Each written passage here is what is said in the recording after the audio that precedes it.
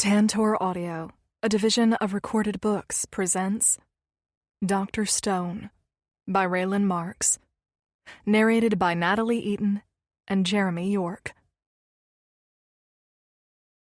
Introduction. Andy. How does the saying go?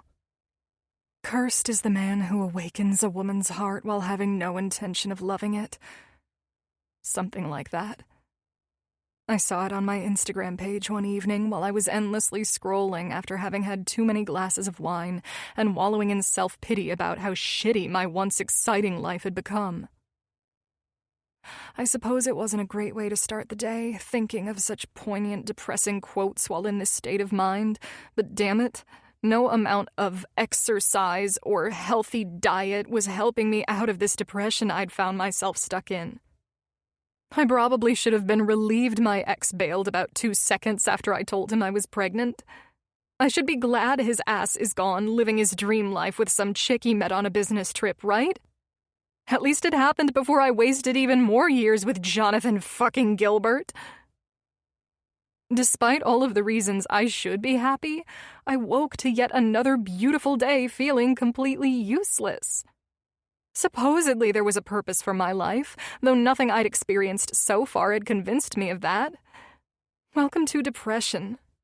One day you're entirely fulfilled in love, career, and life, and then wham, you get gut-punched with the reality that none of it was meant to be. Well, at least I still had my job, right? Knock, knock, knock. Why would someone come knocking at my condo this early? I groaned, checking the clock. 9:30 a.m. 12 long hours until I could crawl back into bed. With a dramatic eye roll, I shoved the oversized comforter aside and swung my feet to the floor. Energy and willpower were in short supply. I forced myself to stand and walk to the front door to stop the incessant noise. I don't know where your cat is, I snapped as I slung open the door, believing my neighbor Edith was on the other side, looking around for her stupid Persian cat again. I knew it. Dear God, you look like your bed kicked you out and coffee refused to help, Ash said, walking past me and into the condo. Listen, Ash, I answered, closing the door and turning to follow her inside. I can't do this right now. I'll be at the gallery in an hour, on time, like I always am. You know, she said, spinning around with that trademark smile. I hired you because you lit up the whole place the second you walked in. I figured you could sell ice to a snowman. I gave her a look. Please tell me you didn't rehearse that. She laughed, unfazed. Turns out I was right. Thanks to you, we've gone global. Her grin widened. Jim Mitchell's so impressed he's actually talked to me about... I know, and I turned him down. I don't want to do sales and marketing for a Billionaires corporation. Why not? She asked, a sharp edge in her voice that was nothing like her usual tone. Ashley Mitchell was the sweetest friend anyone could ask for. Warm, whimsical, always finding the good in everything. But right now, she had the energy of my mom catching me with a bad report card.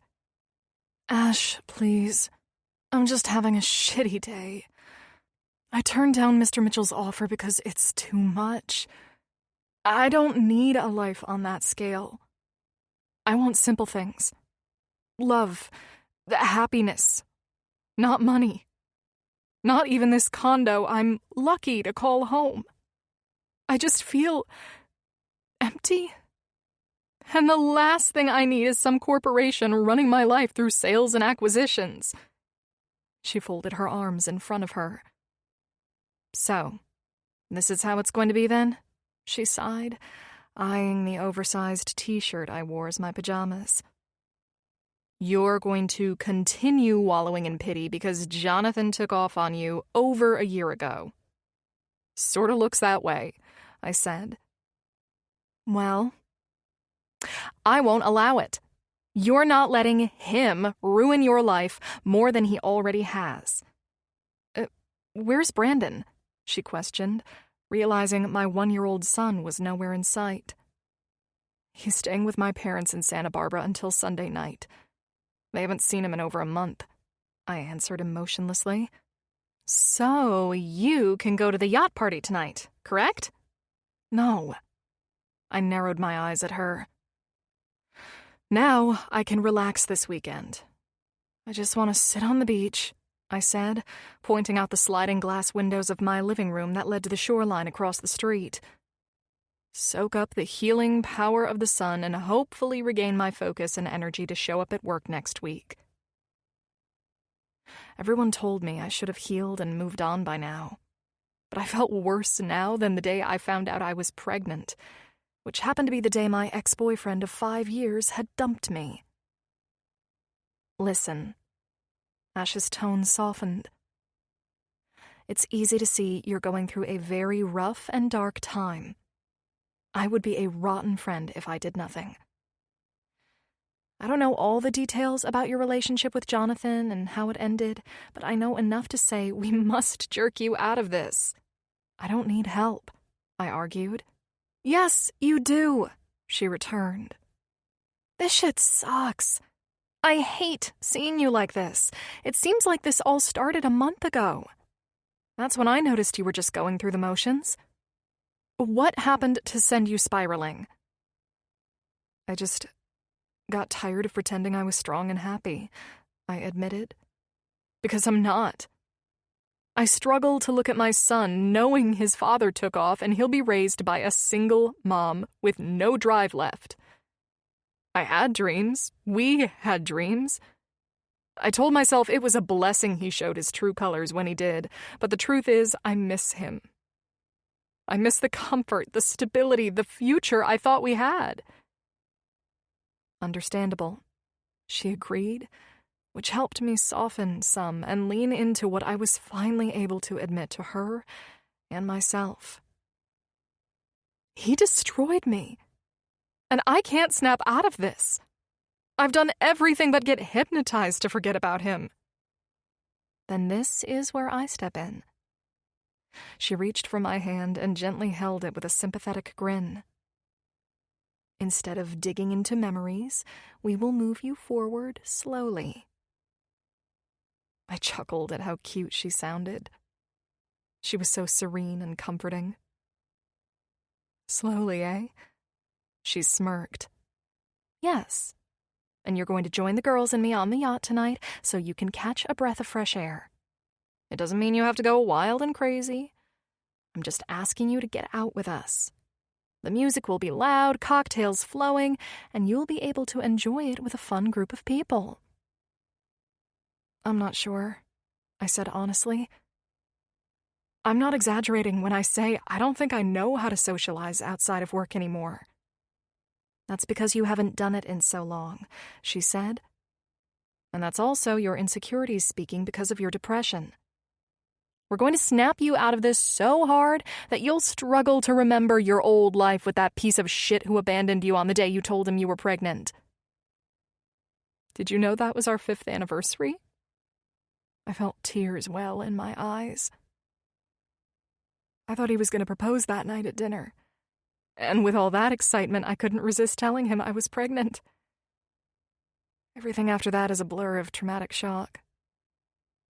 He canceled dinner, packed up his shit, and was gone within 2 hours. You never told me that, Ash said. No wonder you're stuck like this, babe. Good God, no man on earth is worth doing this to yourself. You can't do this for another second, she ordered. I'm meeting Avery and Natalia at the spa, and you are coming with me. We're going to pamper the hell out of you, and then you're spending the weekend with us on the yacht. Oddly, I smiled. I was so used to welcoming my demons and pushing away the angels that were sent to rescue me. But here I was, smiling at the thought of doing something completely spontaneous and exciting. Your son needs you to move on from all this pain, and that's exactly what you're going to do. This will be the last morning of pity and sadness, Andy. She laughed. You say my name like I'm in trouble. I smiled. Because you are. If I hadn't had some strange intuition to come over here and check on you, who knows how long you'd go on hiding this depression like you've been doing. No one on earth deserves to sit in the darkness of their thoughts and think life can't get better. That struck a chord with me. Something I'd been grappling with for a long time was that I'd almost entirely given up. I'd allowed this despair to consume me and change my meaning of everything in life. Ash was right. I was stuck in darkness, and with each passing day, I was losing my will to fight back. Ash was also right in the assessment that no soul deserved to live this way. I knew there was more to life than this, and I knew on some level that things were bound to get better, but lately, it seemed like that logic hadn't made its way into the forefront of my mind. I was grateful that Ash had cared enough to check on me.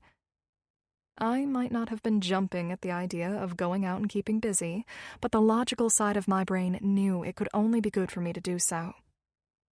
Going out on the yacht would be a breath of fresh air, but inwardly, the real relief was that a ray of sunshine had gotten through, and I had the will to be positive and follow Ash's lead.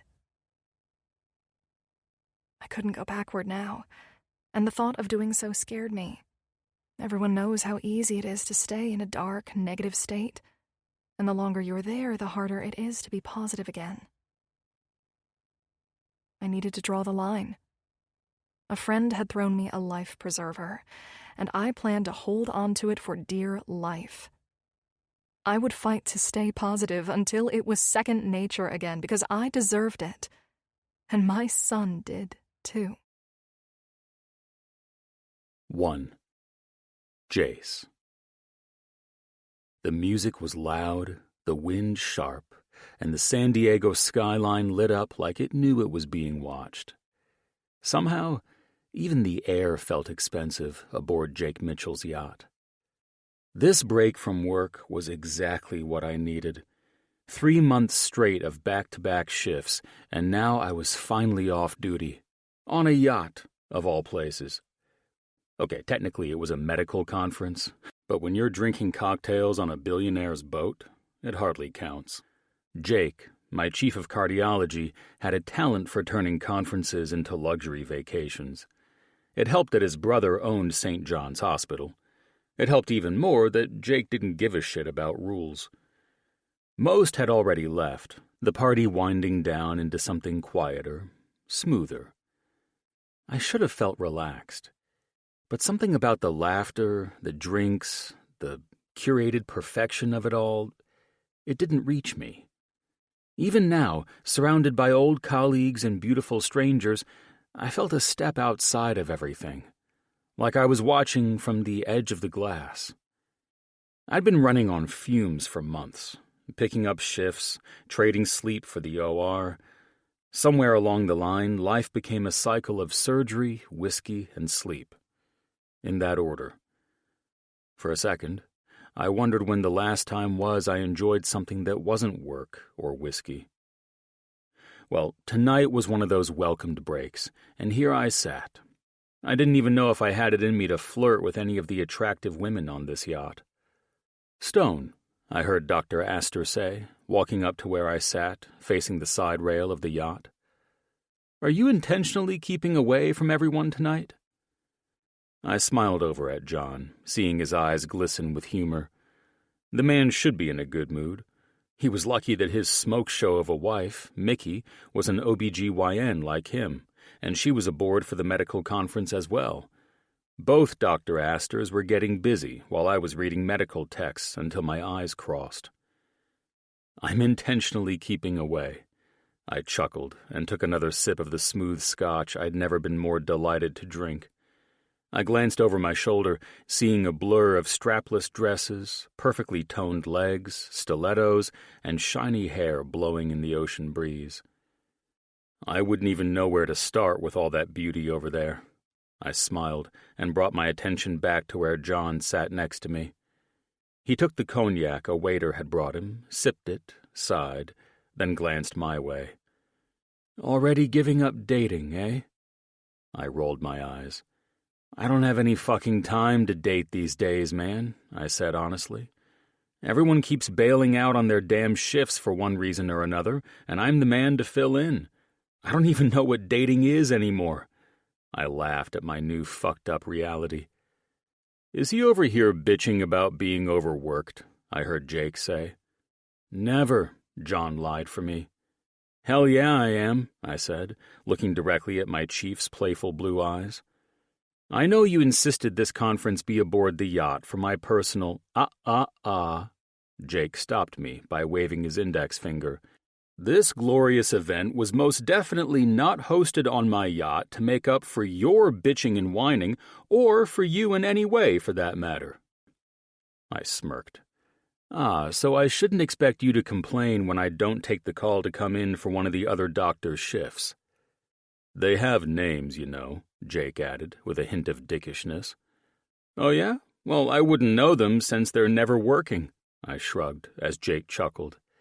"You know, I was quietly enjoying my evening, sipping on your expensive scotch, and now you two dumbasses show up to interrupt that." "That is not his expensive scotch," John laughed. "No?" My eyebrows shot up, staring at Jake's humored eyes. "No way, dude." He smirked like the cocky bastard we all knew he was. "This is my scotch." He placed a brand-new bottle on the bar that was fashioned into the railing next to where I sat on the yacht's upper deck. I pulled the bottle closer, eyeing the label. Macallan, 30 years single malt. I acted unfazed. My dad was a Macallan man, rich, grumpy, and the kind of bastard who once dropped $2.7 million on a Macallan 1926 at Sotheby's just to look important. I loved him, but his spending habits were beyond me. Astor could vouch. In old money circles, even friendship was theater. I grew up around the Astor brothers and met Jim and Jake through my dad's business dealings with their father. I knew every trust fund baby and upstart worth knowing. My dad was a master operator in those upper circles, friends close, enemies closer, so there was no one I didn't know. Jim Mitchell, though, was no fool. After taking over his father's company, he played a harder game of chess than any billionaire I'd ever met, my dad included, which was why I had to bust my ass to land a spot at St. John's as a cardiologist. Family money didn't open that door. My parents respected Jim more for making me earn it, and even more after what he and Jake put me through as an intern. The upside of growing up with these guys? We had our own bond, our own unspoken rules. Call it cliquey, but it worked. None of us bragged about our pedigrees or family wealth. We valued skill over flash. Which was why I rolled my eyes when Jake waved a $6,000 bottle of scotch under my nose. "What is this?" I said, eyeing him. "Are you turning into an old billionaire bastard on me now?" Jake's smile broadened. "I was just checking to see if you were," he said. "You know, since you're not over there having your pick of the litter with all those female doctors and their single lady friends. I figured you'd turned into your dad, and that's why I was offering you this bottle of scotch, since we all know you're not getting laid anytime soon." I arched my eyebrow at him. "I'm not off my game that hard, buddy," I countered. "I'm just exhausted from the damn conference and wanted some alone time." "Right, like your dad," John added, sliding the bottle in front of me. "No sex, only scotch for the lonely," he said with a laugh. I got you that bottle as a gift for picking up the slack around the hospital for me, Jace," Jake said, acting suddenly serious. "Enjoy it, because God knows you couldn't get a lady these days if you tried." I felt my competitive streak urging me to accept this challenge, but I wanted to meet it in a way that would make these two assholes nervous. I turned around on my bar stool and nodded toward where I'd noticed 3 blondes and a brunette batting their eyes in this direction. No, too easy, I thought, knowing all I had to do was wink and they'd melt. Sure, I was a cocky son of a bitch, but it felt good to get my head out of medical science for a moment and feel like a young, sexy bachelor who women couldn't resist. I could easily snatch up one of those vixens and take her to bed tonight, I playfully bantered. The brunette? John asked. I glanced over at him. Did you just join in on this shit because you're married and can't do it anymore? No, he chuckled. I'm happily married, fucker. I just enjoy watching dumbasses like yourself live out the life I thought I'd have until I died. I heard that, Jake chimed in, raising his glass as if he were toasting this shit show. It's always a great time, watching someone else thread the needle of heaven and hell while trying to hook up and not knowing how it all ends.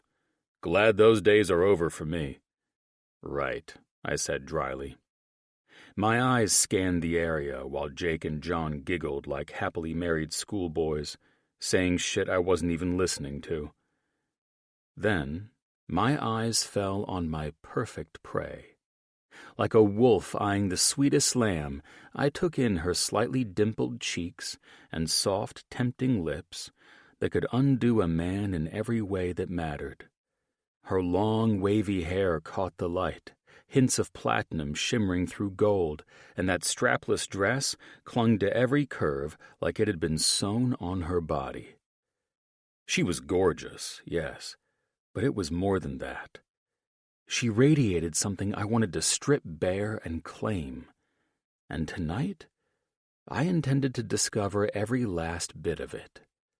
But that wasn't all.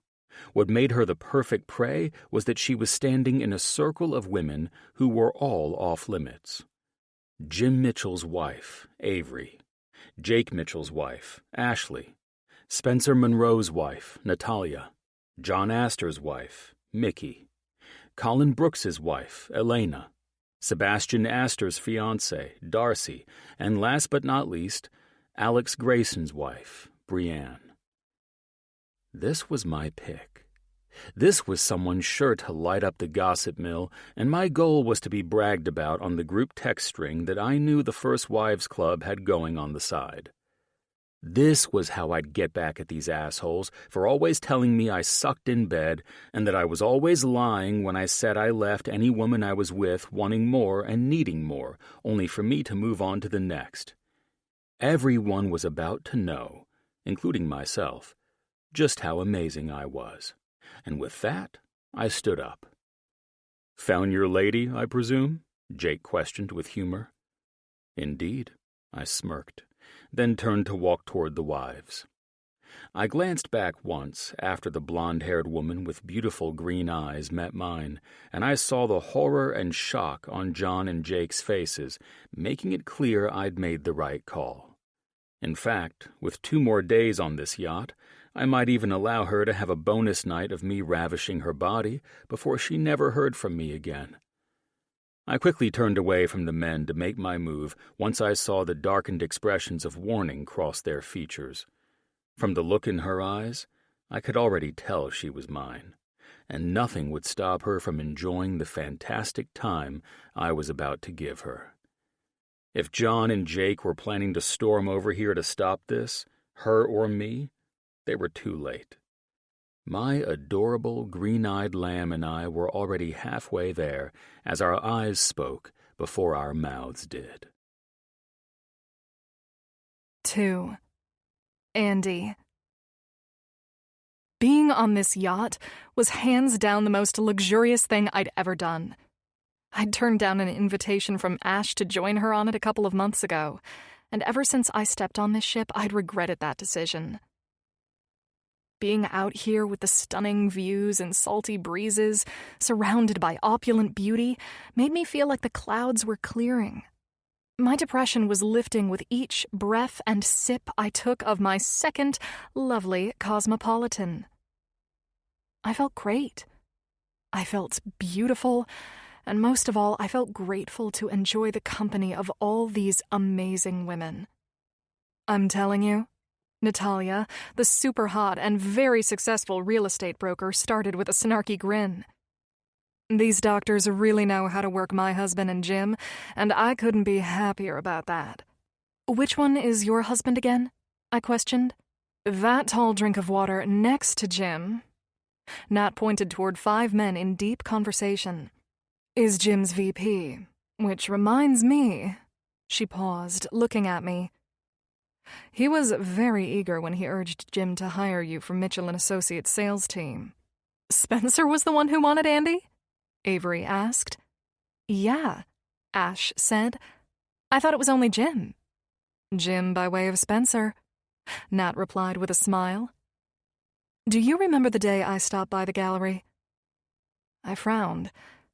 So many people come in and out. I'm sorry. I don't remember. Which is crazy because I'm positive I'd remember you, I added, loving her energy. Well, I remembered you, honey, she said, amused. You were dealing with this nightmare of a woman who was tearing apart every piece in sight, including Dusty Shores. No offense, Ash. None taken. Ash chuckled. That piece was a disaster. I was going to throw it out, but Jake dared me to hang it. We bet on whether it would sell in a month. If not, he owed me dinner at Ruby's. My memory clicked. Oh, that wretched woman. She insulted everything in the gallery. Exactly, Nat said. I was ready to bite her head off, but before I could, this doll, she gestured to me, handled it like a pro. It was a masterclass in sales. I knew right then Jim and Spence needed you. What did you do? Elena asked with a smirk. I decided to sell her Dusty Shores because it reminded me of her personality. Like sand stuck in your swimsuit. Irritating. Ash laughed. And she bought it? Oh, she bought it. I spun it as a highly sought-after piece. Mysterious, opulent, perfect for the most exclusive homes. Told her there was a bidding war and we were already at $3 million. Avery leaned in. And? She offered $5 million on the spot. Couldn't risk being left out. Goddamn diabolical, Nat said, grinning. It was the worst piece I've ever painted, Ash laughed. And the most expensive I ever sold. It wasn't horrible, I said. Maybe she'll even find a little self-respect in it. Nat lifted her glass. Do you see what I mean? They need you on their team. Her words faded as a perfect male specimen walked toward us, blue eyes locked on mine. My breath caught. A shiver raced down my spine, and butterflies I thought were long dead came alive again. He smiled, and for the first time in years, I felt bashful, light, alive, and ready to breathe again. Of all the men on the planet, Ash said, when the man looked back at 2 men standing by the railing of the boat, that man is not one I can recommend you date or even... Too late, Nat said with a chuckle. She's already spellbound by that sexy-ass doctor. Who is he? Jace Stone, Elena said with a laugh. He's the king of the players, Andy. He's not a serious guy. That man has an ability to hurt you. Their voices became muted as the man approached closer. Don't worry, ladies. If I can sell paintings of sand for $5 million, I can protect myself from a man who I can see wants nothing but sex from a mile away. Be careful. Ash's hushed whisper was the last thing I heard as this man approached with prowling wolf eyes. I would have regretted the entire night if I didn't take advantage of the opportunity to introduce myself to one of the most stunning women I've ever seen. And I would have been insulted if you hadn't taken that opportunity. Dr. I let the title linger, inviting him to fill in the rest. He smirked. Dr. Stone. But just call me Jace. In old-school Playboy fashion, he took my hand and brushed a kiss across the back of it. I smiled, our gaze never once unlocking. I'm Andy. It's lovely to meet you, and thanks for the compliment. Oh, that's just the start, beautiful, he said, making his corny line sound almost believable. I hope so, handsome, I played back. He cocked his head to the side. Do you ladies mind if I steal your enchanting friend away from you for a drink? I glanced at Ash, who was scolding the guy with her eyes. They were all worried he'd chew me up and spit me out, shoving me back into the darkness I'd just escaped. But I knew better. My heart wasn't running this show. I knew his type, and maybe that was exactly what I needed. A little fun, nothing more. I'd only been burned when I let my heart overrule my head, and I wasn't about to make that mistake again. I mouthed that I'd be fine to Ash and the girls, took his hand, and followed him to a more secluded part of the yacht. If Dr. Jace Stone was a player, he'd finally met his match. I knew it was safer not to flirt, safer to stay invisible. But tonight, I didn't want safe. 3. Jace. I ignored everyone else's expressions and locked on the beauty who captivated me more with every step. Her green eyes glistened with a hint of mischief, lips glossy and flushed from the cosmopolitan she'd been sipping before I interrupted her. I kept my cool, refusing to look like some desperate-to-get-laid fool, even as my mind drifted to how those full breasts would bounce beneath me. One look into her eyes told me she was hungry, whether she'd admit it or not, and I'd never been one to leave a woman starving. If I had to guess the last time this woman had been laid, her expression told me it was at least a year ago. If I had to estimate the last time that she was properly fucked, it would be never. And that's because she'd never met me. I grinned at Jake and John as I pulled a chair out in gentlemanly fashion and guided Andy to sit in it. I liked that name. Andy. Andy, I said, ready to get this show on the road. I love your name. It's sassy and hot, like you. She eyed me like I was some school nerd trying to hit on the popular chick. You're going to have to come up with some better lines if you want this to go anywhere, she chuckled. But thank you for the compliment. Andy is short for Andrea, so I'm not sure how exotic it sounds now. She eyed me and smirked. I returned her smirk and took a sip of the scotch a waiter had set in front of me. I think it's a lovely name. It's like Andrea Bocelli, I answered. Are you from an Italian family? She erupted into laughter. Italian family? You know Andrea Bocelli is a man, right? Yes, of course, I said.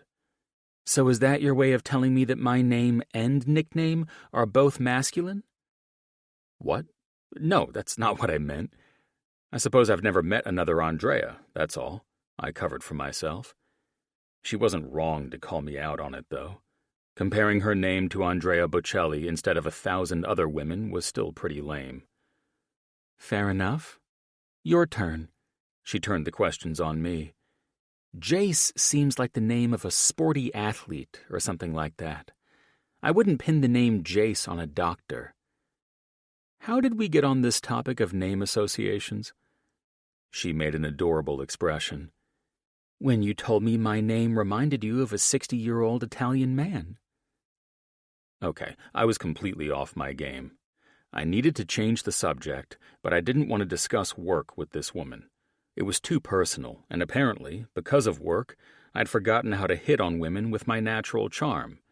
I'd saved countless lives over the past 3 months, but saving my own life and reputation right now was an entirely different story. Anyone who knew me knew that my looks alone could land me a night in bed with a stunning beauty of my choice, but I wanted more than that from this woman. I wanted her to wake up tomorrow morning craving one last round before she never saw me again. All right. I held up both hands after taking a gulp of my scotch. Let's get off the names, shall we? You're the one who got on them, not me, she played back. True, I admitted. Your name is cute, though. Cute? She chewed on the corner of her lip, folded her arms, and sat back in her chair. First, it's sassy and hot. Now it's cute. How about this, Dr. Stone? I think you're adorable. Nervous, yes, but you are behaving so adorably, which overcomes it, in my opinion. Oh, fuck me, I thought, glancing over at the grins on everyone's face who was watching our exchange. We'd captured the attention of the CEOs and doctors who always gave me hell for enjoying my frivolous bachelor life. Andy sat calm, almost bored, convinced I was nervous. I was killing my chance of hearing her scream my name, gripping my hair as she came over and over on my dick. That wasn't even close to happening so long as I used the word cute to describe any part of this woman. I needed to pull it together. I came into this whole thing way too confidently, forgetting I needed to warm up to this shit. What the fuck should I do to get things back on track now, especially since we were off to the friend zone races with me calling her cute and her referring to me as being adorable?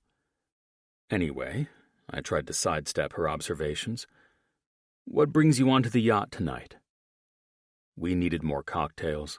Things were way too black and white right now, and we needed to loosen up. I motioned to the waiter to bring us 2 more of what we were having. I came with Ashley Mitchell. Her husband is Dr. Mitchell. She glanced around at the splendor of the yacht. Do you know him? Yes, I do. I took the second scotch from the waiter, sipped it, and smiled. Jake is my chief. Impressive, she said, as if I wanted her to be impressed by my profession. You're a heart doctor? Cardiologist, yes, I informed her. They say doctors choose their specialty because something inspires them to do so. Is that true for you? I've heard that, but honestly nothing in particular inspired me to go into cardiology. I had an aptitude for it, the right doors opened, and I took them. I'm just a science nerd who excelled in med school and wanted to focus my skills in a high-stakes field where life and death are often on the line. I figure I was given these abilities for a reason, so why not use them where I can save the most lives? I'm intrigued, she responded. By what?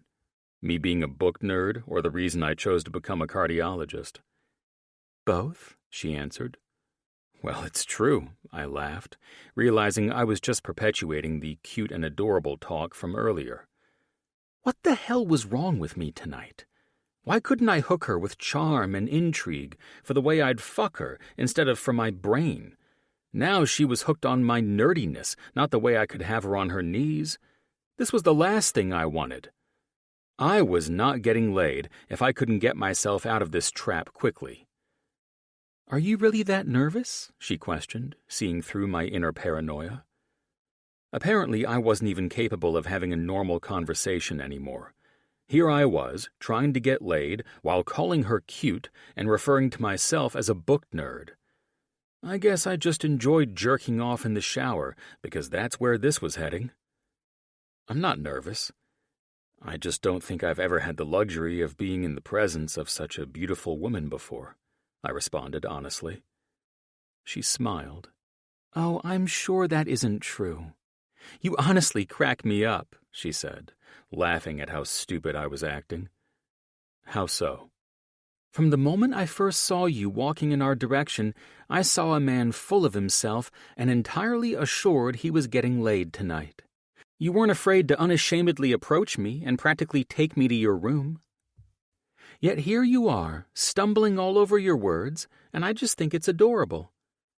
Well, if I thought I was getting laid, I could tell that the reality is I'll no doubt end up jerking off alone in my shower tonight.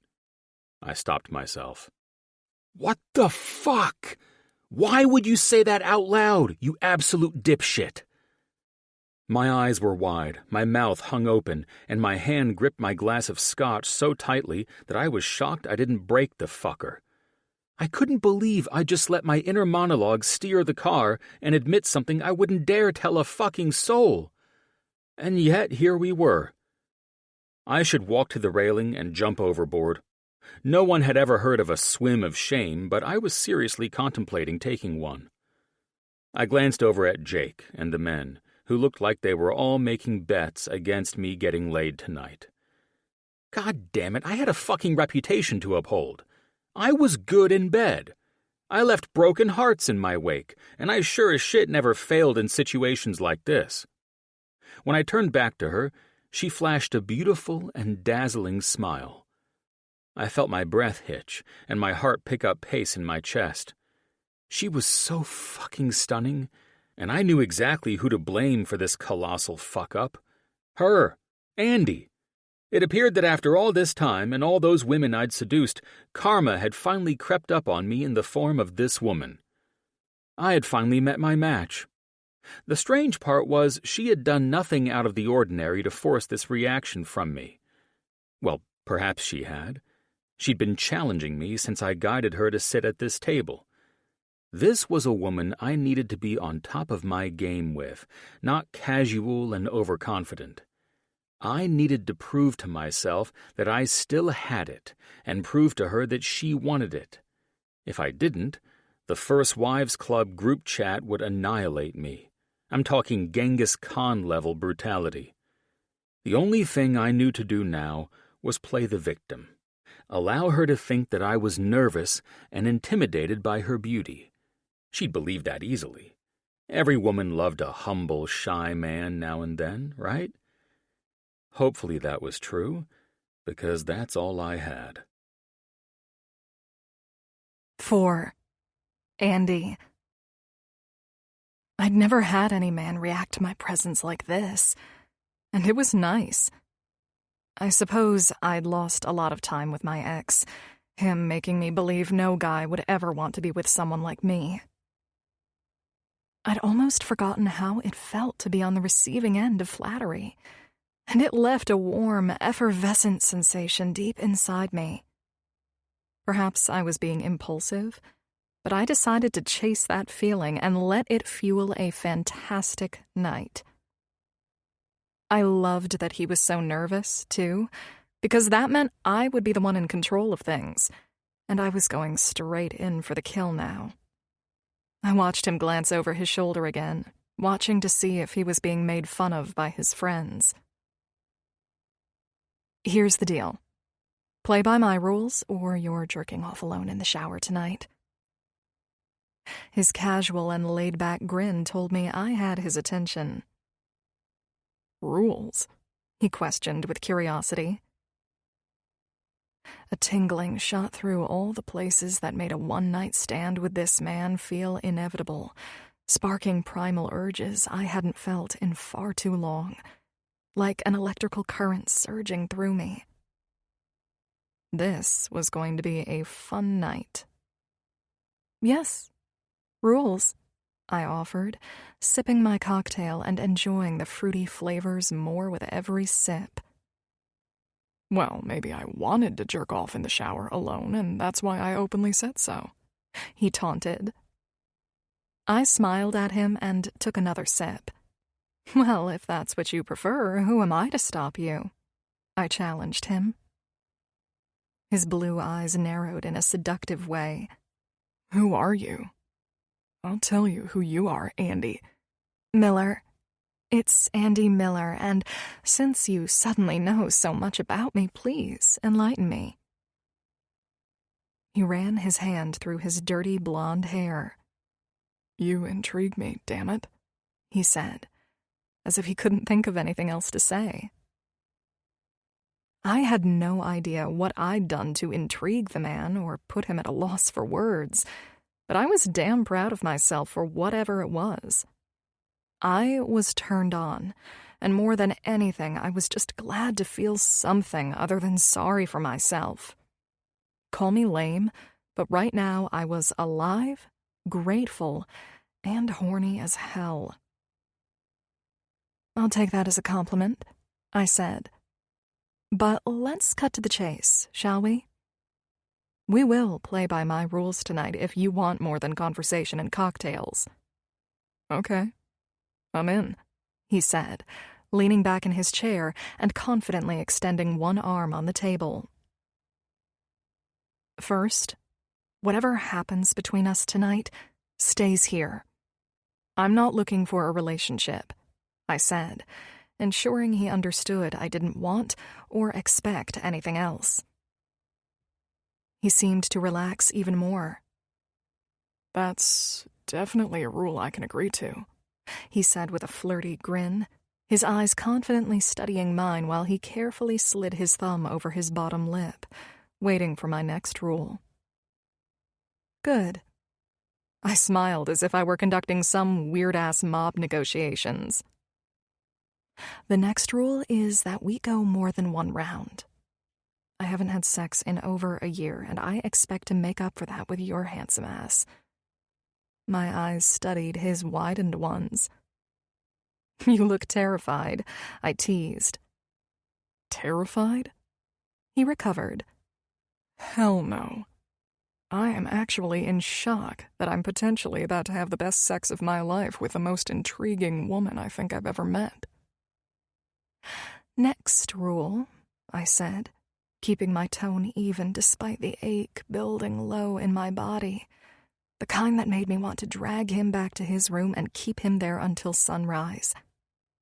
I only hoped he could handle everything I planned to demand from him. He nodded, practically panting like a dog wanting a bone. I'm in control of everything, I said, continuing with my rules, ignoring the escalating sexual tension flaring between us. I have no idea what to say, he laughed with confusion. Honestly, how the hell did I get so lucky? That brings me to another rule. No getting emotional over anything. I'm not being emotional, he admitted. I've just never met a woman like you before. I caught the genuine curiosity in his voice and shut it down fast. I wasn't here to get attached. I was horny. He was horny, and we were both just here to satisfy the urge. All you're seeing is someone who desperately wants to fuck a hot man, I informed him with a casual smile. You, Dr. Stone, just happen to be exactly what I'm looking for. I haven't been with anyone for over a year, and I plan to make up for that. I just want to ensure you won't let me down. He grinned that wolf grin I saw when I first locked eyes with him. Wow. I'm definitely the man for the job. The job? I chuckled. In all fairness, I feel like I'm being interviewed for the fuck position you're trying to fill tonight. I laughed. I guess that's how this sounds, doesn't it? Exactly. Like I mentioned, I've never met anyone like you before. He relaxed back in his chair, his expression more calculating and hungrier than when he first approached me. I had no idea what honestly possessed me to take this approach tonight, but it felt damn good to throw caution to the wind and not just live a little, but be daring as fuck while doing it. Any additional rules? He questioned in humor. The most important one, of course. But given my friend's reactions to you when you first approached me tonight, I'm sure you're already prepared? Condoms, he answered with a humored expression that made his naturally rugged looks even more damn fine. I'm not surprised you already knew what I was getting at. He laughed. Don't worry, I'm stocked up. You want more rounds than one? We could go until sunrise and I won't run out. Thinking like me already? I took another sip of my cocktail. We're going to have a fantastic night.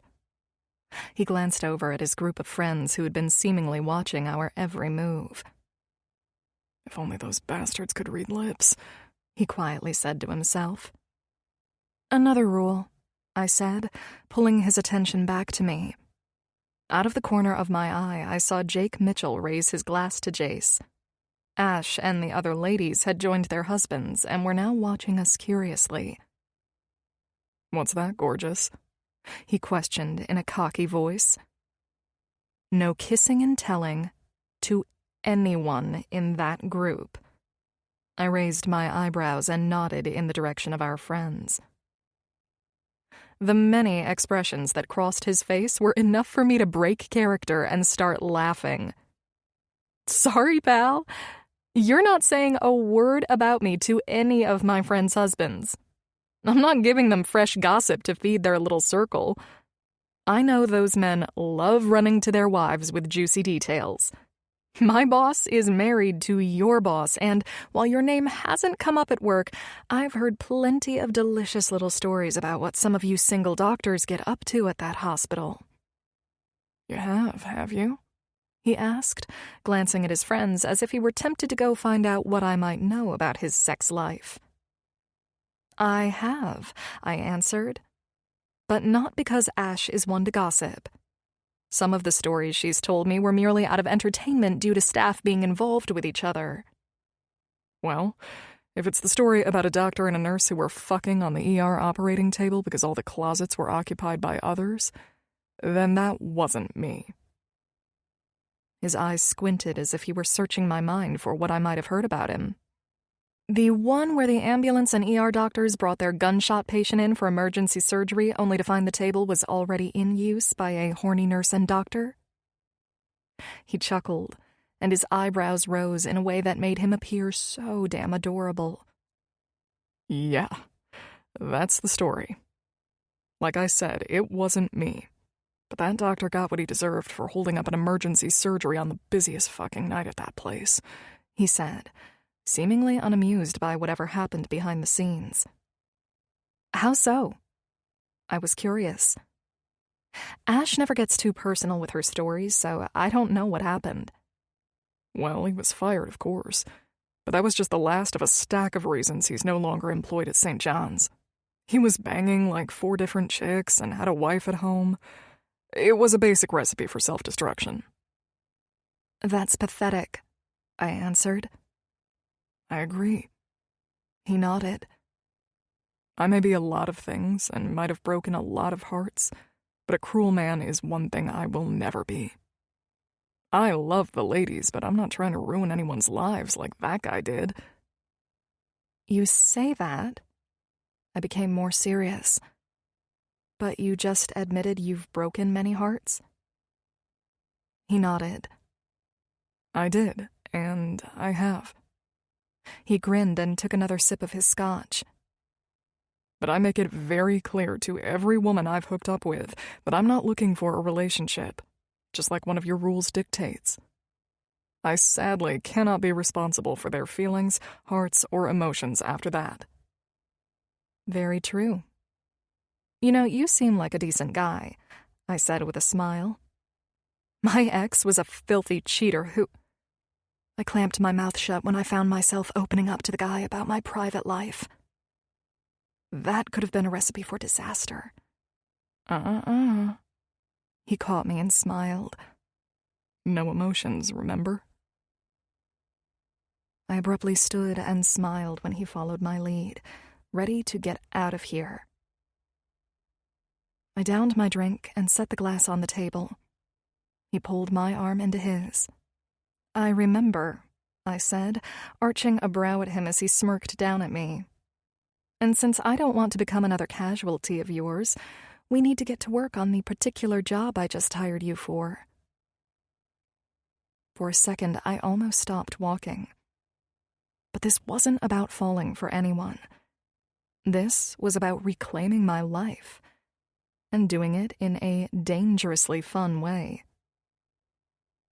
We sauntered toward the elevators to the yacht staterooms, presumably leaving our friends in collective shock over what was about to transpire between this gorgeous man and me. 5. Jace. I liked this woman. Loved might be the wrong word, but my body had already decided. I could admire the way the moon lit her sun-kissed skin, and not worry about morning-after attachments. That was my rule. Clear lines, clean exits. I wasn't a complete bastard. I never lied about what I was or what I wasn't.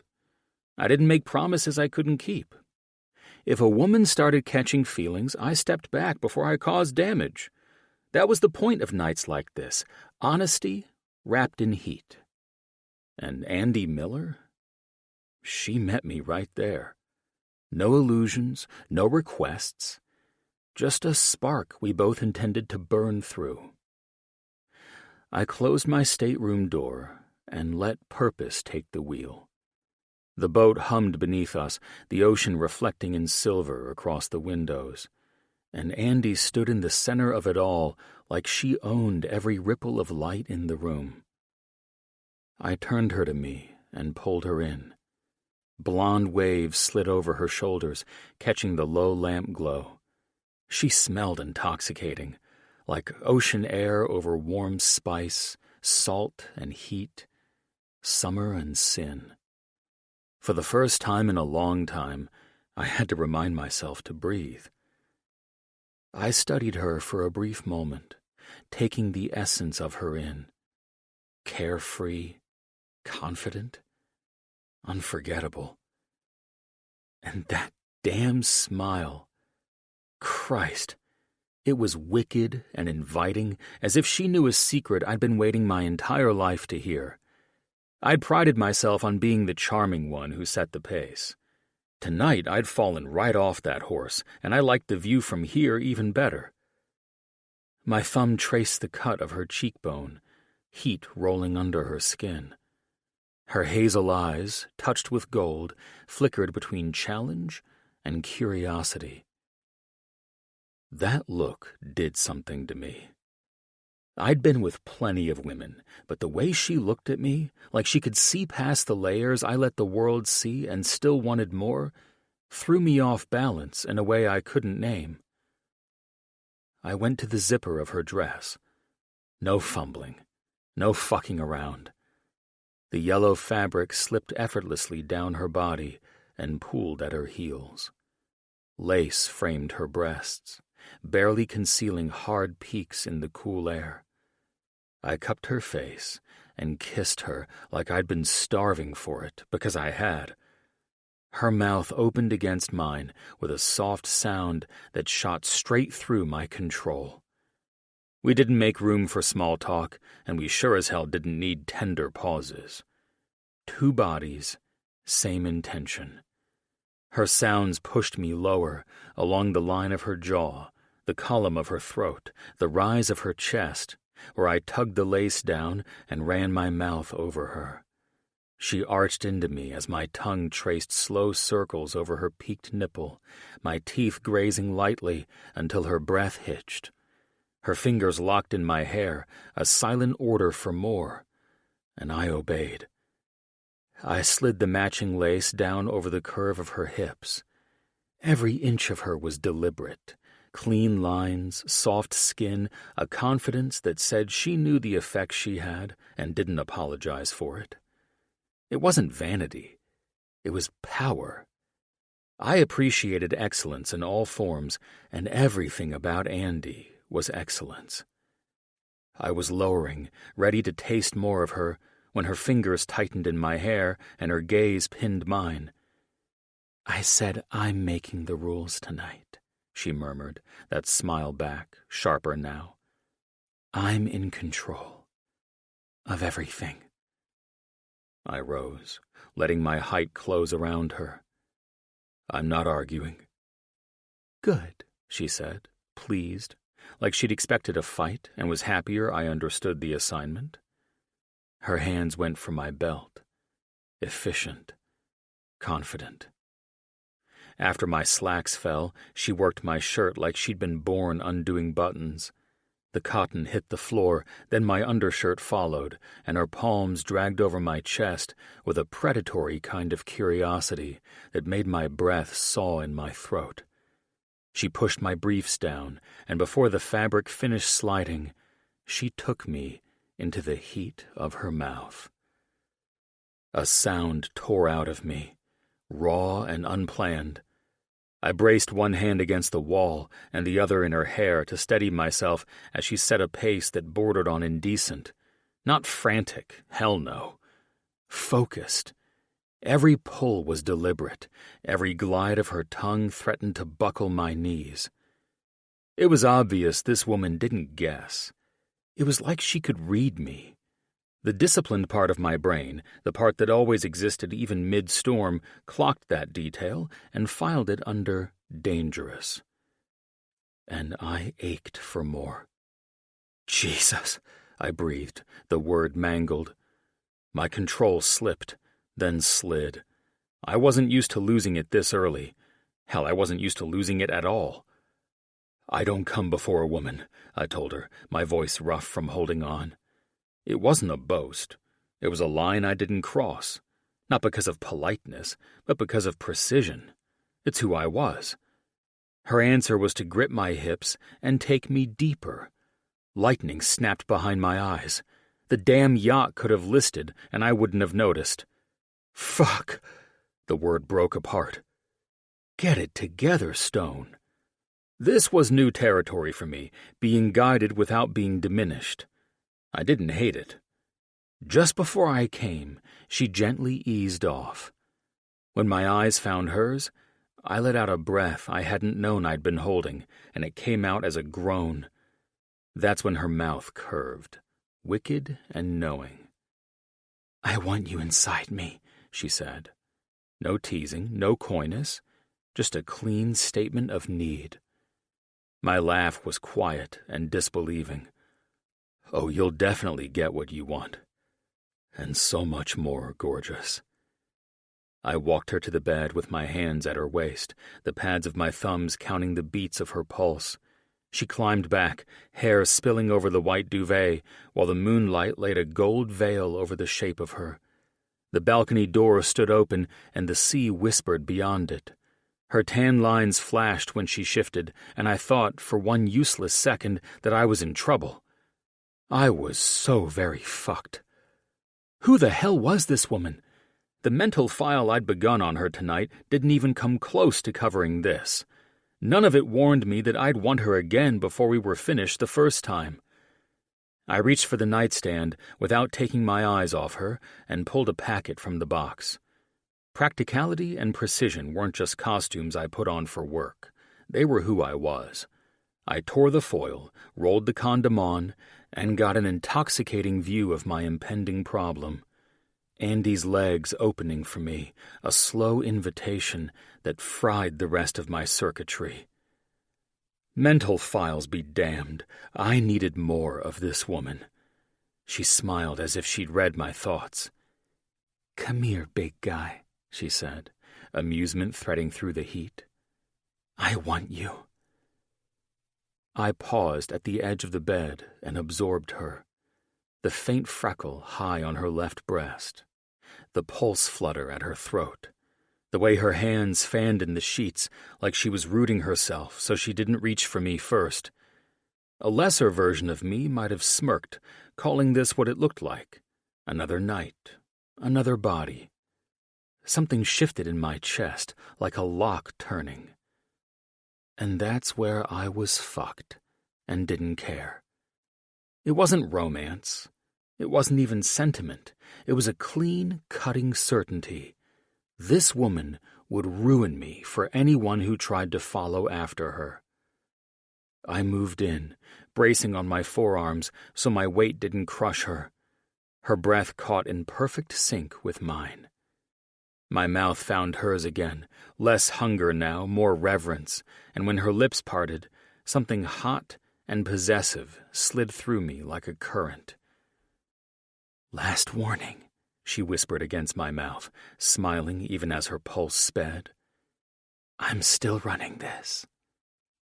Good, I said, meaning it.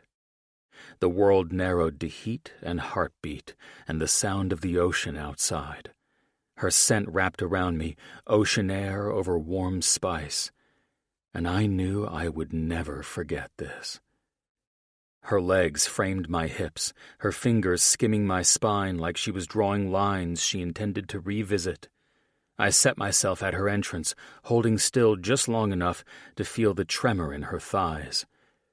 I wanted to memorize the exact shade of her eyes when I first pushed inside. I wanted to know how she sounded when surprise hit pleasure and turned into something else entirely. "Jace," she breathed.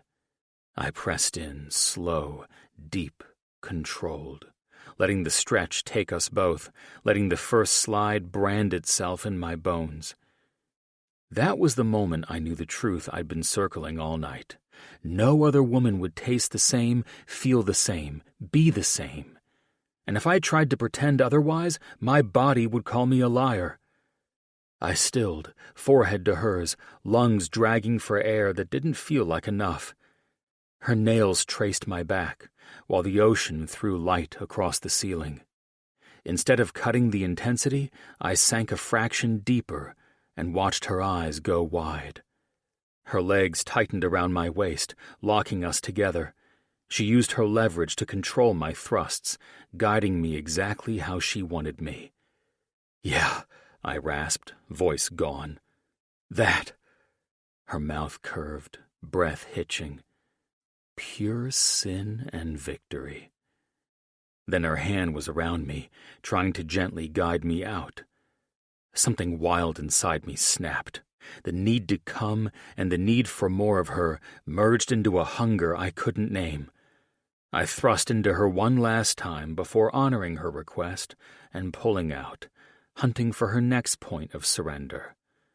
My fingers went straight to her slick heat, working her with the precision of a man who knew exactly how to dismantle her. I needed control, not to dominate her, but to prove I was everything she wanted and needed tonight. 6. Andy. They say every woman has an inner goddess. I think I finally met mine. Turns out, she's a ruthless, velvet-gloved tyrant who knows exactly how to dismantle a man until all that's left is delicious surrender. And right now, she's running the show. Jace's blue eyes were molten, tracking every breath I took. Knowing I was the one making him look at me like that lit me up from the inside out. Holy hell, I breathed, my back arching off the bed, hips lifting to meet his touch. His fingers slipped inside me, unhurried and devastatingly precise, finding that perfect place like it was mapped just for him. A gasp tore free. The pleasure was immediate, fierce, and so overdue it felt like I'd been holding my breath for months. I tried to fight it, because giving in too fast meant losing the upper hand. But every slow twist, every glide over that spot, pulled me closer to the edge. "You're right there," he murmured, voice low and dangerous. "You're impossible," I whispered, squeezing my thighs to buy a second of control. It didn't work. He didn't let me go. His gaze locked on mine, his touch circling and stroking in a rhythm that stole my breath and set my pulse to match. Then his head dipped, mouth heading lower, and I froze. "No." The word came out sharp enough to stop him mid-breath. Not shame, not prudishness. I just hated feeling passive, like I had to lie there and take it. That wasn't me. Not tonight. He didn't push back. He met my eyes, read the line I'd drawn, and adjusted without missing a beat. His mouth found my breast instead, hot and claiming, drawing me in with long, slow pulls while his hand kept me teetering where I wanted to be. The tension coiled tight. Too tight. I needed more. Every thrust of his fingers dragged me back to moments ago, to the deeper, harder stretch of him inside me, the flawless, consuming way his body claimed mine. I sat up, fisted my hands in his hair, and kissed him like I meant to steal the rest of his air. "I want you," I panted against his mouth. "Inside me. I know, he growled, heat flashing through his eyes. Instead of begging, I pushed him back, swung a leg over, and straddled his hips. He was already hard and hot against me. I wrapped my hand around him, long, thick, perfect, and his breath fractured like I'd just taken his soul. I sank down in one slow, claiming slide, and the world tilted. My breath stuttered. My lips parted on a helpless sound as my body stretched around him, every nerve ending flaring awake. I rolled my hips in lazy circles, finding that sweet, addictive friction deep inside. My hands braced on his chest for balance and maybe for sanity. One of his hands cupped my ass, guiding the angle. The other slid to the small of my back and then into my hair, tilting my head so he could mouth my throat and drag his lips back to mine. He knew exactly what I needed without a single instruction. "Touch me," I managed, the words tumbling out before pride could stop them. "Your clit's mine." His fingers slipped between us, finding me with a careful, ruinous rhythm that matched the slow grind of my hips. The sensation stacked and stacked, heat on heat, until I was shaking with it. We fell into something wild and beautifully reckless. I moved for my pleasure, and he met me with unrelenting precision. The yacht breathed around us, and I rode the rhythm until it owned me. God, I muttered, the coil inside tightening, pulling taut. "Don't stop." He didn't. His other hand tightened in my hair, control and reverence in the same touch. His mouth claimed the frantic beat of my pulse, each hard thrust staking his claim deeper. I felt myself cresting too fast, too much, and clung to his shoulders like I could anchor the tide. "I'm close," he ground out, rough and honest against my skin. "You're going to finish me, gorgeous." A smile curved my mouth even as my body trembled. "Good." The first wave slammed into me, low and deep, then rolled in surges that stole my breath. I clenched around him with every pulse. "God, Andy," he ground out, his grip tightening, pulling me down to take every ruthless inch as he chased his breaking point. Then, in a blur, he flipped us, my back to the mattress, his body caging mine, and pushed into me again, deeper than before. "I'm still right here," he said, his voice shredded and tender all at once. "And you're not done." My answer was a sound I didn't recognize. My body arched into him. My hand slid over the hard line of his back, nails catching on muscle as the next wave built. He watched me while he moved, eyes locked to mine like he needed to memorize the way I unraveled. And something about that undid me more than anything else. "Jace!" His name broke on a moan as I shattered again, heat erupting between us, the room going bright at the edges. He followed with a rough exhale, thrusts turning deep and final, forehead pressed to my chest as the last tremor ran through him. For a long, quiet moment, we just breathed, hearts racing, skin damp, the air salted with ocean and something warm and distinctly him. "That," I whispered, still catching my breath, "was worth every second of the build-up." He smiled against my skin, lazy, wicked, satisfied. "Gorgeous, I hope you know we're not done." I threaded my fingers into his hair and tipped his head back, loving the way he looked at me like I'd become his favorite kind of trouble. "Good. I wasn't planning on sleeping tonight." We stayed tangled, sated and hungry at the same time, letting the quiet settle around us. Gratitude hummed low in my chest. Not the fatal kind. Not the kind that begged for promises. Just the rare relief of getting exactly what I wanted and giving it back without strings. "This is going to be a phenomenal night," I said, turning my head to catch his eye. "Assuming you can do that again."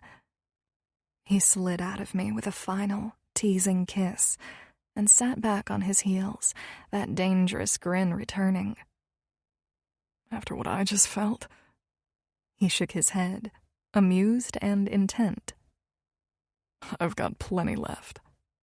"Prove it," I said, smiling. "I will." He stood, peeled off the condom, and glanced over his shoulder at the shower. 2 minutes. Helps me recover faster. He grinned. "Care to join?"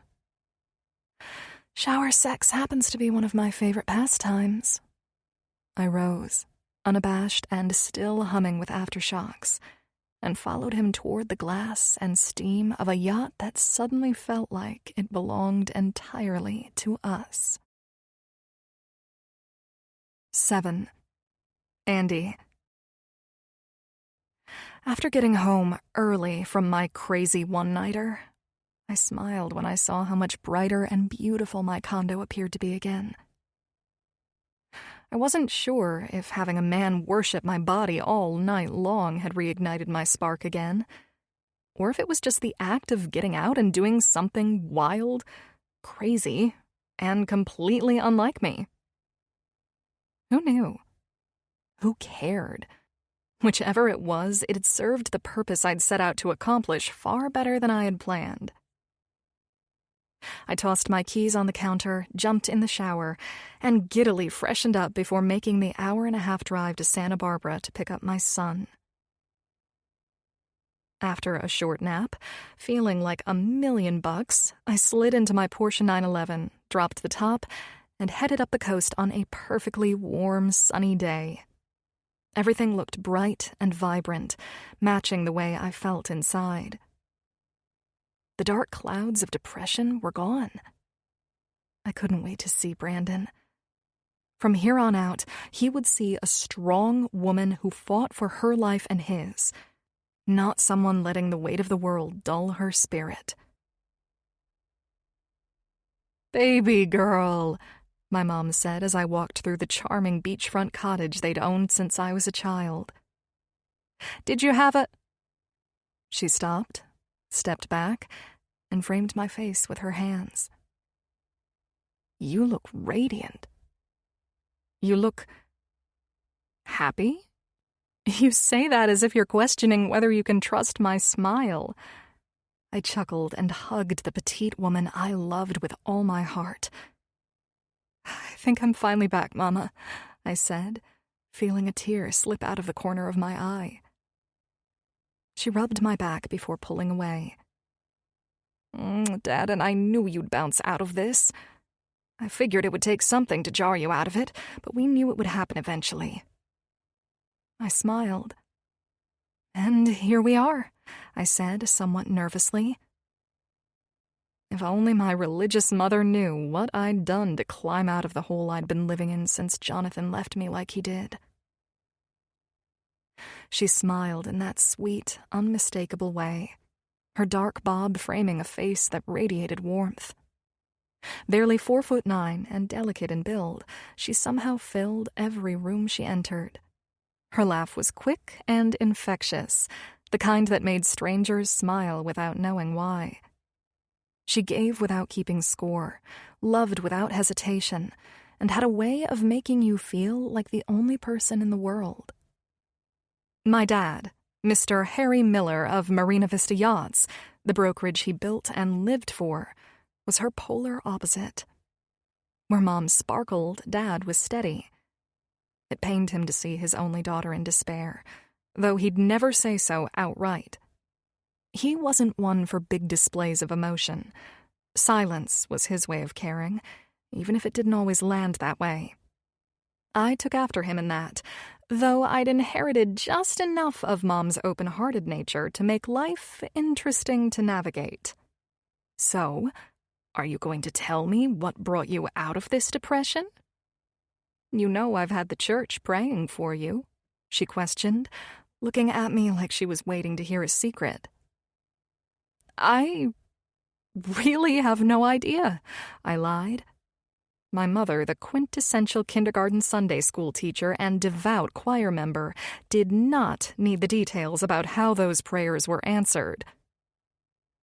I just had a really fun night with Ashley and her friends on their beautiful yacht, I said. Technically true. I'd been having a great time with the ladies long before the evening took a more athletic turn. Honestly, I don't even care what turned things around for you. I'm just thrilled something did, she said, guiding me through my childhood home. Let's sit out on the back porch and enjoy some fresh air while we wait for Dad and Brandon to get home. Do you want some hot tea, honey? I'd love some, I said, noticing tears of happiness well in Mom's eyes before she turned toward the kitchen to put on the kettle, just like she always did when I was a kid.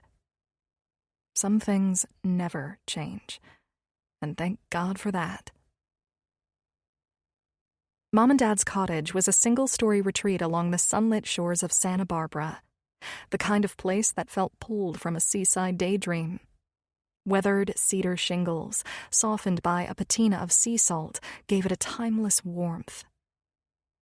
I had countless memories here, from Mom brewing tea to teaching me to make spaghetti, to Easter egg hunts in the yard and Halloweens that smelled like caramel apples. I'd been lucky to grow up in such a loving home with parents who cared deeply, even if they sometimes drove me nuts.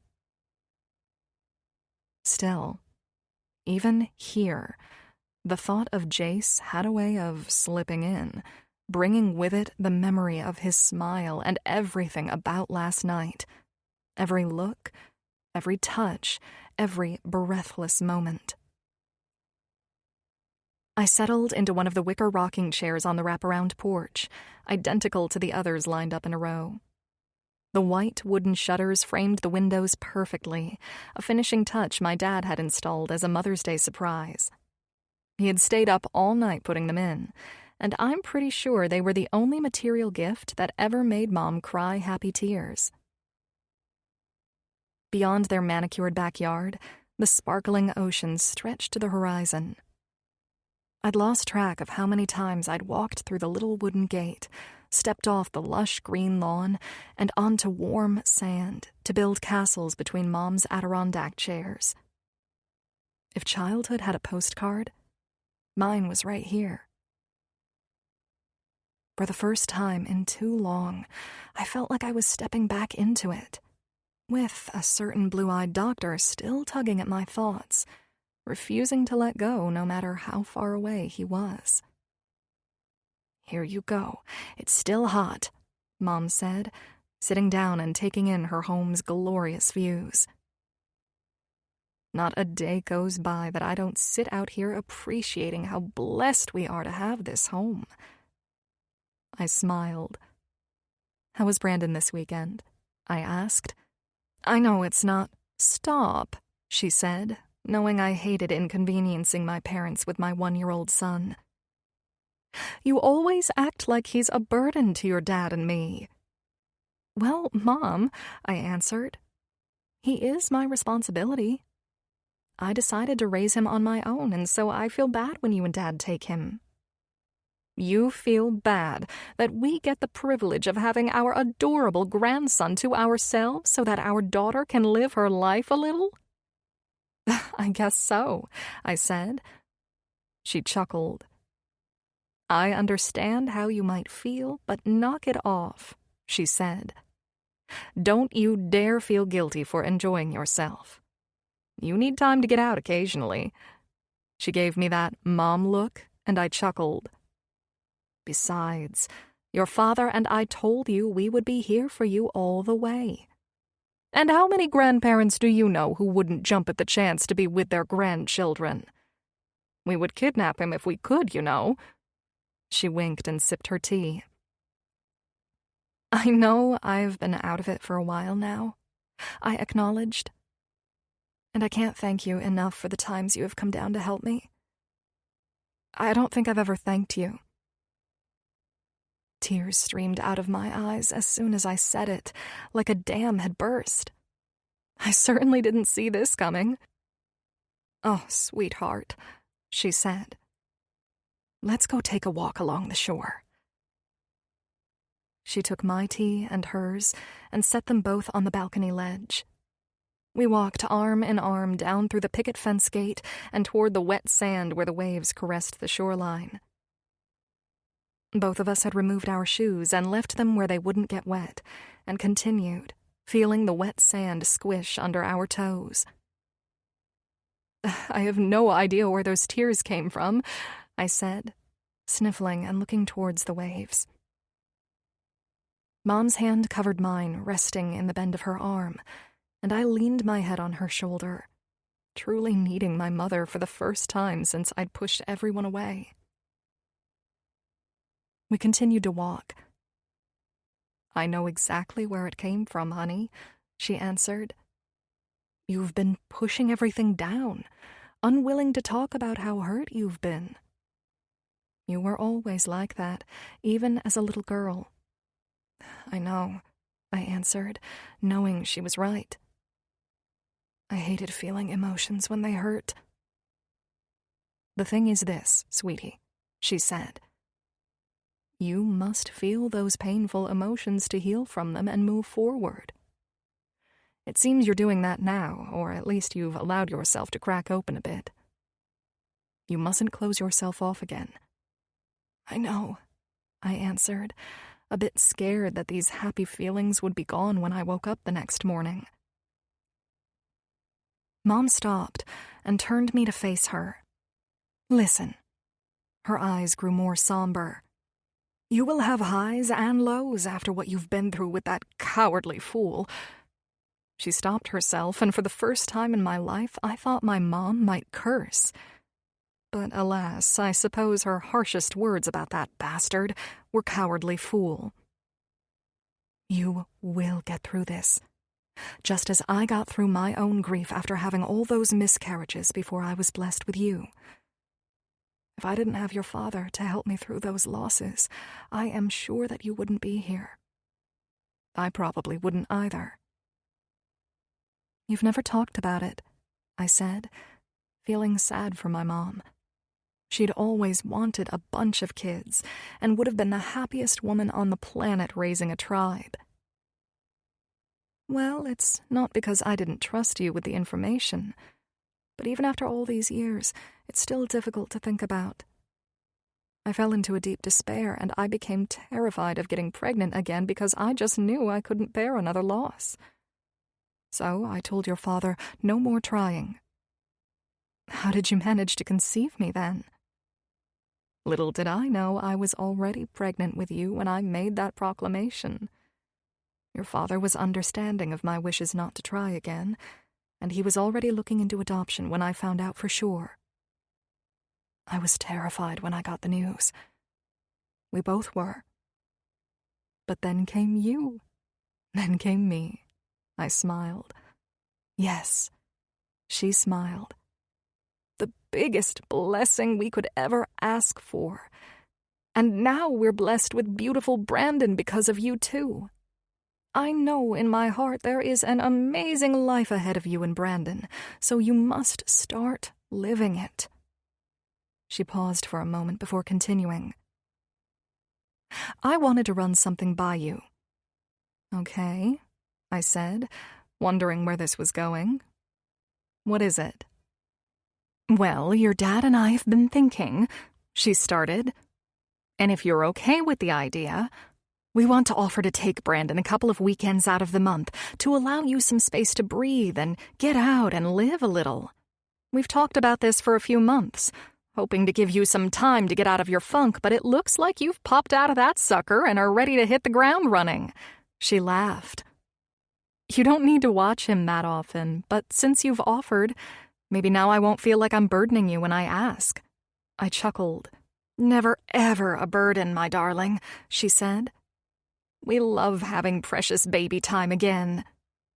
"I love you, Mama," I said, hugging her, grateful I had her when I needed her most.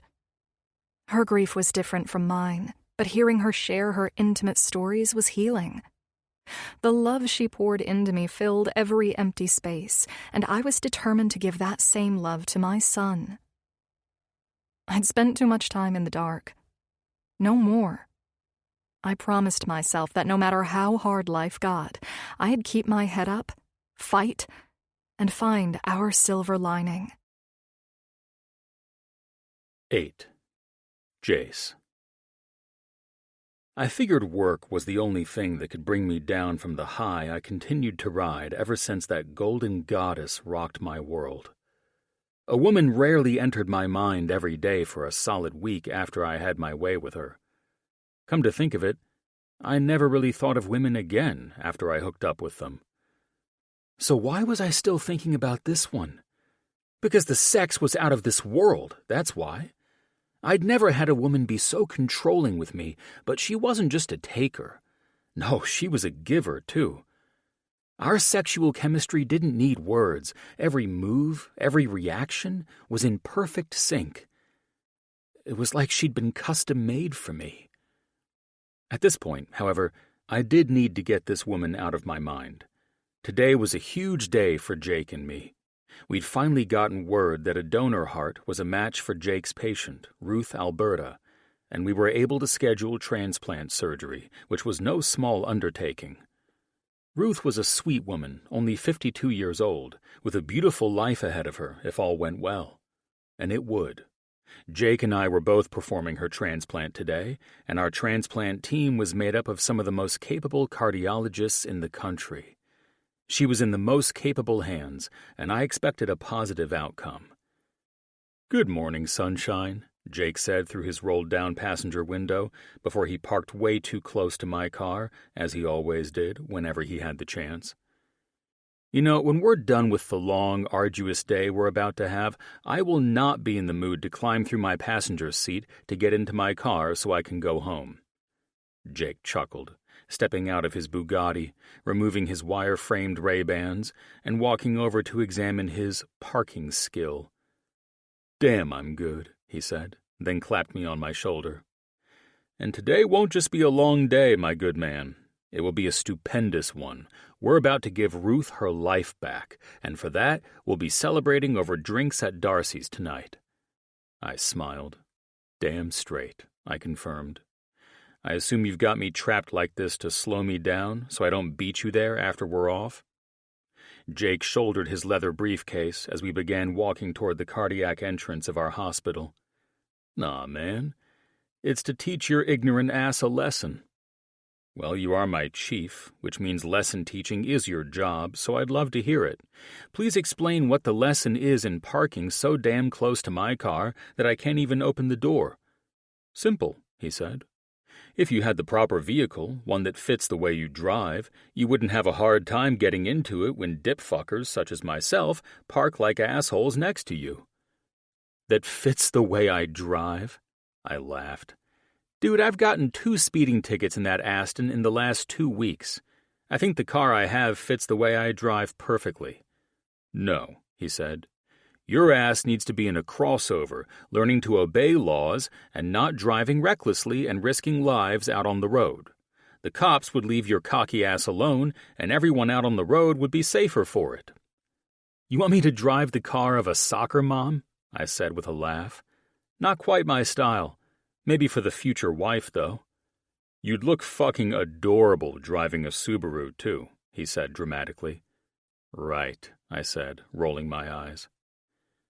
If there was one thing I knew about Jake and Colin Brooks, it was that they always started talking nonsense when they were working an angle to dig up dirt. I knew exactly what Jake was after, and this motherfucker was never going to stop badgering me for details about what happened between Andy and me on his yacht.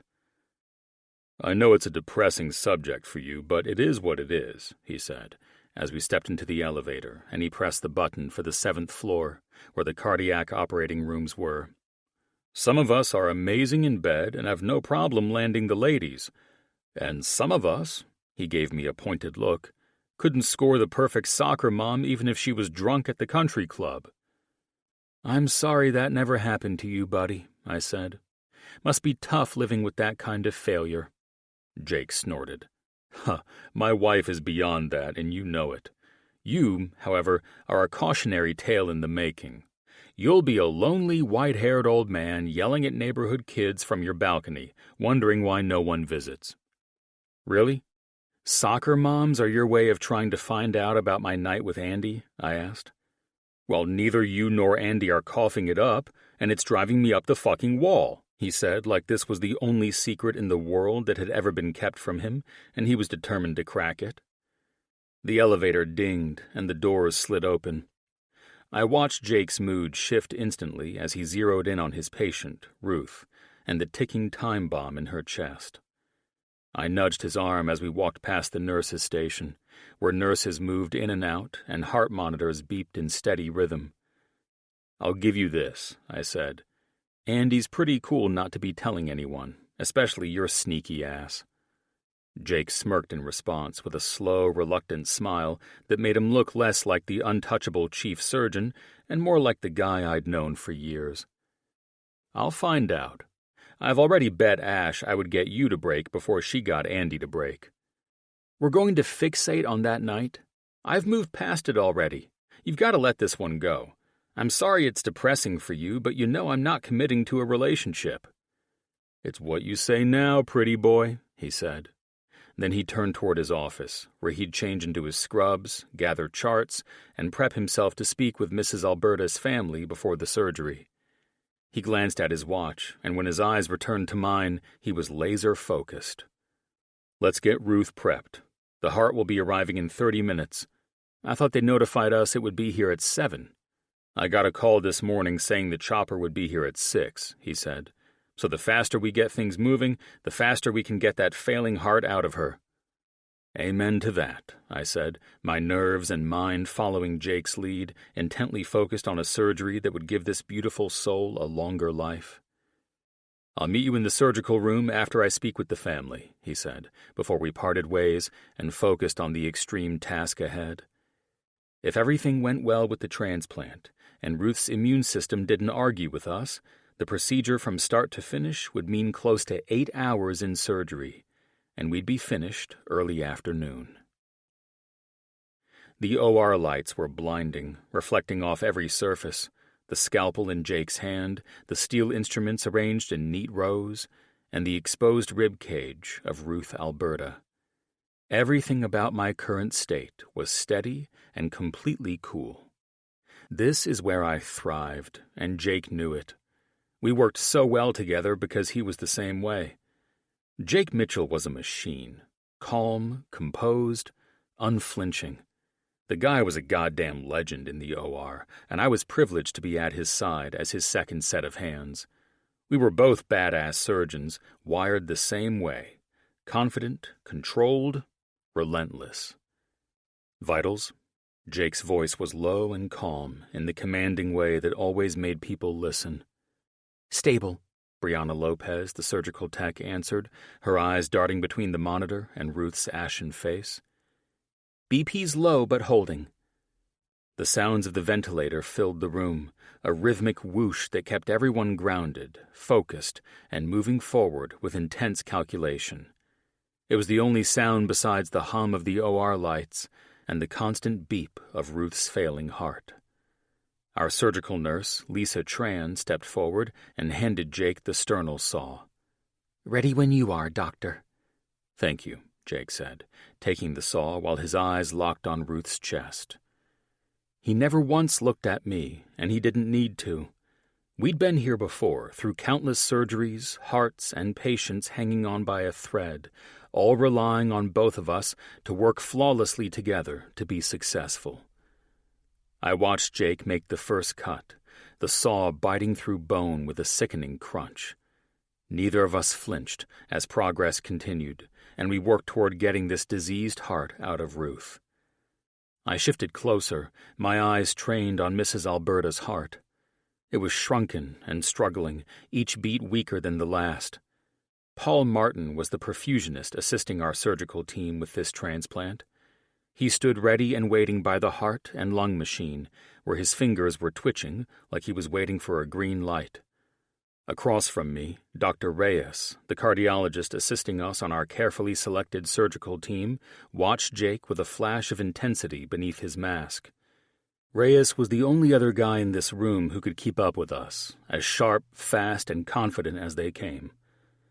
He was usually the one provoking Jake with random, half-assed jokes, always being a smart-ass and saying something that kept everyone loose. But not today.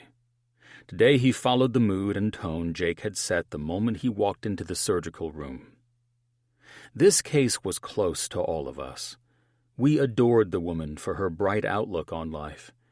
She remained so positive until her kidneys started failing, and she could no longer walk or do anything without assisted care.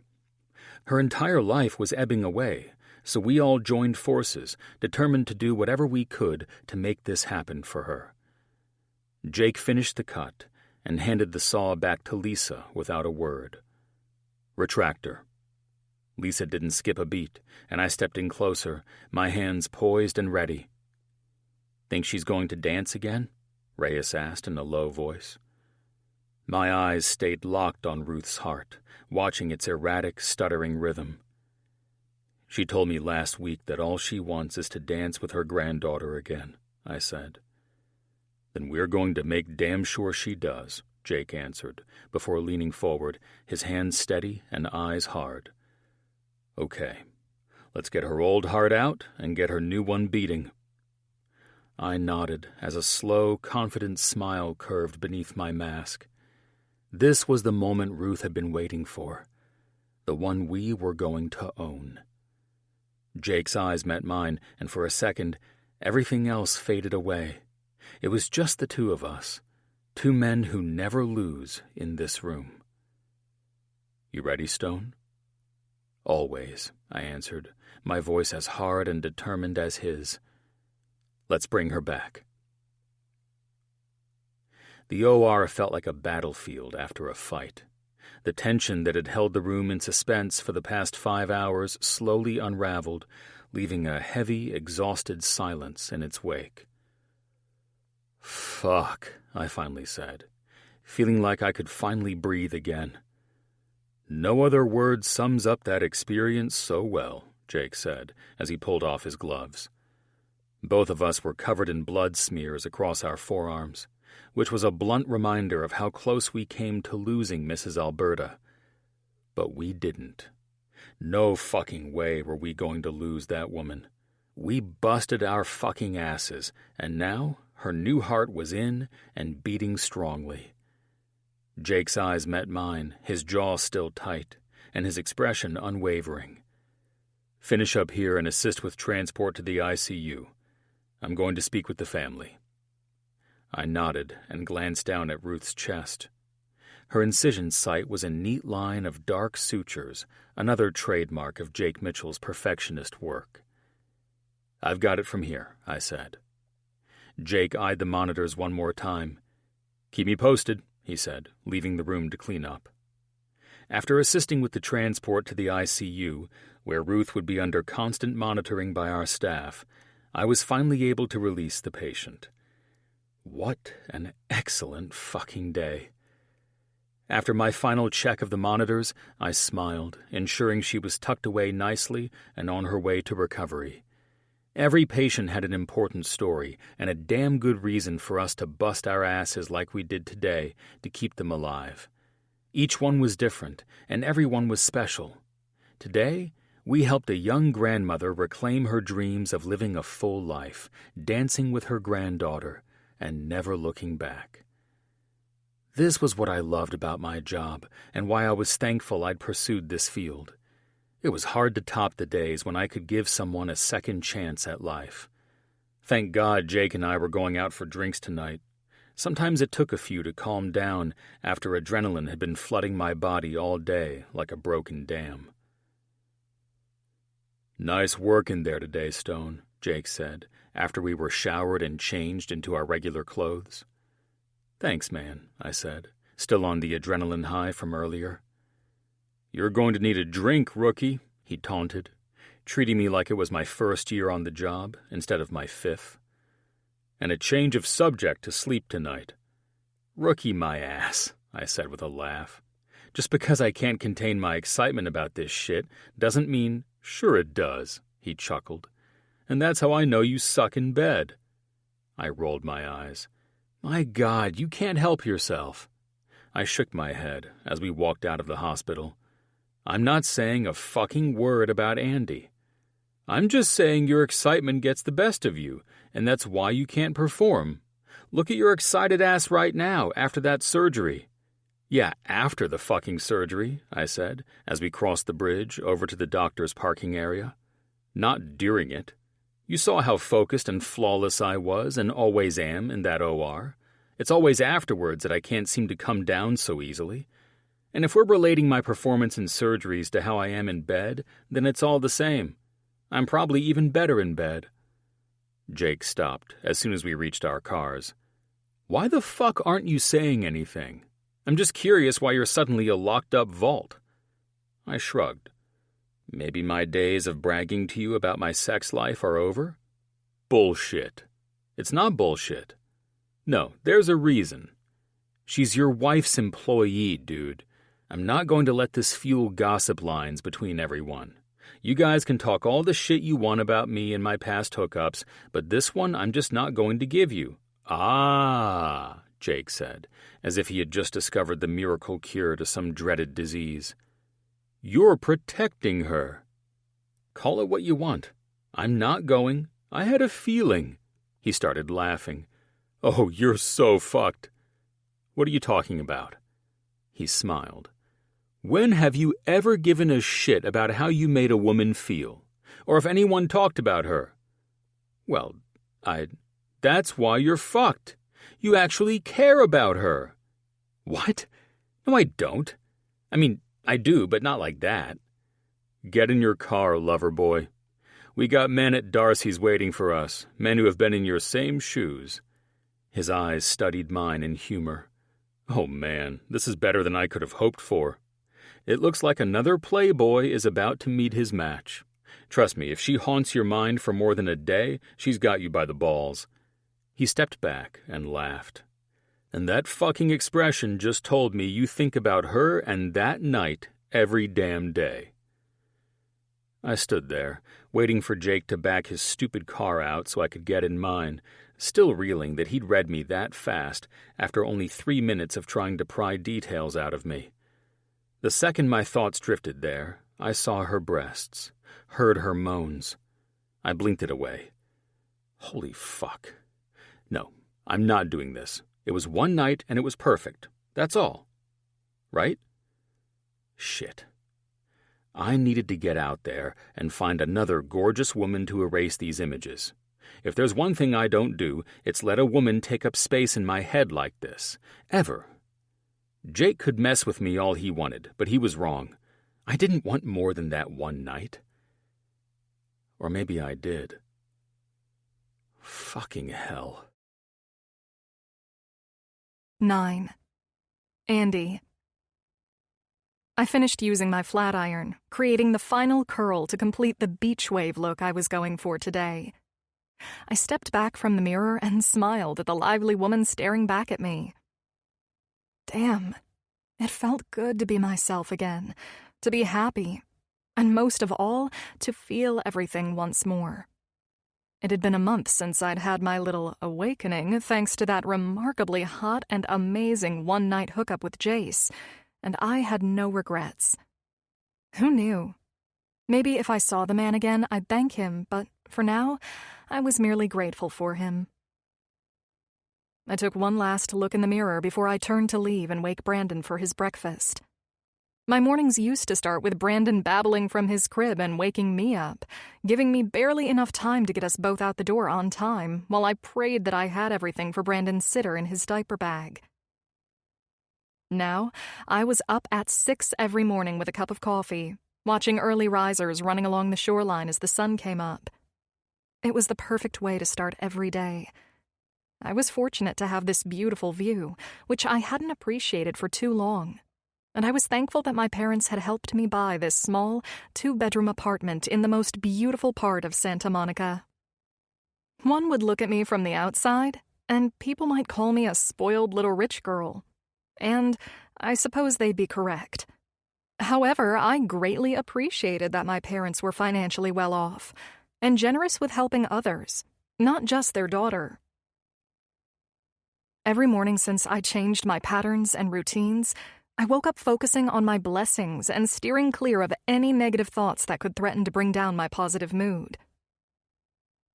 As soon as I stepped into Brandon's room, I smiled when I saw his deep blue eyes fixed on the delicate wooden biplanes gently dancing on their strings of the mobile hanging above his crib. "Good morning, handsome," I said in a gentle voice.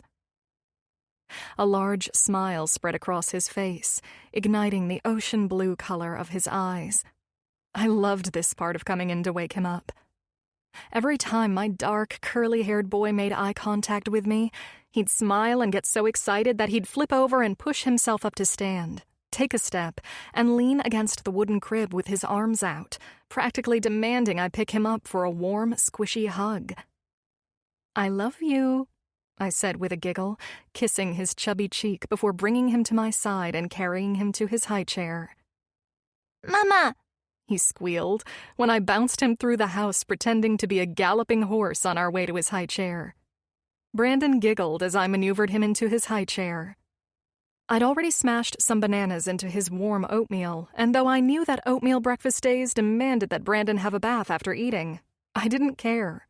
I had plenty of time on the clock to freshen him up, get him to Julia's, and get coffee for Ash and me before heading to the gallery. I watched Brandon as he ate his favorite breakfast, smiling at me, then returning his attention to the spoon he gripped with purpose to scoop up his oatmeal. How many times had I looked at him and felt a sharp pain when I saw how much he looked like his dad? But for the past month, that knife in my stomach wasn't there. His dark, curly hair, his olive-toned skin, and eyes that resembled the deep ocean on a dark, cloudy day, that was all Jonathan. But his plump lips, vibrant smile, and cute little button nose, those he got from me. He was perfect, and now I was just grateful his asshole of a father had some nice genes to complement this perfect little boy. I could get lost watching and admiring him, but time was about to slip, and I needed to get his sippy cups and diaper bag packed for the sitter or I would be late. Ring, ring. Yeah, I answered Ash's usual morning call before work. "How are you and my main man doing this morning?" "Great. I'm finishing packing his stuff before I give him a bath," I said, pulling Mr. Sticky Hands from his high chair. "So I've got about 30 minutes before we're out of here, and I should be—" "Okay, stop," she chuckled. "I wasn't expecting you to give me a rundown of the morning, Annie. I was calling to tell you that you're going to have a lot of fun this morning with a client who's interested in my work." She paused, and I could hear the mischievousness in her statement. "You sound a little too excited about this," I said, then sighed. "Ash, if this is who I'm starting to think it is, then—" "No, it's not Jace Stone," she interrupted me with a laugh. "You and I already agreed that my husband is no longer allowed to pry about you two. But I do think you made an impression on that guy from what I'm hearing." "There you go again," I said. "I'm not saying anything other than it was a fun night, he's a cool guy, and I'm glad that he kept his promise and has kept his mouth shut about it with Jake. We've all moved on from the night you're both so tight-lipped about," she said. "But we know there was more given how both of you are acting about it." "Mm-hmm," I said, rolling my eyes, knowing they would never stop prying. The suspense was killing them. "So, about this client?" "Well, he has requested a private showing with my gallery director at 9 this morning, and you're about to fall in love," she chuckled. "Dear God, Ash," I said, lathering shampoo through Brandon's hair. "I already told you I'm not dating anyone." "I'm not saying you have to date the man," Ash said. "But if he does ask you out, oh, honey, This is going to be a story you will have to tell me about since my husband doesn't work with him." "You're too cute," I said, laughing off the fact that all everyone seemed to want to do these days was get me matched up with a man. "Give me some details about who he is so I can at least be prepared when I meet him." "His name is Titus Hawk," she said. "He and his two brothers are real estate tycoons who have basically merged their real estate interests with Mitchell & Associates for their developments out here on the West Coast." "Good to know," I said, pulling Brandon out of the bath. "He knows Jim Mitchell and Spencer Monroe, then?" "He's good friends with all those guys," she said. "And you think it would be cute if he and I got together, right?" She chuckled. "It really would be. But I'm not sure if he's looking for commitments, so I'm pretty sure he's safe in the no-strings-attached department." I could practically hear her squint through the phone. "Ash, just because I got a little wild and crazy with Jace Stone for one night doesn't mean I'm going to randomly hook up with another man, too. Sorry to kill your hopes and dreams, but seriously, I'm not dating or looking to date." "We'll see about that," she teased. "Okay, back on track. He's coming in today to look for pieces for a Montecito estate he purchased with ocean views, sprawling grounds, and the works." "Okay," I said, shifting gears and into work mode. "Do you think he's looking for something from your studio collections? Or perhaps a one-off canvas, something that will never be replicated, giving him a unique piece?" I questioned. Most wealthy clients chose Ash's work for her unique talents of bringing the ocean into your heart by just looking at one of her pieces. But the real thing they wanted was to have something others couldn't have, and they paid a high price for that luxury. If you bring him upstairs where the signature pieces are, he'll probably enjoy something from the Coastal Impressionism paintings. So he's looking for more of a soft brushstroke and muted tones? That's what I presume. He mentioned he was looking for something that wouldn't be very bold, but one that could bring the feel of the ocean from his balcony into the home. I'll show him that collection, and I'll bring him to the Oceanic Abstracts to get a feel for what will warm him up to spending some good coin in the gallery today. I grinned, loving when I was able to upsell any wealthy person, especially one my boss was trying to set me up with. I wasn't upset with Ash for trying to set me up. I could tell she was just thankful I'd gotten back on track and was living again. I felt chipper, warm, and finally back among the land of the living. Ash and her girlfriends had become a big part of my life when I didn't have Brandon. Spa days, brunches, and afternoons stretched out on the beach. It was as if everything had shifted overnight, and not just because of the one-night stand. It was me, my outlook, my choice to take responsibility for my own happiness. Maybe that's why I wasn't into dating right now. I wanted to focus on myself and my son, without the highs and lows of having a boyfriend. I wasn't ready for that kind of complication. At 9 a.m. sharp, the tycoon, Mr. Titus Hawk, walked into the gallery with a slow, deliberate stride. I stood up from my desk, where I'd just finished sending some personalized photographs of paintings to an overseas buyer, and pulled on my cream blazer that matched my wide-legged slacks. I walked out to greet him with the same supreme confidence he had brought through the 2 front doors he'd just entered. "Good morning, Mr. Hawk. I'm Andy Miller," I said, extending my hand to shake his. "Ash advised me about your consultation a few hours ago, and I believe we may have some pieces here that will work wonderfully for you." Titus Hawk's eyes captured me instantly, their warm amber glow holding me hostage in a gaze that felt as inescapable as it was intoxicating. "I appreciate you making my last-minute reservation a priority for you this morning, as I am a man who does not waste time in securing what I want. Wasted time means wasted pleasure. Am I not right about that?" he said, taking my hand and kissing the air over the back of it before releasing it. "However, I am a man who knows how to indulge in both." I grinned at this Casanova. Lucky for you, I specialize in unforgettable experiences. That said, I will prove that any time spent with me this morning will be worth your attention, Mr. Hawk. Titus's smile in response was a study in seduction, a slow, deliberate curve of full, sensual lips that hinted at secrets and promises. Holy hell, what world was this man created from to live on Earth with the rest of us mere mortals? And yet, even with his impossible charm, it wasn't Titus's lips I imagined.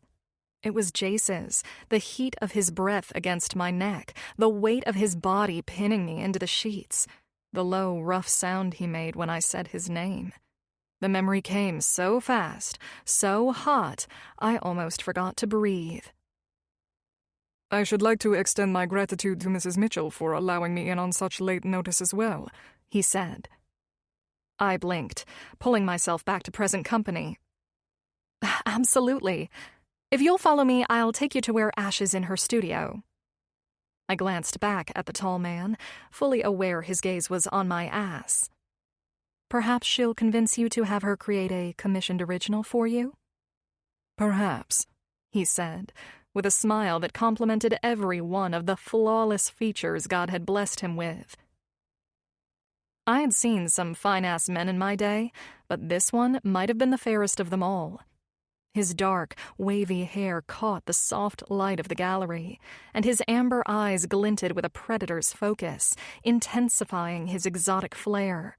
His Spanish accent added a seductive edge to the deep, velvety tone of his voice, while his neatly groomed beard softened the sharp line of his jaw, and that damn smile of his was seduction in disguise.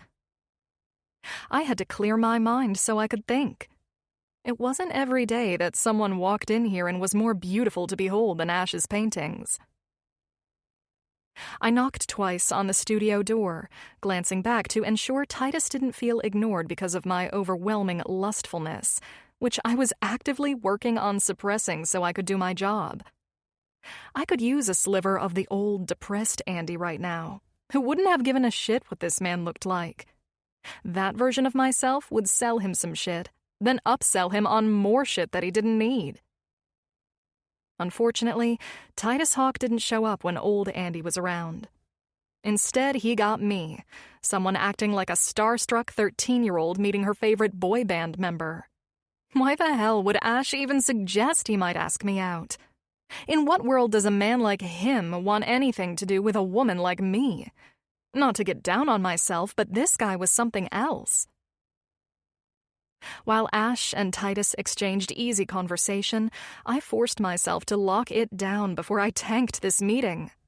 If I blew it by drooling over him, that tight-knit group of billionaire CEOs, doctors, and their wives would be up my ass even more than they already were. And it was bad enough they were still gossiping about what happened between me and Jace on the yacht. That thought alone set me up for another ambush. Jace, pinning me to the shower wall, steam wrapping around us, his hands in my hair, his breath hot against my skin. When his mouth scorched a path over my shoulders as my back pressed tight to his chest, each thrust harder, deeper than in the bed. Wild, unrestrained. Every moan and rough, guttural growl vibrated through me until I was shaking apart in his arms. Even now, just thinking of it made my thighs tense and my pulse stumble. If there were such a thing as having a perfect fuck partner, Jace would be mine. 10. Andy. After nearly an hour of watching this Casanova strut around, showing off his perfect physique beneath a tailored black suit, Titus finally seemed to narrow in on what would suit him and his multi-million-dollar Montecito estate. We had ended up at the Gallery of Sunsets. There he stood silently, admiring each painting. The lighting in the room was carefully arranged to create the illusion of being present at the scene, as if you were witnessing the crimson hues of the ocean shimmering beneath the light of a setting sun. I was impressed with the man's respect for beautiful artwork, going deeper into its meaning than just brushstrokes on canvas. He seemed to absorb what was behind the images created to pull you into the painting. Many people came through here, looking on the surface for what they wanted in artwork like this, throwing thousands of dollars around just to hang a picture on their lavish walls. Titus wasn't like that. He saw what these portraits were designed to bring out: emotion. Sadly, this man didn't need any additional perfect qualities to make a woman speechless, but I found it intriguing that there was much more to the man than met the eye. However, he lost points with me with his overly confident pickup lines. I quietly watched him take in the beauty of Ash's sultry horizons. This had been our rhythm for the past hour. I would introduce a painting, and he'd respond with some flirty line, usually laced with innuendo. When he realized it wasn't having any effect on me, we'd move on to the next piece, one he'd somehow tie to something personal, which I now understood was all part of his attempt to seduce me. But not seduce me in the traditional sense, like trying to get me into bed. No, this was more about showcasing his cocky, rich persona and offering me the supposed thrill of being in his presence. This. He turned to me, his haunted gold eyes drawing me in again. This is me, he said with his sexy-as-hell Spanish accent. A sunset? His expression was beyond desirable as he smirked. A man who keeps his distance. Burning hot but never sticking around to see what comes after dark. He slid his hands casually into his pockets, eyes roaming over my outfit as if I had nothing on. A man always lingering on the edge, never letting the night pull him under. I arched my eyebrow. Sounds exhausting. Titus offered me a devilish grin in response. Not when the views are as beautiful as this. He waved his hand toward the painting, but his eyes remained on me. I think it's cute that you can relate yourself to the sunset when you're just the heat that burns off and disappears. Titus's jaw sharpened, and a flicker of something dark passed through his molten eyes. You think I'm the type to burn out easily? No. I smiled and folded my arms. I think you like to pretend you do. It would make it easier to walk away before the night catches up to you. His expression shifted, predatory now, like a lion closing in on prey. Dinner. Tonight. An unexpected lump lodged in my throat. Of all the outcomes I had pictured, being asked out, no, commanded, wasn't one of them. I tilted my head, masking the jolt in my pulse. Tell me, Mr. Hawke, do you always make commands sound like invitations? Titus stepped closer, slow and deliberate, his gaze locked on my mouth as if he had already decided what to do with it. Holy shit.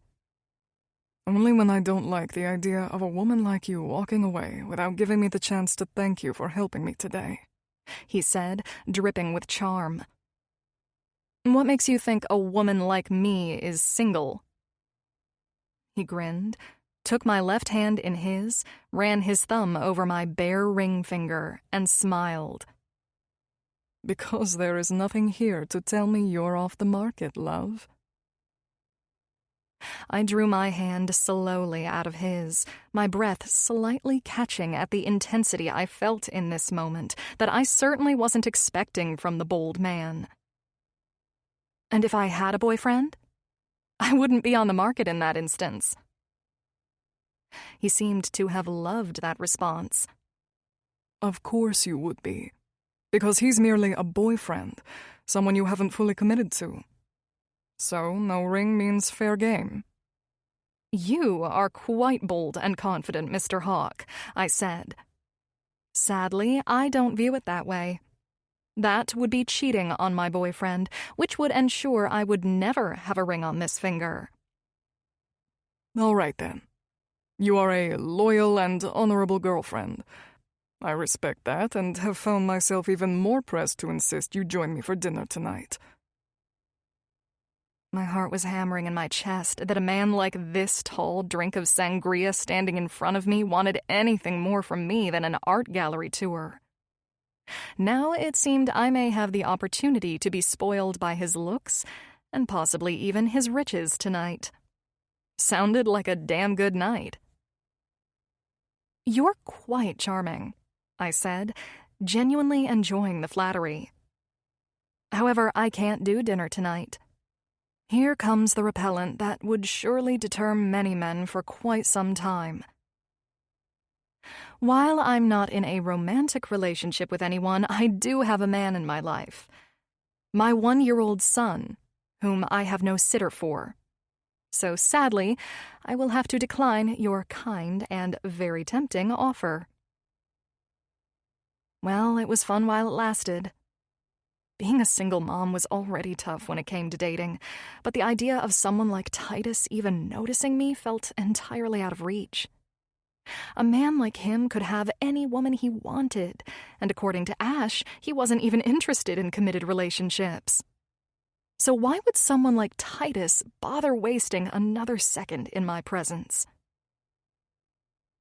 I grinned when I saw his expression change into what I could only discern as disappointment. Why don't we go over the costs and delivery of the painting you want? I asked, changing the subject for him. Who is the man who walked away from such a beautiful woman after you gave him the gift of a son? You are a seriously bold man, I said, beginning to feel like I was being punked. And without going into personal details, I can confirm that you are correct. He is a fool. Find someone to watch your son, or I will change the date if that suits you better. I would really like to invite you to dinner. He smiled more warmly now, and the arrogant, stiff Casanova I had been dealing with for the last hour seemed to fade some. A simple gesture to show my gratitude for humoring me today. I appreciate a woman like you, you know. It's rare to find someone who puts up a bit of a fight with me. I'm sure it is. I grinned. All right. Dinner, and nothing more. I will accept your kind invitation as a gesture of your gratitude, and that's it. Did I really just fall into this man's web? What the hell am I doing? Very well, then. He glanced at his Rolex. I have a helicopter landing in 30 minutes. He looked back at me. Are you comfortable with Ash giving me your number so I can make arrangements for a later date? I shook my head. You don't have to do this, I said, in disbelief that the guy was still pressing for a date with my single mom ass. I never do anything out of obligation. He pressed. Well, if that's the case, I said with a small smile, then I'm fine with it. I already knew that the second he walked out of this gallery, his work and lavish lifestyle would reclaim him. The only thing he'd take with him would be the memory of describing himself, flirtatiously, unapologetically, through one of Ash's stunning sunset portraits. It's been my pleasure, he said. Then he nodded, smiled, and strode out of the room with an air of command and supreme confidence. What just happened? I glanced back at the portrait, then back through the doors he just walked out of to head downstairs and exit Ash's art gallery. As I sat at my desk, thankful no clients were in so I could gather my senses after being under Titus's spell for the past hour, I untangled my mind and went to work, gathering Titus's details to have his painting delivered to his home. Damn it, I said to myself. What's wrong, babe? Ash asked, coming in after conversing with Titus when she walked him out. That man got my ass, I said with frustration. I know, he told me, she beamed. And look at you, taking him up on his generous offer? I subtly grinned, feeling the same excitement Ash felt. It was nice to be hit on by that man. Yeah, and it's why I didn't get the chance to upsell him on anything. I didn't even get to jack up the price and make more money from the painting, like I always do. Mr. Snake Eyes made sure of that. Ash chuckled. He's a damn fine businessman, she said. You know Jim only associates with the savviest of them all. Titus knows exactly what he's doing with money, and apparently with you too. He kept you charmed the entire time so you wouldn't upsell him anything or inflate the cost of the portrait. I sighed, then rose to my feet as a potential client walked in. Trust me, I'm not done with his pockets yet. He invited me to dinner to show his gratitude, and at said dinner, I let a slow smile form. Maybe that's where I'll find a way to dig a little deeper. I can't wait to hear how this plays out. She laughed. Hey, do you want to have lunch with Nat and Avery at the Ivy today? That sounds perfect, I said, loving the quaint charm of the restaurant that drew in many celebrities. What time are we heading over there? We'll just close at 2 today. Mondays are always slow days, and we must fill in Nat and Avery on this shit, she said, her eyes vibrant with excitement. This would make for a great conversation with the wives of the 2 executives partnered with the gorgeous real estate tycoon who had practically demanded I have dinner with him. As surreal as Titus's invitation was, I was oddly glad to be in a place where I could accept it. A month ago, I would have shredded him with sarcasm for the same behavior, but now I wasn't afraid to see where it might lead.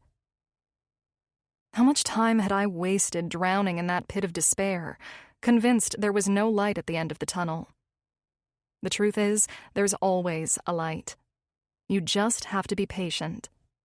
Life's tests aren't meant to break us, but to forge something stronger.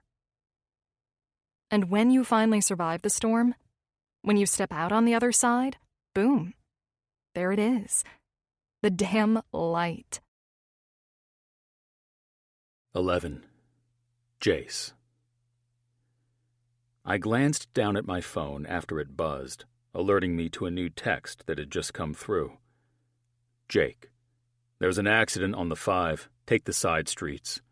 Rolling eyes emoji. I hated going back and forth on text, so I immediately called him back. It better be good. You just interrupted Metallica, Jake said, answering on the first ring.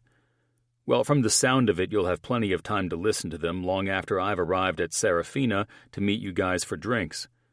True that, he exhaled. The freeway is starting to loosen up and move a little, but I'm hitting the next off-ramp when I get to it. Why are we going to a rooftop lounge at Titus's hotel anyway? Did Jim decide to invest in that VIP playhouse too? God knows what my brother's acquiring now. Between the Hawks and the Astors, I can't keep up. Maybe his next move is merging his yacht and aviation company with your old man at Stonecrest. I let out a short laugh. Yeah, maybe when hell freezes over. Everett Stone would rather choke on glass than merge with Jim Mitchell. Until then, they'll keep circling each other like 2 alphas in the same territory. Your dad's a tough old bird. You're not wrong. But hell, I never thought Sebastian Astor IV would merge with anyone, and now look, 2 of his sons are practically family with Jim Mitchell. He's just getting soft in his old age, Jake said with a laugh. There's no other explanation. I've known that man my whole life. He's been like an uncle to me, and has always been as ruthless and money-hungry as my father. Selfish as fuck, untouchable, and now look at him. He's practically a teddy bear, I finished, finally getting to my car. Okay, off the subject of those old buzzards, Jake said. I was just texting you so you know to take the side streets. I'm still slowly moving out here. And when you arrive before me, I'll put you in charge of my order. I want an A5 Wagyu Tartare and a double Macallan 18. Last I checked, Colin was your little bitch, not me, I teased. You are when he's stuck behind me in traffic. Why did the guys choose this spot? I asked again, since we had jumped off the subject of why I called Jake. I've no idea. It was Jim, Spencer, and Sebastian's idea, not mine. Maybe they need us to kiss Titus's ass a little? Is he going to be there? I questioned. I hadn't seen him in years. When we were kids growing up on the East Coast, he and his brothers were like family to me and my younger brother. The Hawks split their time between Europe and the Hamptons, but whenever they were in the States, the 5 of us were inseparable.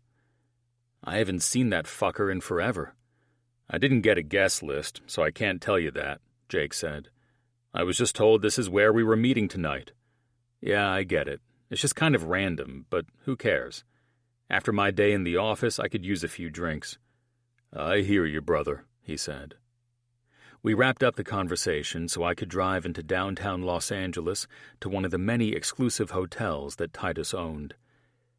Damn, just thinking about that asshole made me miss him. It had been over a year since I'd seen him after he moved out here. The man had everything going for him: uncommitted love, a luxurious life, and more women than he could shake a stick at.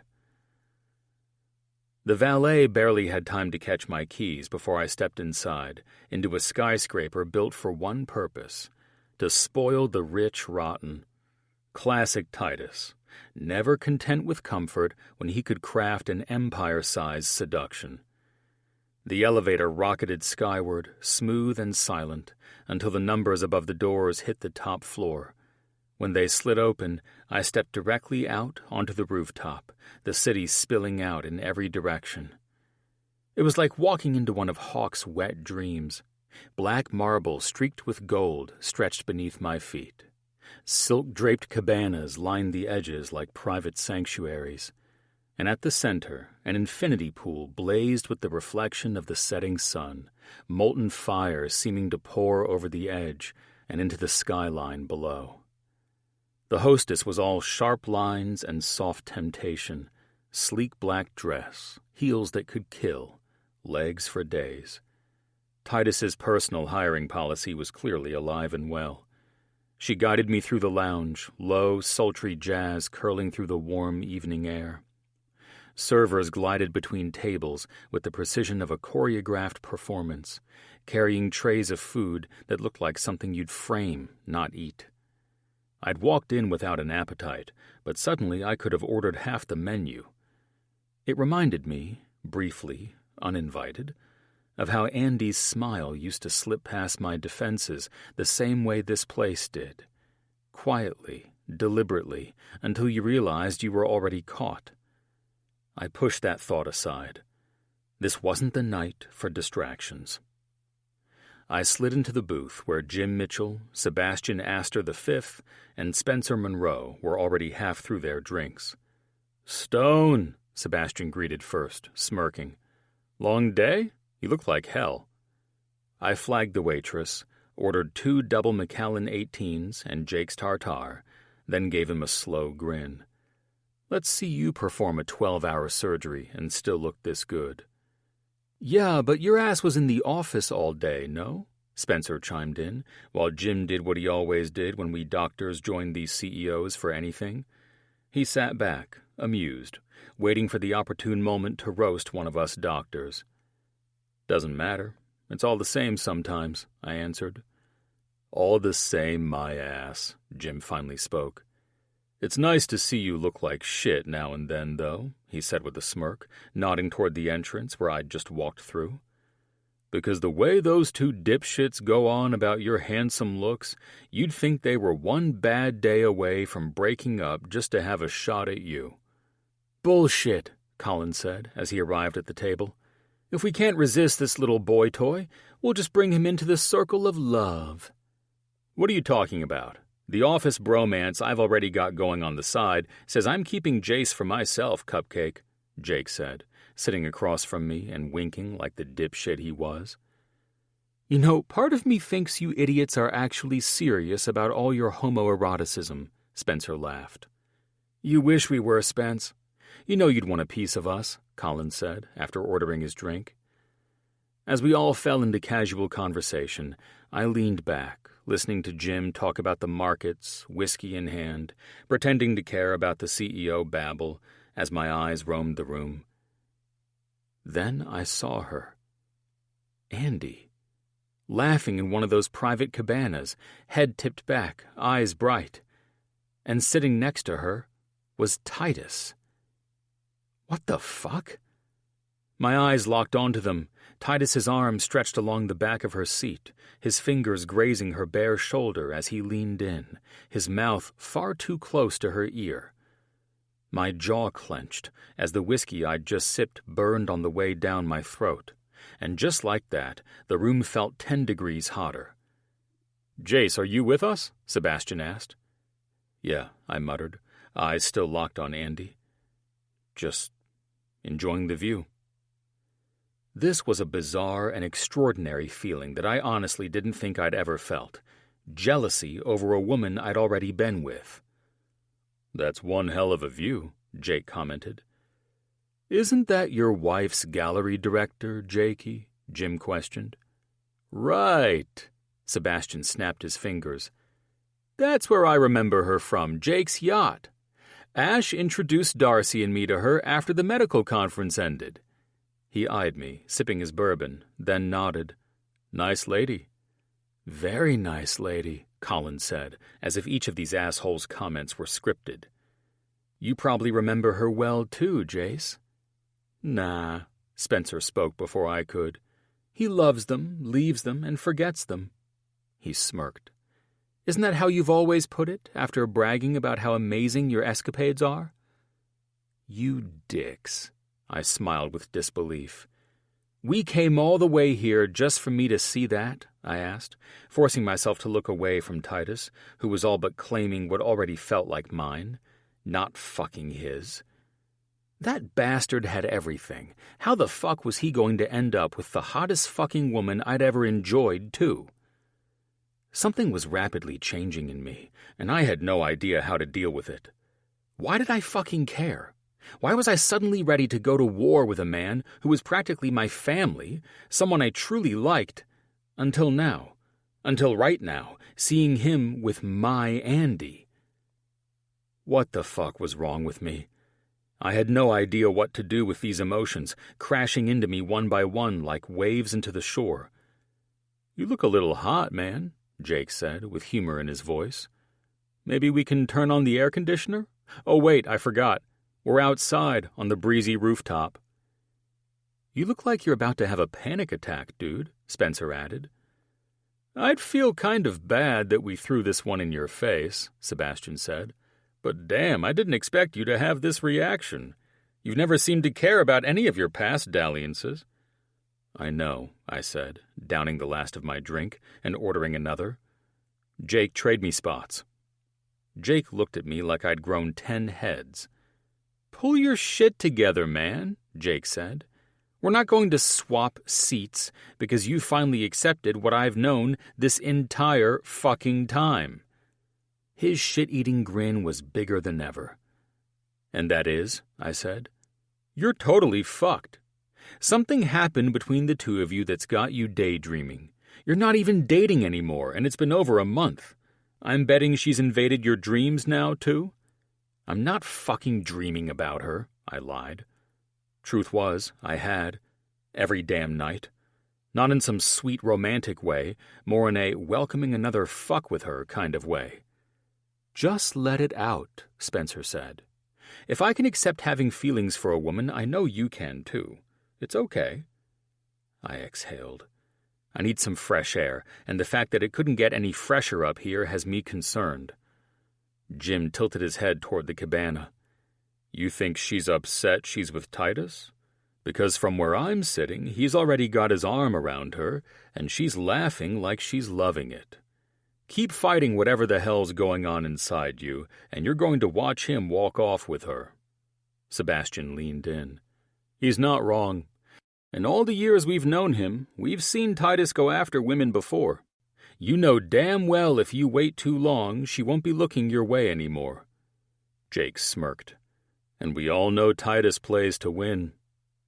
I let out a slow breath. I don't know what the fuck I'm fighting when it comes to that woman. Seeing her with Titus just makes it worse. Jake's grin widened like this was the moment he'd been waiting for. "Now that you're finally being honest with us, and yourself, I'll tell you what you're going to do. You're going to follow your heart and get that lady into your arms and out of Titus's. Last time anyone followed their hearts, they ended up happily ever after, like all of us chumps." Colin cut me off. "Well, all except Sebastian, who can't seem to set a fucking wedding date. Regardless, it's worth the hell you'll walk through if you're up for the challenge." Like I had a choice. Somehow I'd ended up in this mess without even realizing it, wanting more from her while burying my feelings for over a month. Jake had probably dragged me up here just to see Andy with Titus, knowing I'd been an absolute dick to him and anyone else who asked about her. Sneaky bastard. It's why we all loved him, and sometimes hated him. Perfect. My dormant emotions decided to come out and play tonight, 24 hours before my parents' 50th wedding anniversary, which would be a master class in why I'd spent my entire life shying away from commitment. 12. Jace. The sun was setting over Montecito, casting everything in a soft golden light that made my parents' estate look like a painting. White roses lined the terraced gardens. A string quartet played something elegant under a canopy of wisteria, and crystal glasses never sat empty for long. It was precisely the kind of celebration my parents would throw, quietly extravagant, flawlessly executed, and dripping in old money tradition. In other words, whispering their wealth, not boldly proclaiming it. I stood near the edge of it all, a glass of whiskey in hand, taking in one hell of a scene. While I stood in conversation with Sebastian Astor, his fiancée, Darcy, and the Mitchell brothers and their wives, my gaze drifted across a sea of tailored suits and couture gowns. It was a damn fine night to be single, especially while surrounded by stunning women gathered to honor my parents, Everett and Victoria Stone, the kind of power couple who sparkled in old money circles. If only they knew the truth behind those mansion doors. I smiled into my whiskey, certain most of these happy couples were just as miserable. "Penny for your thoughts, Stone?" Jim questioned, the one man in the group who could always tell when one of us was drifting off into la-la land like I was. I shrugged, uninterested in sharing how my parents were a fucking sham, yet we were all dressed to celebrate our envy over their true love. I smiled at Jim. "Trust me, my thoughts aren't worth the penny you're offering me to share them." "From the looks of it," Sebastian said, bringing my attention to him, "you are feeling how I felt at my parents' 50th wedding celebration." I chuckled after Seb offered a knowing grin before taking another sip of his drink. "That it's all a facade, a beautiful illusion masking the truth about how those two have loved money more than each other for 50 years. He raised his glass. "Precisely. And if my late wife, God rest her soul, were still here," his face grew somber as his eyes roamed the crowd of elegants, "this would have been my future too." I watched Sebastian's gaze soften as it settled back on the woman who'd stolen his heart over a year ago. It still threw me every time, seeing that kind of tenderness from the man I'd known all my life. The eldest Astor son, his father's namesake, he'd been born to shoulder the weight of a family empire when his father could no longer. Sebastian had always been a ruthless bastard, and then he married Melissa, a cold, calculating match in every way. Before she passed, they were set to become the next-generation power couple of our elitist world. After Melissa, he met Darcy, and everything changed. She hadn't erased his edge. He was still kind of a dick. But she'd sanded it down, made him human. "Do you ever—" I caught myself and shook my head. "Forget it. Another time." I took a slow sip of whiskey, hiding the question I'd nearly let slip. Why the hell would I ask if he'd ever second-guessed marrying someone who didn't come from this world, especially with her standing right there? Still, I couldn't help wondering. Sebastian was so rooted in our upbringing that I'd never imagined he'd cross the invisible line we'd all been raised to obey. We came from the same world, but we'd lived it differently, especially in how much control we gave our parents. My father had spent years grooming me to be the perfect heir, ready to take over the family business. That was never going to happen. I'd sell it off in a heartbeat before letting him write my story. My life was medicine. Without it, I'd be dead inside. Sebastian's voice broke into my thoughts, dry with humor. "Do I wonder what life would be like if I picked my next wife from that crowd of lovely young women?" "Yeah, although I completely understand why you didn't." I offered Darcy a playful wink. "Ha!" Darcy said, somewhat bashful with the attention on her. I don't think either of our hearts would have allowed things to be any other way. She smiled vibrantly at me. Trust me, we tried pretty hard to reject each other, but it only resulted in wasted time and misery. Well, I stand corrected in my quiet assumptions about love, then, I said. I guess there is such a thing. However, in my case, I'm just unwilling to take the chance and end up with the wrong one. That's all in your mind, Jake interjected. Just wait until your heart takes the wheel, and we all stand back and listen to you bitch like a little girl the next time you see Andy out on a date with someone else. I frowned at the thought. I don't know what got into me last night, I said, still baffled at my reaction to seeing Andy with another man. We all know what got into you because we went through the same shit, Jim said. I wasn't looking for love or marriage. I was already married to my fucking empire, and the next thing I know, the woman I insisted on bringing to my English estate wound up becoming the woman I obsessed over until I found her again. Yeah, be grateful that you know where to find your lady, Jace, Avery chuckled. Jim almost lost me for good. It's strange how fate brings you back where you're supposed to be, though. It's because she's your soulmate, Ash interjected. That's what happens when soulmates meet, you know? I grinned at Jake's wife, who was always going on about all kinds of New Age hippie stuff. Yeah, I hung on to that word. Unfortunately, my scientific mind doesn't work that way, Ash. And so, while it's fluffy and cute, I don't buy into it. They all say that, but you will, Ash grinned. Trust me, you will. Can we shift the focus back to how Jim's shocked he even got an invite after outbidding my dad for that private charter company? I said, trying to drag the conversation back where it belonged. I wasn't thinking about Andy. I wasn't talking about her. She was a great time, one of the best. And that was all. This wasn't my heart overruling my head. I'd never let that happen. I was just stuck on a flawless night with a stunning woman. Nothing more. Stone. That deep, smooth voice, laced with a Spanish accent, could only belong to one man. I turned to see Titus, immaculate as ever, grinning like the world belonged to him. Thank God your parents got married 50 years ago, he said, shaking my hand.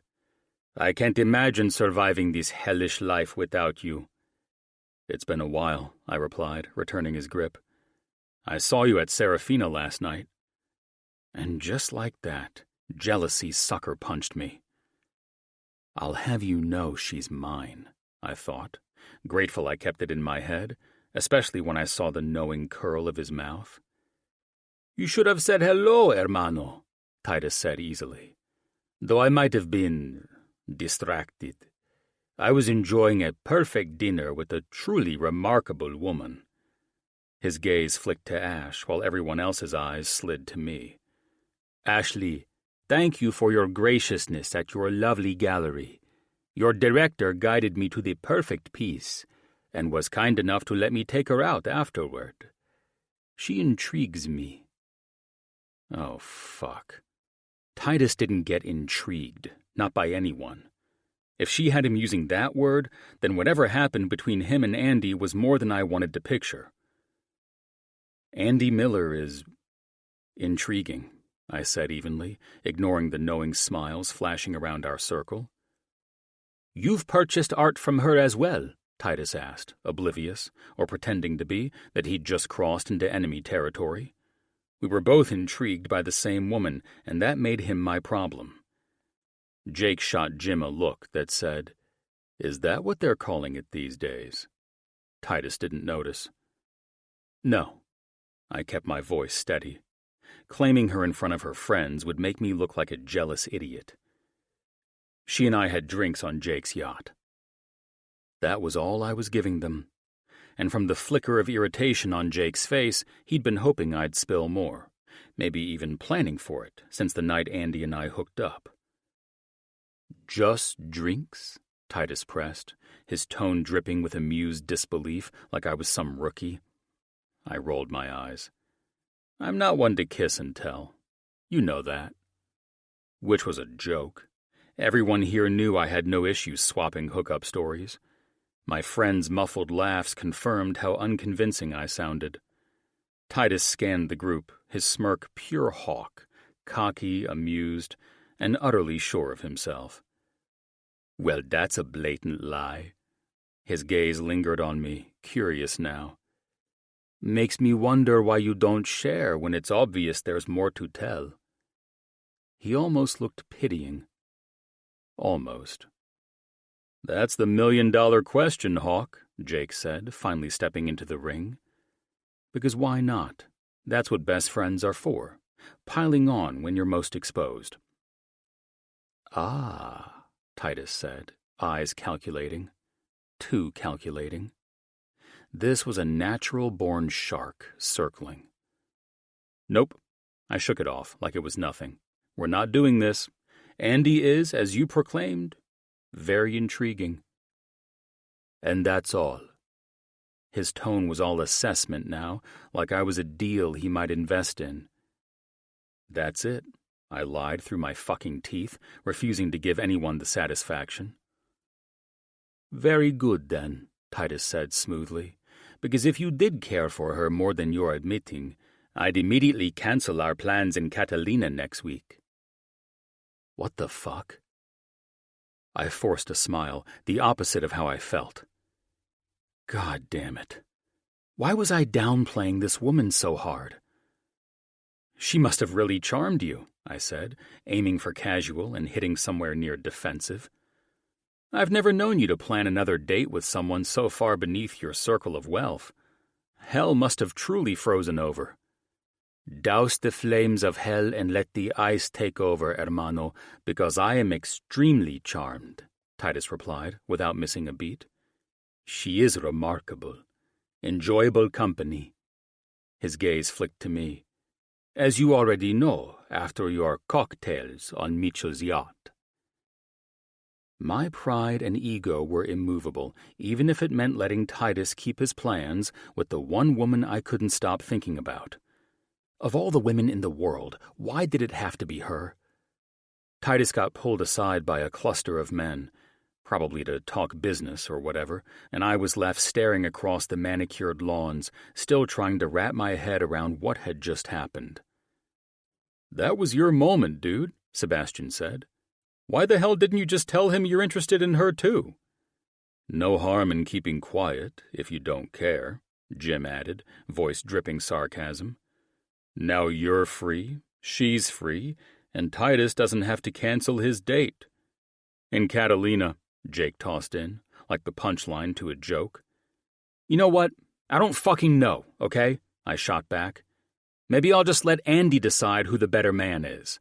A little competition never hurt anyone. Jake's grin widened.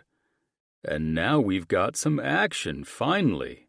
There's no action, I countered. I'm just not letting Titus beat me at my own game. I turned to Ash. She's your gallery director, right? She is. And she's also someone I care deeply about, Ash said, her tone cutting through the testosterone. I don't love the idea of you and Titus treating her like a prize. But, her mouth curved in a slow, knowing smile, my girl Andy is on fire lately. Watching her bring both of you cocky assholes to your knees could be entertaining. I'm not playing games, I said automatically, and I'm not going to hurt her. Jake snapped his fingers, delighted. Oh, this is going to be good. My money's on you, buddy. Laughter rippled through the group, but my head was somewhere else, half in disbelief, half already plotting. I knew exactly what I was getting myself into. I just wasn't sure if I'd come out of it with the win, or with my pride intact. That night, I drove out of Montecito like my damn life depended on it. I needed to untangle my mind and figure shit out, and the only way I knew to do that was on my sailboat. That's where I always found my answers and sanity, and I knew I'd get that tonight. 13. Andy. This had been a fantastic week for the gallery, and, dare I say, I was enjoying being wined and dined by the elusive Titus Hawk. After an evening full of flattery, laughter, and me keeping the reins firmly in my hands, I could honestly say I was the happiest I'd been in a long time. Titus was every bit as charming and magnetic as his reputation promised. Flawless, the kind of man you'd fantasize about if you were in the market to be treated like royalty. But the best part was realizing I wasn't falling headfirst for his act. I matched him step for step, charm for charm, and knew it would take more than good looks, deep pockets, and smooth words to get past my guard. Still, the banter had its perks, which explained why I'd said yes to dinner in Catalina next week, and why I was actually looking forward to it. "The sun feels so good," Ash said, stretched out on the lounge chair between me and Avery Mitchell. "You're not wrong," I murmured, letting the heat sink into my bones. "I don't know about you, Ash, but I'm not going to sit here and pretend we didn't witness what happened last night at the anniversary party," Avery said, sunglasses tipped down just enough to look mischievous. I slid mine down, meeting her gaze with a smirk. "I love it when you two spill the tea from those swanky members-only soirees you're forced to attend." Avery's smile turned sly before she glanced back toward the glittering ocean. "Oh, then you're going to love this."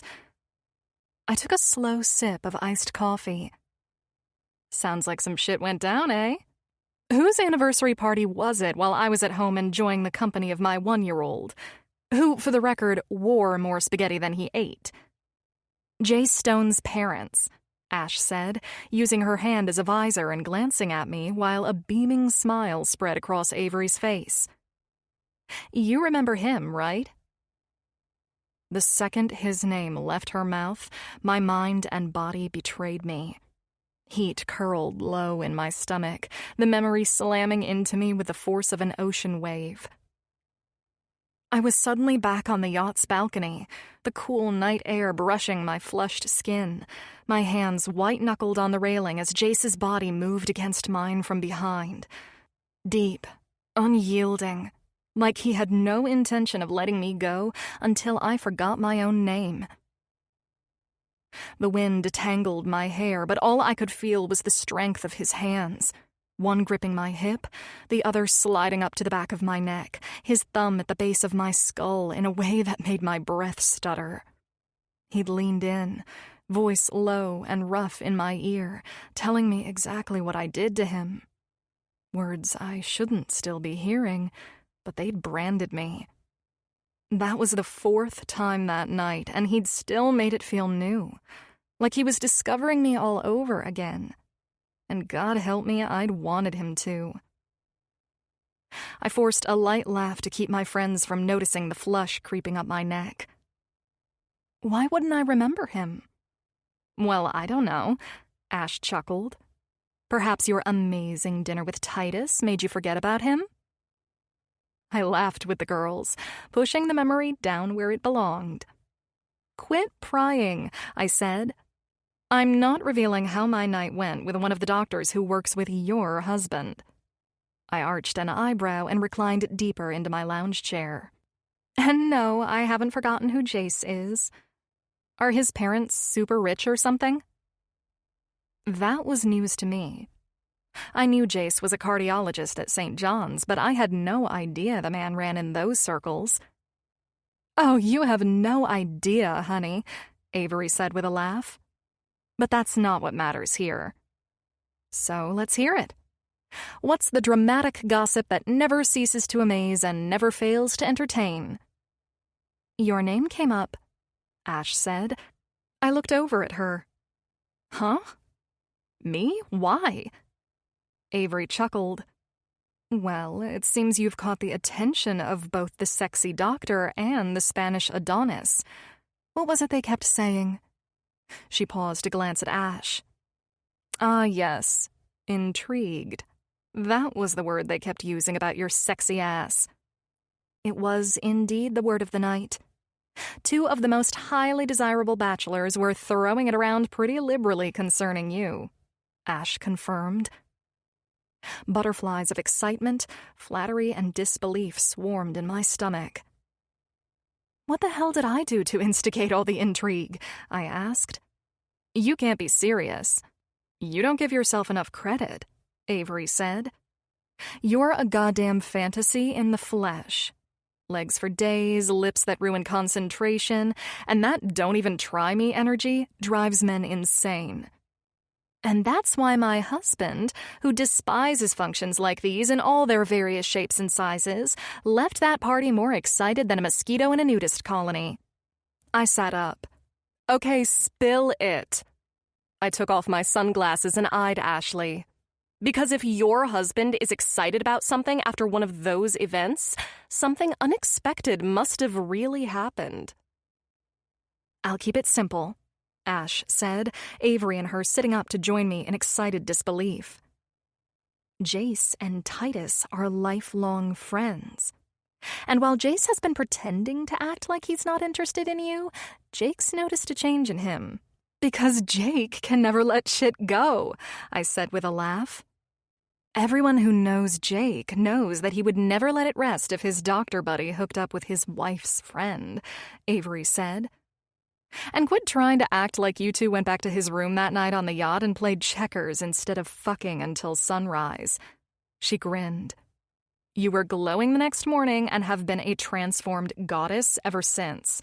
So let's just admit what you and Jace keep denying to everyone."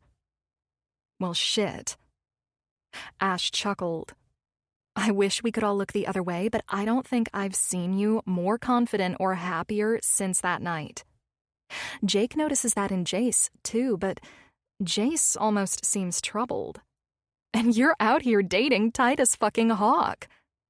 "What do you mean troubled?" I questioned, curious about what was going on with Jace. I wondered if I haunted his waking thoughts the way he haunted mine whenever I allowed it. "Well, he's not dating, for starters," Ash said. "That's the most noticeable thing. And then when they went out for drinks at Serafina, they saw you and Titus having dinner, and that confirmed what they already knew. Yeah, Jace's reaction to seeing you with someone else gave him away," Avery cut in. "I'm pretty sure they set him up just to catch him off guard. But even if it wasn't intentional, it worked." "Oh, I'm sure it was intentional if my husband was involved," Ash said, rolling her eyes. "Jace saw me out to dinner the other night?" "I didn't know. I didn't see any of the guys." The words slipped out before I could stop them. Why did I even care? And why did that same warm, dizzy rush hit me, like I'd just been pulled back into a moment I'd tried not to think about? "Try not to be annoyed at the guys," Ash said, snapping me back. "I'm pretty sure the whole thing was to make Jace uncomfortable. If I'd known, I'd have told them to knock it off. Strangely, those idiots form lifelong bonds through their stupid pranks. They really do," Avery laughed. "I'm not upset," I said truthfully. "I'm not the one whose friends ambushed me to watch someone I might like having dinner with someone else." I hesitated.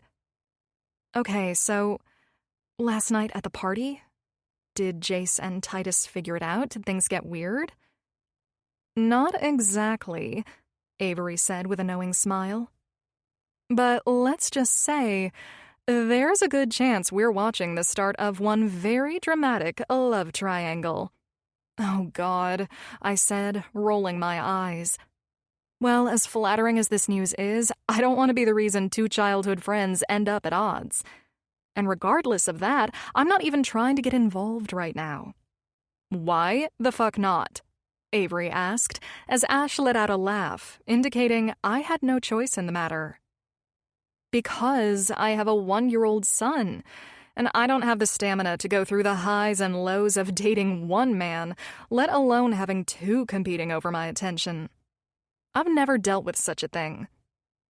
"That's because that fucker Jonathan snatched you off the bachelorette market too soon and then spit you out onto it again with no self-esteem," Ash said.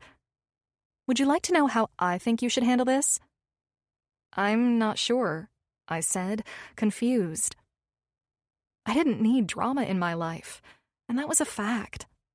I also didn't want to get hurt again, and not to be full of myself, but I didn't want to hurt one of these two men either. Thinking that I could even remotely affect either of those two drop-dead gorgeous men was more laughable than this entire situation. "This is how you go about this," Ash said, reaching for her bottled water and taking a sip. "First of all, enjoy the flattery. Plenty of women in those boys' social sphere would throw their trust funds and fortunes away to have a sliver of the interest both men have shown for you." "Okay," I answered. "Just enjoy the hell out of your life in these two men. Perhaps something comes out of this, and perhaps it doesn't. But if I were you, I'd play along. There's nothing wrong with a little fun, especially if those two are the party favors you get to enjoy while doing it," Avery added. "I just don't want anyone hurt," I said. "This isn't Twilight," Ash interrupted with a laugh. "Edward and Jacob aren't here to fight over Bella." "What if it turned into something like that?" I asked. "Well, if anyone looks like they could be a vampire in this situation, it's Titus," Avery said. "Those eyes should have been a dead giveaway that he's been feeding on animals instead of humans." "Jesus, you're as bad as Jake and Colin sometimes." Ash nudged her best friend as we laughed together. Then she turned and eyed me from over the top of her sunglasses. "Listen, babe. As women, sometimes our emotions get in the way of us living our lives because we feel responsible for other people's feelings. However, after what I heard last night, those men are willing to risk broken hearts so that the best man may win." "I honestly can't believe this," I said truthfully. "That's because you're making a bigger deal of it than it is," Ash said. "Like I said, just enjoy the attention and the thrill." "Well, what if I don't want to get hurt? I was having fun dating and enjoying myself that way," I said. "Then that's what you should keep doing." Avery shrugged. "We're just informing you that after what we witnessed between Titus and Jace, you should probably be prepared for Jace to come around again." "Maybe there's more to the night you had with Jace than even you gave it credit for," Ash said. "He seems to have stuck with you on some level." "Well, he did make an impression on me." I smiled. I was happy to know Jace most likely felt the same as I did these days, that there had been more to that night than just walking away as strangers with a shared memory. I tried to push those thoughts aside, to ignore the quiet ache for one more night, or the chance to actually know the man who'd ruined me for anyone else. We had both agreed nothing more would come of it. And yet, now I was hearing he hadn't dated anyone since. Jace, the man with the reputation for always moving on, still hung up on me? At least, that's how Ash always described him. A total player. But here he was, apparently stuck. I'd be lying if I said I hadn't wished, more than once during my night out with Titus, that it was Jace sitting across from me instead. Go figure. He was there, watching, like he was ready to compete for my attention. The girls were right. I'd be a fool not to enjoy every second of this. So that's exactly what I planned to do. It had been far too long since I'd felt this beautiful, this wanted. Even if nothing came of it, I was grateful. After the hell I'd been through this past year, I deserved this win. I deserved to feel alive again. 14. Andy. Today was a much-needed, slow-paced day at the gallery. I'd been up all night with Brandon, who was cutting his molars and spiking a high fever. He barely slept, which meant I barely slept. Maybe an hour or two, if that. At least my poor boy could get to nap at Julia's today while I dragged myself through the day, still praying my last 2 cups of coffee would finally kick in, just in case a client walked in and I had to flip on the sales switch. "All right, I'm heading out for the day," Ash said, leaving her painting studio. I smiled, grabbed a Kleenex tissue off my desk, and used it to gently remove a brushstroke of tan paint that must have gotten away from her while she worked on her latest masterpiece. There, got it. I chuckled, balling the tissue into my fist. Did you and the paintbrush get into an argument again? Always. She beamed. I know you hardly slept last night, so if nobody comes in within the hour, just close early. I'm sorry I need to leave early today, but the kids have dentist appointments. I'll be fine. If I go home now, I'm just going to go to bed for the rest of the day, and that would suck. I remember those nights. They always seemed to happen when Jake was on call at the hospital, she said, while she shouldered her purse. Which reminds me, I said, after I came down from my ego boost the other day at the beach. Don't tell me that you went home and overthought everything, she said, bummed as if someone had told her that her favorite reality television show was just canceled. It's not that I'm going to reject the idea of whatever those two men are up to, but I'm just having a hard time with the idea of dating two men at once. I shook my head, feeling like an idiot. I shouldn't be talking like I've already been asked out by both of them already, but you know what I mean, right? I understand, but just think of it as something fun and exciting to do whenever it happens, she answered. It's easy for you and Avery to encourage me because you're both safe and sound in loving marriages. I folded my arms and smiled at her. As I said, I'm not going to reject it, but I'm also not going to be the billionaire boy's play toy, if you know what I mean. She grinned. If there's one thing I know about you, it's that. I suppose that's why I find it so amusing. With the fiery personality you've had since that night on the yacht, Jace and Titus will be shocked when they throw their egos out there for you to play with. I rolled my eyes. What happened to the Ash who was terrified to see me walk off with Jace? That Ash didn't want me to get hurt, you know? She watched you transform into a firecracker who is full of life. So I say have fun with it. I would have told Jake to back his friend off if I thought you'd get hurt. Instead, I see two men absolutely fascinated by the mere memory of being in your presence, and I love that for you. Keep it casual if you're worried about getting hurt, sweetie. I've just never experienced something like this before, and I don't know how to navigate it. I stopped myself. I sounded like a fool, rambling on about this again. We should have never told you and just let it all happen naturally, Ash said. Just take your knowledge and use it as a weapon to stay ahead of them. If Jace asks you out on a night that Titus has already beaten him to it, decide who you'd rather hang out with that night. Like a normal person who isn't committed to anyone. It just feels wrong. It feels wrong because you were committed to one man in a serious relationship for a long time. Now you are as free as a bird with two handsome men who will be vying for your attention. Run with this and have a little fun with it. That's all Avery and I were saying. I guess so. I relaxed a little more. I suppose I've been making myself feel like the star of the next season of The Bachelorette. I had a feeling you would go home and overthink everything, Ash said. Just remember that no one is forcing you to go make out with Jace at lunch, then lock lips with Titus at dinner. All right, I said. Now get out of here or you're going to be late for your appointments for the kids. Like I said, close up early if you'd like. I raised my coffee mug to her. On my 5th cup now and already feeling better. I smiled.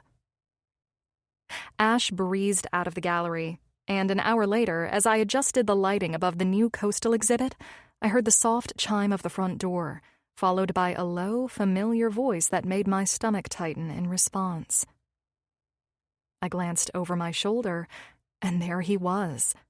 My one night of utter satisfaction, and the first contestant on my personal show, The Billionaires' Bachelorette.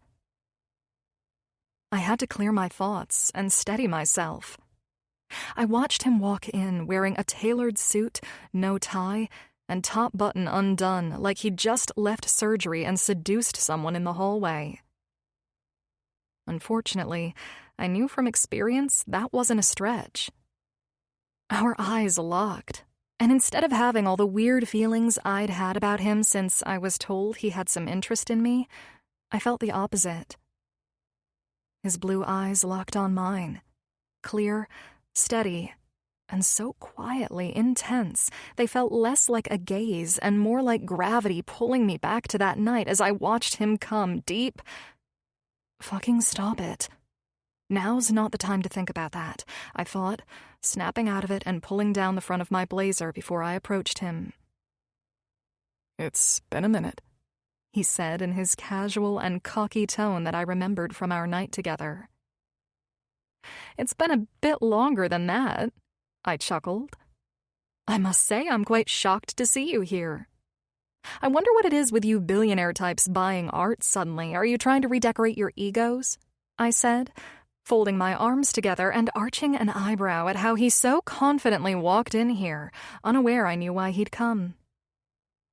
His mouth curved, slow and amused. No ego redecorating today, thanks, he said, looking around the place as if he owned it. Jake Mitchell told me his wife painted something here that reminded him of my sailboat. He said I should check it out. Ah, okay. Jake was already on Team Jace.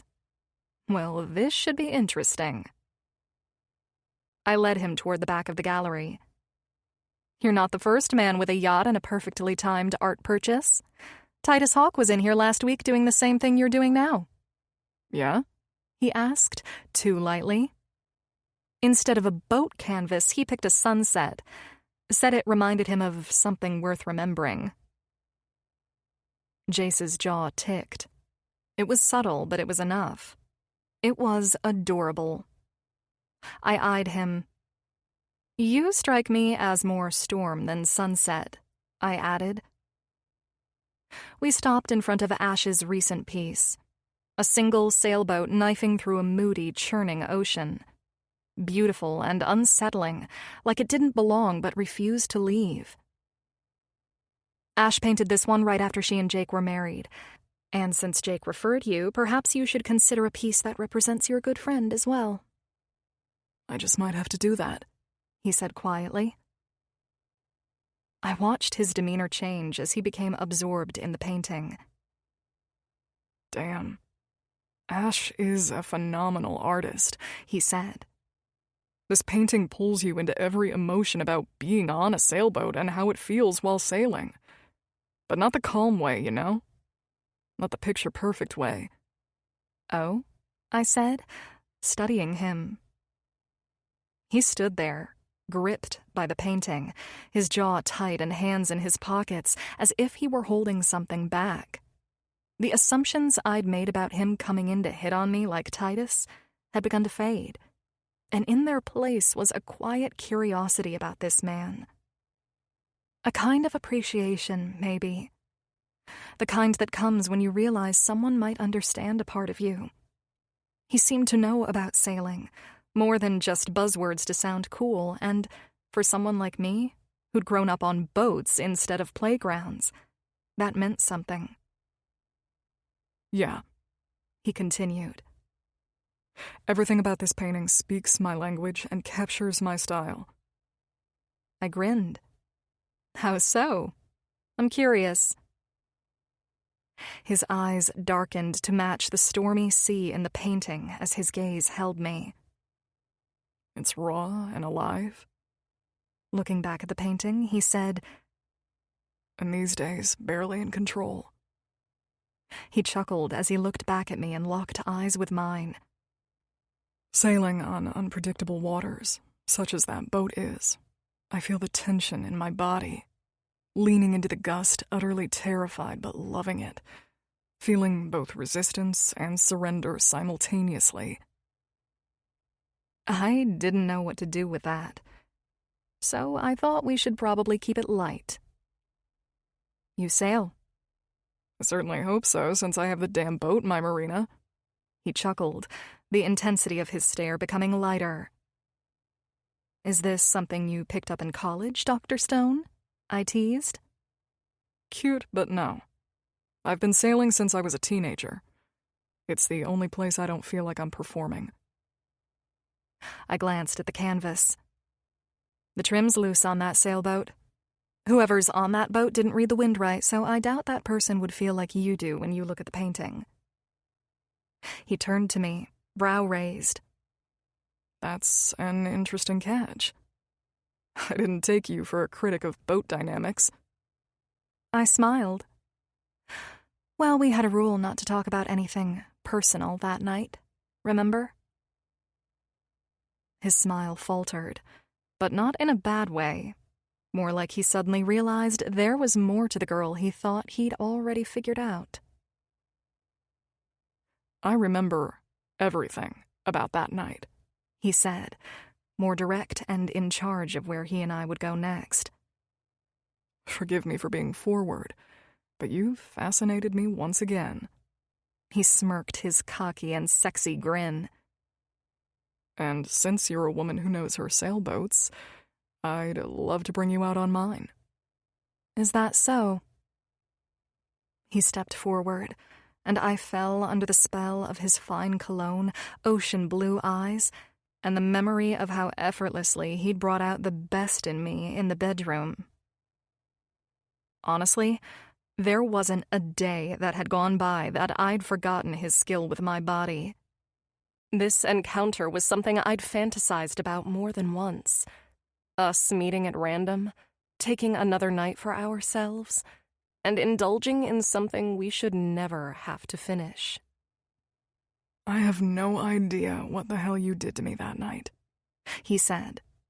I swear to God, I thought I would have forgotten all about you by now. His eyes studied mine, lips just a breath away. Let me take you out again. Let me take you on the boat. I want to know more about this woman who's captured my mind and won't allow me to have thoughts without her in them these days. If I wasn't so caught up in this moment, every passionate cell in my body alight, my skin practically on fire, as if he were already touching me, kissing me, fucking me all over again, I might have been intimidated by how close he suddenly was. But the strangest part was the pull inside me. It was an invisible force keeping me rooted here, unable to move or resist him despite convincing myself the past few nights that I'd shut him down the second he tried to compete with another man for my attention, or whatever he thought he was doing. You feel it too, don't you? He questioned, with a tone that seemed he was looking for answers. Maybe we're just remembering how amazing that night was? He smiled that damn wolf grin because he knew I was lying. Hell yeah, I felt this shit. I felt like our bodies were made of magnetic bolts of energy, undeniably drawn to each other. And from his question, he must have felt the same. I'll go, but if you want to do the personal shit too, getting into our real lives, then there will be no fucking, I said. He arched an eyebrow. Something tells me that neither you nor I could resist that. Not with what we're feeling right now. Then he paused, leaned in, and gently kissed my cheek before stepping back with a smile. Have Ash charge my card for the painting, he said, turning to leave. I'll get your number from Jake. I've got dinner at my parents' place tonight, and I've already taken up too much of your time. I stood there, watching him breeze out of the gallery like some scene out of a storybook. He didn't look back, but it didn't feel dramatic. It felt necessary, like he needed to compose himself just as much as I did. I swear there was still electricity crackling in the air between us, the kind of spark that makes your skin remember, your body ache, and your mind wander to all the possibilities. If he couldn't forget our night, and I couldn't either, then maybe this was more than a couple of men fighting for my attention. Perhaps this was the beginning of something I wasn't ready for. 15. Jace. I turned off Via Marina onto Strand Street, the city's noise fading with every block. The road narrowed, the air cooled, and the ocean took over. By the time I reached my place, the driveway was lined with towering palms, framing the house like a private retreat. Glass and stone rose ahead, a modern fortress, clean lines catching the last slant of sunlight. At the far end of the block, the sand began its quiet takeover, and the horizon opened into endless blue. The black iron gate slid open with a whisper. I eased the Aston past the main entrance, down the side where the garage stayed hidden from street view. The front might have been designed to impress, but the real indulgence was underneath. Motion sensors flicked on as the underground garage opened, bathing polished concrete in warm light. My cars sat in neat formation like an exhibition. The Ferrari 296 GTB, a vintage black Porsche 911, a McLaren that could outrun a heartbeat. The Aston slipped back into its spot like it belonged there. A little over the top? Sure. But after spending my days cutting open chests and racing death in the OR, I needed my own brand of therapy. Fast cars, open water, anything that reminded me I was still alive. And when I wanted peace instead of adrenaline, I turned to the ocean. Via her, my sailboat was my one constant, named as a quiet nod to the only lady I'd ever truly commit to. I stepped out into the salt-heavy air.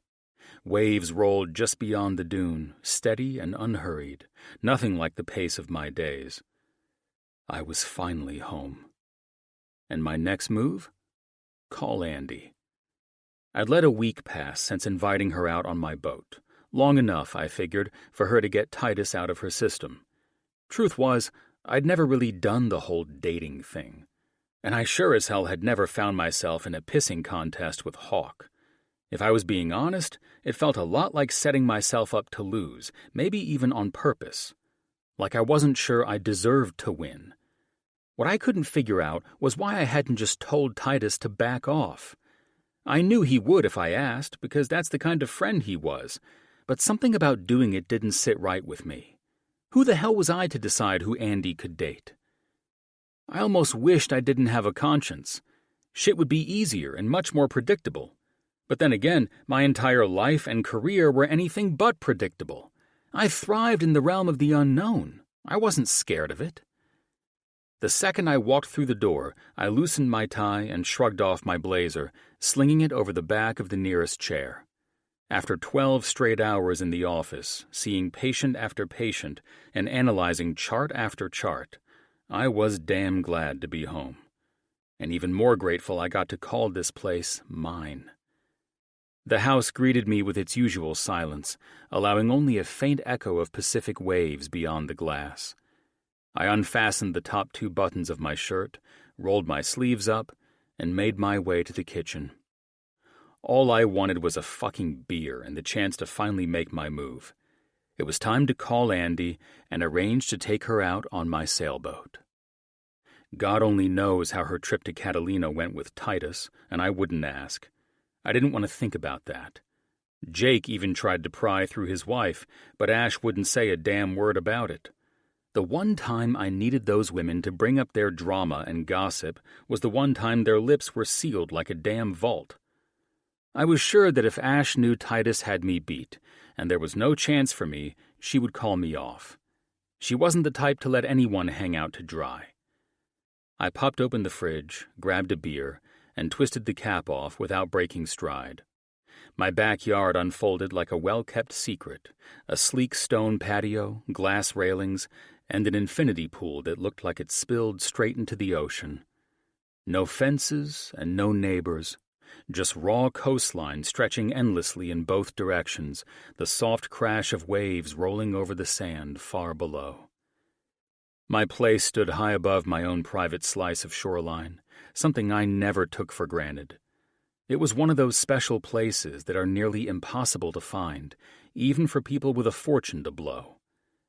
I sank into one of the teak loungers at the edge of the pool, took a sip of beer, and pulled out my phone. Here we fucking go.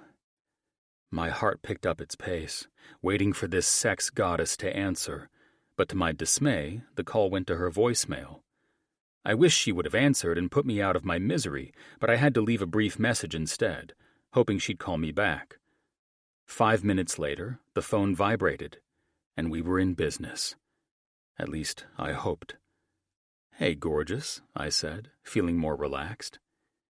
"Gorgeous would be the exact opposite of what I look like on the other end of this phone," she said with an exhausted laugh. "Uh-oh," I said, sitting up some. "Everything okay?" She softly sighed, and I could sense she was at the end of her rope for whatever reason. "Well, this might completely turn you off and save you the trouble of asking me out, but I haven't told you yet that I have a son. A 1-year-old named Brandon, right?" I smoothly and confidently cut her off. "Oh? I guess I should have known my one-night stand would not only be a stalker who shows up unexpectedly at my job, but also a man who knows the names and ages of my family members." I smiled at the sassy humor in her voice. She wasn't as bold and dominant as she had been all night with me on Jake's yacht, and I had to admit that I liked this casual side of her. "Well, it's not hard to stalk your sexy ass since our bosses are married," I answered. "True," she laughed. "So what's your main man doing to wear out his mama tonight?" I asked with a smile, imagining my golden sun goddess with her hair a mess, dressed in sweats and an oversized shirt, chasing her son around the house. "Well," she sighed, "my parents were on their way down here to get him for the weekend when he threw up all over the gown that Titus bought for me to go to the opera with him in San Francisco tonight." Fucking hell, Hawk. Still interested after 2 dates? How was that man latching on like this? This was completely unlike him, but it was also completely unlike me. What was this woman doing to both of us? I mean, it's like she was the billionaire playboy whisperer or some shit, and Titus and I were being brought to our cocky knees by her. "Your silence speaks volumes," she chuckled, while I heard bathwater in the background. I ignored her comment and decided to bring up a better topic that had nothing to do with another man. "It sounds like you're enjoying a nice hot bubble bath. I can imagine your sexy ass reclined back, hair pulled up, and your soaking wet body." "I'm giving Brandon a bath," she laughed. "Sorry to destroy your sexy visual." "Trust me, nothing can destroy my sexy visuals of you," I said. "Listen, I don't want to interfere with anything. I can call back tomorrow." "Nah, you're good," she said. "I'm getting him out of the tub now, giving him some meds for his fever and putting him to bed." "A fever? What's he sick with? The flu?" "I think it's his ears," she said. "He's been teething and might have an ear infection." "If you want, I can head to your place and take you both to see Dr. Brandt. He's a top pediatrician at St. John's, and he is my buddy. I'm sure he owes me for something anyway." "While that sounds enticing, I wouldn't want to—" I smiled. This was my inn, unfolding so perfectly it felt like the angels had orchestrated it. I had the chance to prove I was great with kids, with her kid. Brandt would definitely give me some points for stepping in while he was on call tonight. But the real win, and the reason I knew God was throwing me a bone in this dogfight, was that her son had unknowingly canceled Hawk's opera night in San Francisco. Divine intervention had never looked so fucking good. "It's already done," I said. "Give me your address and I'll take you to see Cam. He's working on call in pediatrics. I saw him before I got off work tonight." "I hate doing shit like this, though, getting favors from people," she said. "And for God's sake, I hardly know you." "Well, at the rate you and Titus are moving, you'll never get to know me. I can't believe that bastard already secured another date with you." "That bastard," she mocked me, "was going to have me meet him at his place, where his private chopper would whisk us away." I rolled my eyes.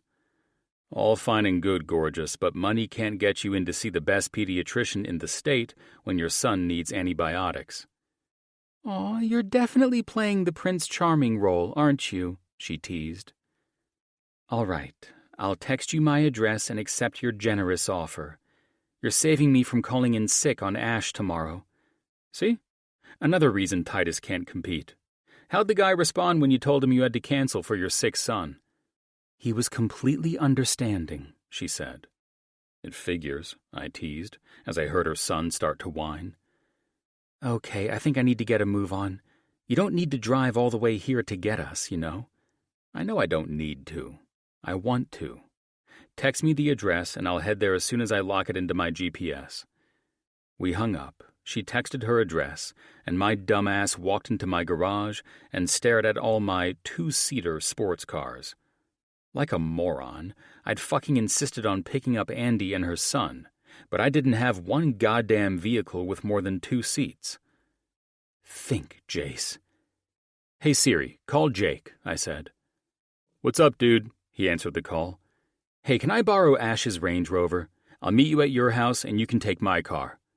Only if you're bringing the McLaren. Really? The one car you know I won't let anyone drive or even touch. That's the one, he said. And you know that's the only reason I'd choose it. What do you need Ash's car for anyway? I'm taking Andy and her son to see Brant in the ER. Is everything okay? It's probably just an ear infection or something.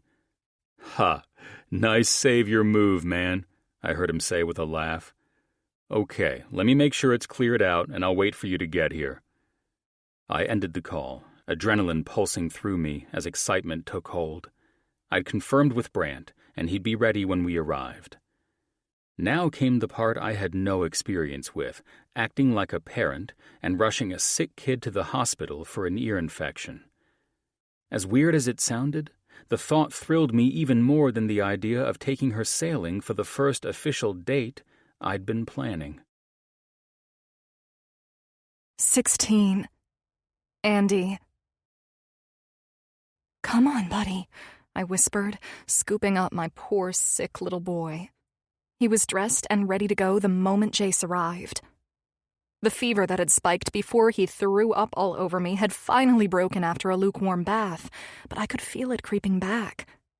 Damn it, I muttered, collapsing onto the sofa with him in my arms. He whimpered and whined, miserable to the bone. I kissed the top of his damp, curly brown hair, inhaling the familiar scent of Johnson's baby shampoo. My heart ached for him, and that was why I gave in and let Jace play the savior tonight. I'd been going nonstop since I called my parents, telling them to stay back because Brandon was too sick and uncomfortable with teething to go anywhere. I was running on fumes and hadn't given much thought to what I'd miss out on with Titus tonight. Thankfully, he'd understood my last-minute cancellation despite all the effort he'd put into planning the evening. The man had bought me a couture dress that looked ready for the Met Gala, not just a night at the opera in San Francisco. Still, none of it mattered when my baby was sick. A few soft knocks at the door alerted me that Jace, my personal Uber and lifeline for the night, had arrived. I stood, holding Brandon close, silently hoping Dr. Brant wasn't too put out with the last-minute scramble. Either way, I was damn grateful to both of them.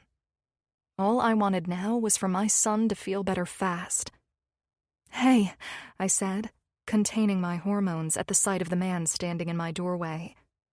"Let me get my keys."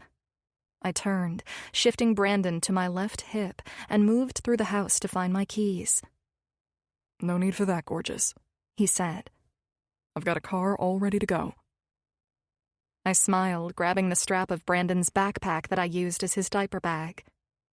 Cute, but Brandon's car seat is in my car, and I need to get it out or we aren't going anywhere.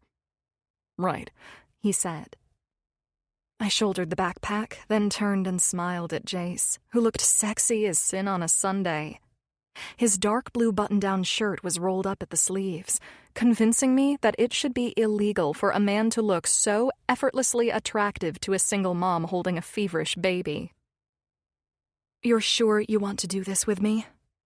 I mean, If I weren't sure, I wouldn't have traded one of my treasured sports cars, the one I allow no one else to drive, with Jake to borrow Ash's car." Damn, you aren't messing around tonight, are you? No. Now, I may not be experienced in having children, but I am not afraid to learn either. He looked at Brandon, who'd been gnawing on his fingers, watching the new stranger with deep intrigue. Poor guy, he said. We're gonna get you taken care of. This is Brandon, I said, introducing the two as if my 1-year-old son knew how to acknowledge some friend of his mom's who was on a mission to impress her for some wild reason I still couldn't understand. Brandon instantly became shy on top of feeling horrible and grumpy. Instead of the beaming smile he usually greeted everyone with, he buried his face into my shoulder and avoided any contact with Jace. I chuckled when I saw Jace frown in response. He feels like shit, I said, locating my keys and snatching them off the counter. Don't take his moodiness personally. I just feel bad for the guy. His little glassy eyes give away how badly he must feel. I appreciate you doing this for me, I said, tossing him my keys. Here, do me a favor and grab his seat. We walked out of the condo without saying another word, and I grinned at how cute Jace's gesture was, but I had to remember not to get attached. I wasn't used to having anyone help me like this. I certainly didn't want to become dependent upon it, especially if this guy was playing silly relationship games and I was just enjoying the flattery. The fallout after we called it quits, which I was pretty sure we most likely would shatter me in my heart if I wasn't careful. A single mom with a cabriolet Porsche? He said, opening the door and grabbing the seat out. Damn, gorgeous, I like you more and more. Of course me having a sports car would turn your ass on.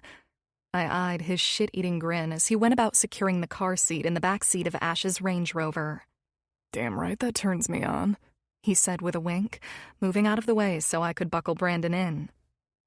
I dig a chick who sees value in cars. I hate to burst your bubble, but I'm not into cars, I said, as we got into the 2 front seats and quickly headed out of the parking lot. Jace was not wasting any time, and I appreciated that. My parents bought me that car as a graduation gift. That's fair, he responded as he pulled onto the highway. So if you're not into cars, what, may I ask, interests the one lady I haven't been able to get out of my mind since we first met? I don't know. Nothing, I guess. You seemed to know about sailboats when I bought that painting. So if you're not into cars, maybe boats? I didn't want to get into my love for sailboats and boating just yet, especially since this wasn't a normal date. This was just my one-night stand offering to help me get my sick kid into the ER and hopefully on antibiotics. You know, I said, skillfully sidestepping the whole boat topic. This small talk between us is painfully weird. I laughed, shaking my head. We're a perfect fit in bed, but when it comes to actual conversation, we're a train wreck. I have to agree with that, he chuckled, his eyes skimming over me in that way that made my brain short-circuit. So let's skip the awkward part. Tell me something that actually interests you. I love small dogs, I blurted, instantly regretting it. He tilted his head, amusement flickering across his mouth. Fantastic. Out of all the things in the universe, I went with small dogs. Not travel, not books, not anything remotely sexy or intriguing. Nope. Just the verbal equivalent of beige paint. I could practically feel myself shrinking under the weight of my own unoriginality. Small dogs are an interest of yours? He said with confusion. I don't know, I shrugged. I can't really think of anything. That's okay. Tell me about your love of small dogs, he urged. That really was a lame thing for me to say, wasn't it? I laughed. Not at all. He grinned. But now I'm dying to know where this passion for tiny canines comes from. Fair enough, I said. Well, my parents got me a Yorkie when I was little. It was mainly meant to be like a brother or sister to me since I was an only child. That's adorable, he answered. I guess. She was a really sweet little thing named Roxy. I smiled at the memory. The downside of getting your little girl a dog is the heartbreak that goes along with losing them. Not great for a 12-year-old to go through, you know? No shit. Especially if they purchased it to act as a sibling, he said. Do you ever think about getting another one? I looked at him, hearing some sincerity in his voice and liking it. I hadn't thought of it, but I think Brandon and I could have a lot of fun enjoying a cute little Yorkie. He laughed. Well, I'm glad I could help. My only advice would be not to allow Brandon to see it as his sibling. Excellent point, I answered, glancing back at my son, who was sound asleep in the back of the car. So now that we have my interests in small dogs discussed and out of the way, what are your interests, Dr. Stone? Outside of medical science and work, of course. I think you already have a clue, he answered, smiling at me. Sailboats. I love getting out on the open sea, allowing the wind to catch the sails and hearing nothing but waves, the boat slicing through the choppy waters and feeling the salty wind in my hair. I knew exactly what he was talking about, and for a second it made me yearn to be out on one of Dad's boats doing precisely that. I wished I felt comfortable communicating that with this man, but something told me now wasn't the right time. Oh yeah? I tried to play dumb. He glanced over at me. Something tells me you know what I'm talking about, but for some odd reason you won't admit to it. Fuck. Is it too personal or something? Maybe bad memories? He pried. Not at all, I answered. I love everything you mentioned about them. My dad owns a yacht company in Santa Barbara. He's a broker. No shit, he said, as if that info blew him away. What's the name of it? My dad's company? I laughed. Why, are you going to buy a sailboat from him? No. He laughed that off. My dad is in the same business, but he works out of Los Angeles. If he's not merging with a yacht or a private aviation company, he's competing with them and forcing a hostile takeover. Damn. So you're telling me I'm with the son of a man who would put my dad out of business in a heartbeat if he didn't bend the knee? He sighed, seeming upset about something. Pretty much. He glanced at the rearview mirror and then back to the road. My dad and I are close in many ways, but his view of money and the ruthless lifestyle he lives by, being a vicious and heartless shark in business, is something we do not see eye to eye on. I studied him momentarily. I don't know you well, but I can sense that about you. He smiled over at me. I'm happy you sense that, because it's a fundamental tenet of mine. My dad's a good man, but in business, he's a brutal bastard. I chuckled. Well, hopefully my dad's business is safe from the man, or I might have to hate you. That better not fucking happen, he answered. I agree. I smiled. I'd hate to have to blackmail you with something to make your dad back off of mine should the day ever come. There would be no blackmail necessary, sweetheart, he said. I would back my dad off the second he mentioned it. However, I'd need to know the name of your dad's business. Marina Vista Yachts, I said. It's an elegant and very established business, and if any big, rich corporation tried to bury it or do a hostile takeover, they would lose all their clientele. How so? He questioned as we pulled into the hospital parking lot. My dad has worked hard to keep his clientele happy and satisfied. He's extremely outgoing and goes above and beyond to ensure word of mouth returns more business than selling sailboats alone. His heart is very much into it, and his extremely wealthy clients know and love that about him. Definitely something my father is not. He smirked at me, pulling up to the ER. Here. Tell the ER receptionist that Dr. Cameron Brandt is waiting for you. I'll bring his bag and stuff in after I park the car. After I got Brandon out of the car and marched into the hospital, the sight of the packed waiting room made me instantly realize that I couldn't thank Dr. Brandt or Jace enough for making this nightmare of a day just a little easier. They didn't have to do this, yet here we were, walking straight past the chaos. instead of wasting energy on small talk, worrying about small dogs or stressing that Jace's dad could probably crush my father's business without breaking a sweat, I felt grateful. I was damn tired after the day Brandon and I had been through, and I didn't have the words to express just how grateful I was to these men for letting us skip that line and for getting Brandon the care he needed. Just knowing he was on the road to recovery meant everything to me. 17. Jace. I stepped into Mrs. Kilgore's room, finding her propped against the pillows, cheeks pink, eyes bright, the picture of someone who had no intention of letting heart surgery slow her down. "Well, look at you," I said, flipping open her chart. "Still making a full recovery look easy." "I told you, Dr. Stone, not even this stubborn heart could keep me down." I grinned.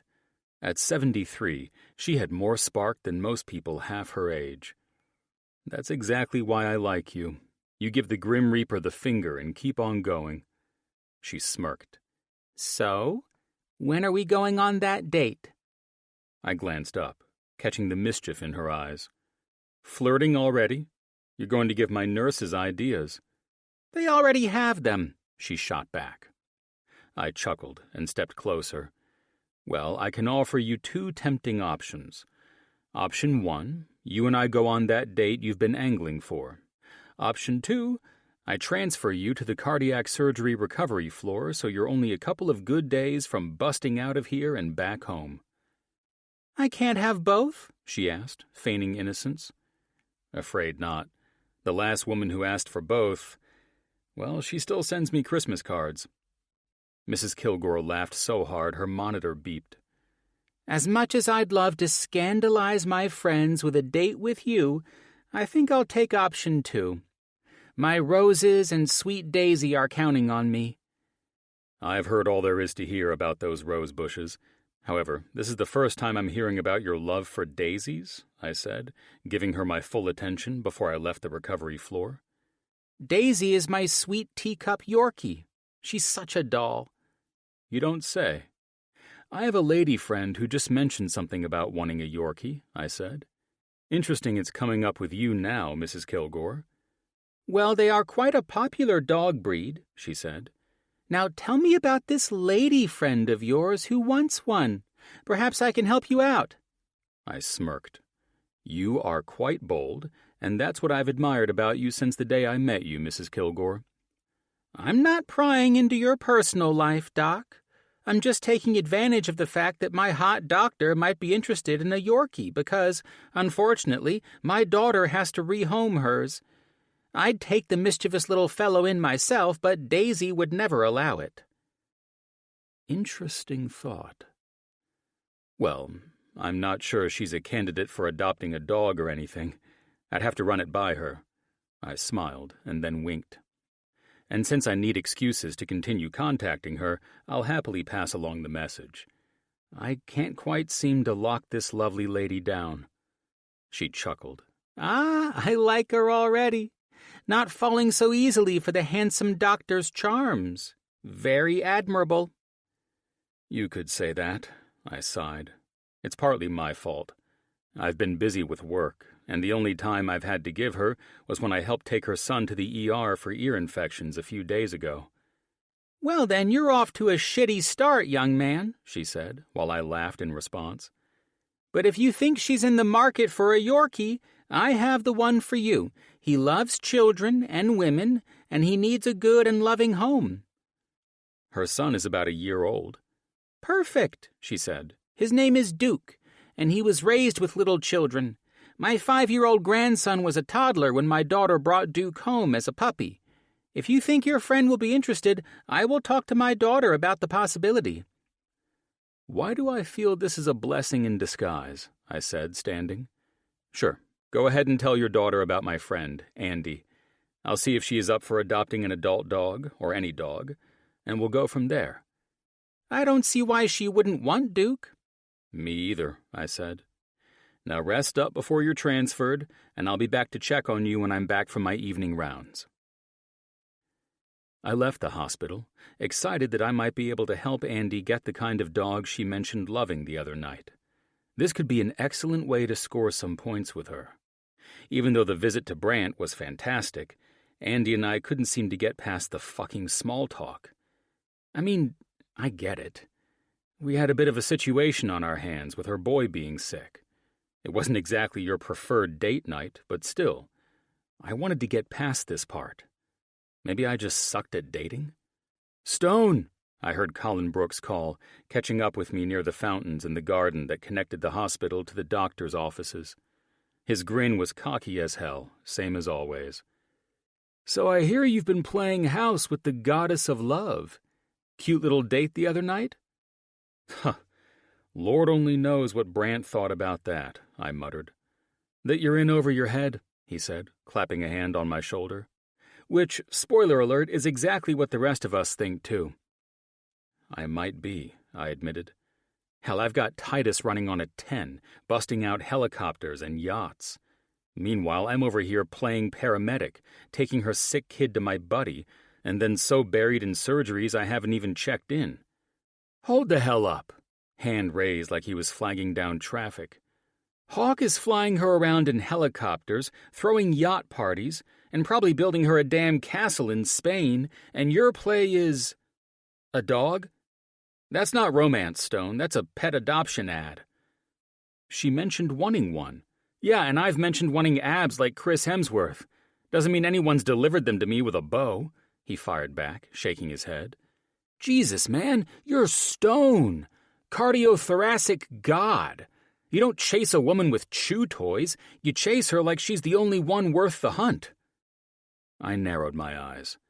"If it helps, I don't suck in bed. That much I know." He barked out a laugh.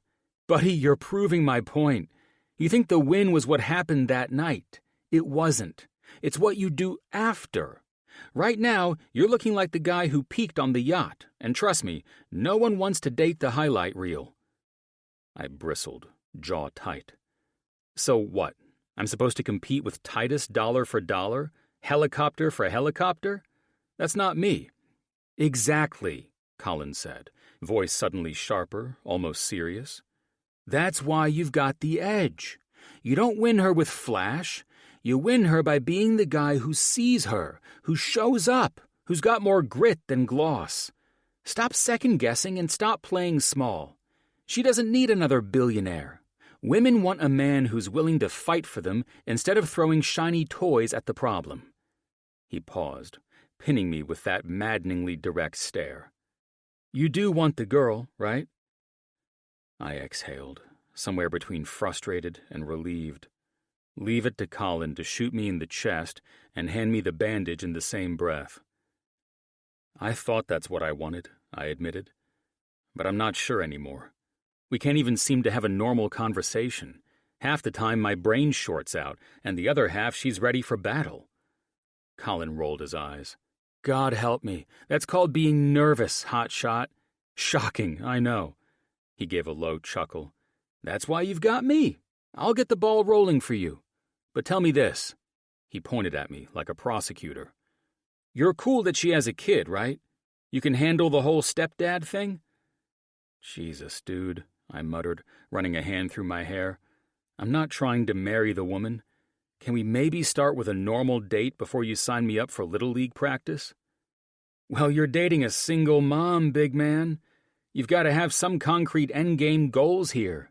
You don't waste a single mom's time or energy if you plan on being in their life. They're not easy dates, and you should always think long-term before you even step on the path so no one gets hurt, especially the kids." "How would I know if I want to be a fucking stepdad or not? I like the woman and want to get to know her better. I'd like to see if there is potential for more between us, but like I said, I can't get past the small talk." "You mentioned she wants a dog, right? Then you're going to show up with the fucking dog she wants, offer to pay for obedience school for a year, and do everything to make her and her son feel blessed to have you in their lives. The small talk will wrap up on its own. She just doesn't trust you yet. You haven't forgotten you were her one-night stand, right?" "That usually never works against me," I said. Well, this time, you fucked a woman who has a sense of self-worth, and she's going to make you bust your balls if you want more, not the other way around. That's where your problem is, he said. You're way too used to women begging for you, not the other way around. I don't think getting her a dog without discussing it with her first is a good idea, I said, feeling frustrated that I was even having this conversation with Colin Brooks. Dude, trust me, he said. We're getting information fed to us through Ash, okay? Titus has already made plans with her again, and she accepted. This whole love triangle you've entered is going to end up with your ass babysitting the kid while Titus flies her off to Paris for Fashion Week. Do you follow me? Fuck. Yeah, you went a little too fucking hard on the Mr. Nice Guy routine. Casanova Tycoon has got you beat by miles right now, my man. You're not a fucking chump, so don't act like one, he said. I chuckled. Well, that's all you fuckers ever refer to me as whenever I bring up my hot and spicy nights. That shit is just to keep you on your toes. We can all see a difference here, and whether you even know what is so different about Andy, the truth is written all over you that something is fucking different. I sighed. Fuck, this almost seems like too much work. If you can win the girl in the end, it'll be worth it. Nothing perfect in this wretched life is ever free, he chuckled. True, I answered. Come on.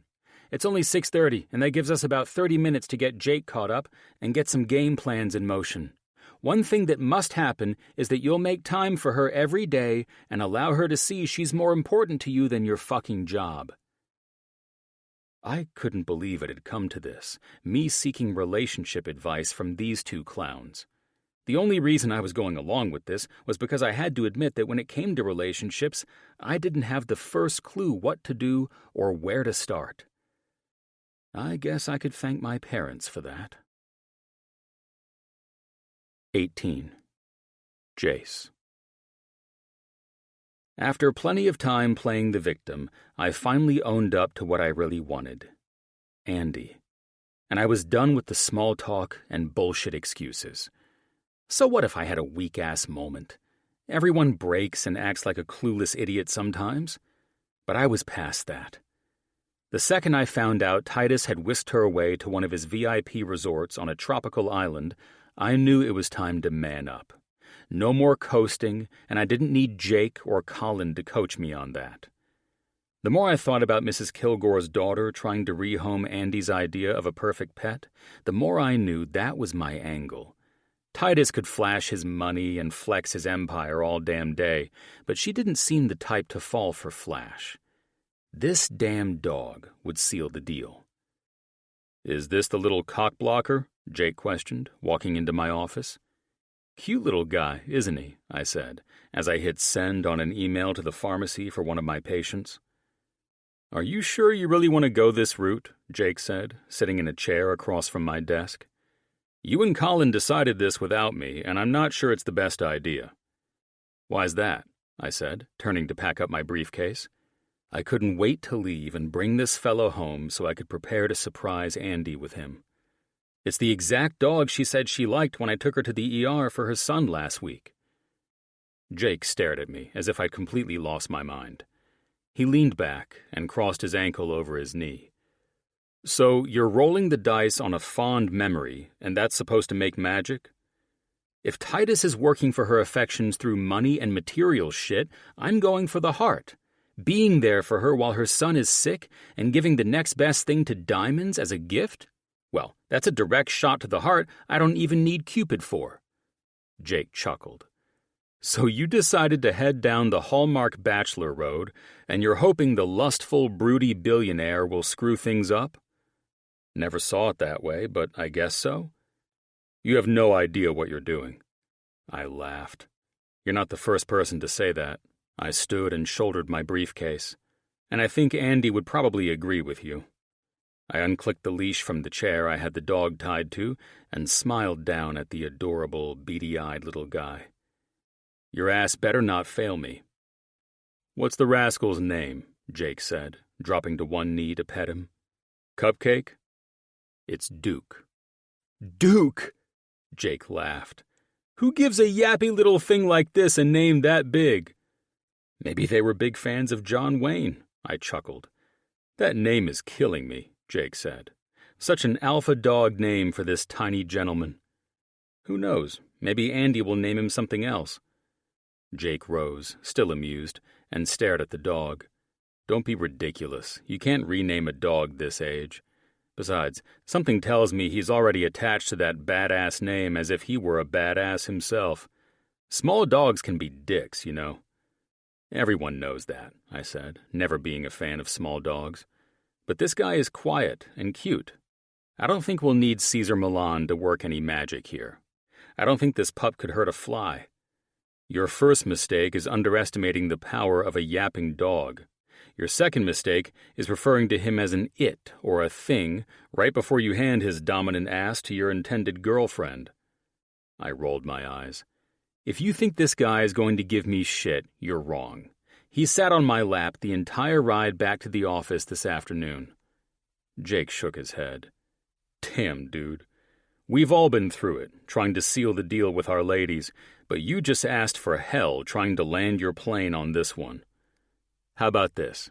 If it doesn't work out, and he's a dick to me like you're saying, then I'll give him to you. Oh, and tell Ash thanks again for being cool with Andy bringing him to work with her. Ash thinks it's adorable. In fact, she thinks this whole idea is cute and charming. I, however, disagree with my wife on the matter. Well, start agreeing with her because I'd hate for this pup to cause relationship problems for you while helping me secure the one I want. Jake folded his arms, smiled, and glanced down. You going to clean that up? I looked at Duke and saw where he'd just taken an enormous shit while waiting for me to go. Fuck, I muttered, reaching for the Kleenex box on my desk. Dude, you can't shit in my office. That shit represents his domination of your ass, letting you know it's his office, Jake chuckled. I'm telling you, man, small dogs don't mess around. I've taken note of that. Now let's get out of here, I said to the dog, then looked at Jake. I'm having Andy over tonight to surprise her with him after she gets off work. Ash said she's picking up Brandon with your kids at the sitter's house, so thanks for that, too. I can't wait to hear all about this from Andy when she gets her main man tonight, Jake said, smiling. It was close to 7:30 when Andy called, asking me to unlock the gate to my place. So far, so good with Duke. I could proudly say Jake was wrong about the dog hating me or being some obnoxious barker. In fact, Duke loved running laps in my backyard and watching everyone take their evening strolls down the beach. Hell, if Andy didn't want the little guy, I could easily keep him. This place could be his castle while I was at work, and he and I could enjoy sunsets, beers, and people watching together on my terrace. Hey, gorgeous, I said, walking through my courtyard and out to the circular driveway where she parked. Wow, impressive, she said, stepping away from her Porsche and walking toward me. Jesus Christ, she was gorgeous. Her all-white pantsuit exuded glamour and class, and her long golden curls flowed effortlessly to complete the look. She was perfection, everything I could want in a woman. But I'd had her physically, and somehow it wasn't enough. She was brimming with sass and dominance, making me want more than what we already had. I'd been slipping on my game, letting intimidation win while Hawk played his, charming and seducing her in every way he knew how. And me? I'd been stuck on the sidelines without a spine. But now, as she walked toward me with that flirty grin, flashing those perfect teeth, and that sexy mole just above her upper lip pulling my attention like a magnet, I finally saw it clearly. Of course Hawk couldn't get enough of her. She was irresistible. So what's the big surprise? She asked. By the look on your face, I'm afraid I'm only here to get whisked into bed with you again. Is that my big surprise? The fact that you showed up here and still haven't left tells me I might have a shot. But no, I'm not Titus Hawk. I edged that in just to feel out if they were sleeping together. Look at you, trying to pry, she said, her eyes sparkling with humor. I don't owe you this, but because you helped me with my son the other night, I'll set your mind at ease. No, Titus and I haven't gone there. Thank God, I cut in. Yet, she finished with a cute laugh. Come on, Miller, I said, taking her hand and guiding her up the steps to my entryway. Electric sparks surged through me at the warmth of her slender, soft hand, enough to make me want to skip the tour and take her straight to my bedroom. All of this on a doctor's salary? She teased. I'm a very good doctor, I said, leading her to my terrace, where Duke waited in his carrier with a bow on it. And I also have a very wealthy father who taught me how to invest properly in the stock market. Not bad, she said, with a sly smile. Well, that's exactly what I'm aiming for tonight, so that's 2 points for me. I guided her to a teak lounge chair where her gaze could take in the stone lines of the manicured back patio leading toward the infinity pool. At the edge, in his perfect little package, and still not yapping, sat the blue carrier with a large bow on top, the pool giving the illusion the dog carrier was floating on water. Is that what I think it is? She asked, her eyes instantly locking onto the carrier. It is, I said, my heart racing with excitement as her sparkling blue eyes lit up and her jaw dropped open. Only if you won him, of course. Then he's yours. Mine? Him? She stood in shock, edging closer. How do I get to him? Do I have to swim? I laughed. No, stay here. I just set him out there to create an exciting image of your and Brandon's new pal. When I brought Duke back, and she reached into the carrier to pull him out, my heart swelled in a way I hadn't expected. Her usual composed expression melted into something soft and pure. For a second, I wasn't looking at the confident, guarded woman I'd been chasing. I was seeing her as a little girl, wide-eyed and full of wonder. And it hit me harder than I cared to admit. That simple, unguarded moment was the sweetest thing I'd ever witnessed. And somehow, impossibly, I found myself even more drawn to her than I had been before. I watched as she interacted with him, noticing how his entire demeanor shifted, as if he sensed he was exactly where he belonged. I stayed quiet, giving them space to connect while smiling inwardly at how perfect the moment felt. I couldn't wait to tell her the story behind how I found him, about my patient, and how I'd made it as easy as possible for her to welcome him into her life. With everything on her plate, I wanted her to see that having him wouldn't be a burden or a sacrifice, but the perfect addition. 19. Andy. I stared into Duke's tiny, trusting eyes, and it felt like the adorable little guy saw straight into the parts of me I kept hidden. His eyes reminded me of my sweet girl, Roxy, with the same amber color and honeyed flecks. While Roxy had been a full-sized standard Yorkie with boundless energy, Duke was smaller and carried himself with quiet confidence, making him feel like a perfectly polished little gent. Hi, Duke. I set him on my lap and petted him gently. Aren't you the pocket-sized little prince? I smiled, running my fingers through his perfectly groomed coat, forgetting everything around me. Your fur is so soft, like melted caramel swirled with espresso. Damn, I've got to step up my game now, Jace said. I looked over at him where we sat on his patio. How so? I smiled. You couldn't be any higher in the running if that's what you were going for. I glanced back at Duke. You are the most adorable, sweetest little man. That right there, Jace said in his usual smooth, sexy voice. He's already earned your trust as the perfect gentleman and the sweetest man. I laughed at Jace's pitiful, playful expression. And here I thought you'd be more jealous of another man wanting to date me, not a dog the size of my purse. I just know the other man can't steal your heart like that little fellow. Hell, I can't even steal your heart by giving him to you. You don't know that.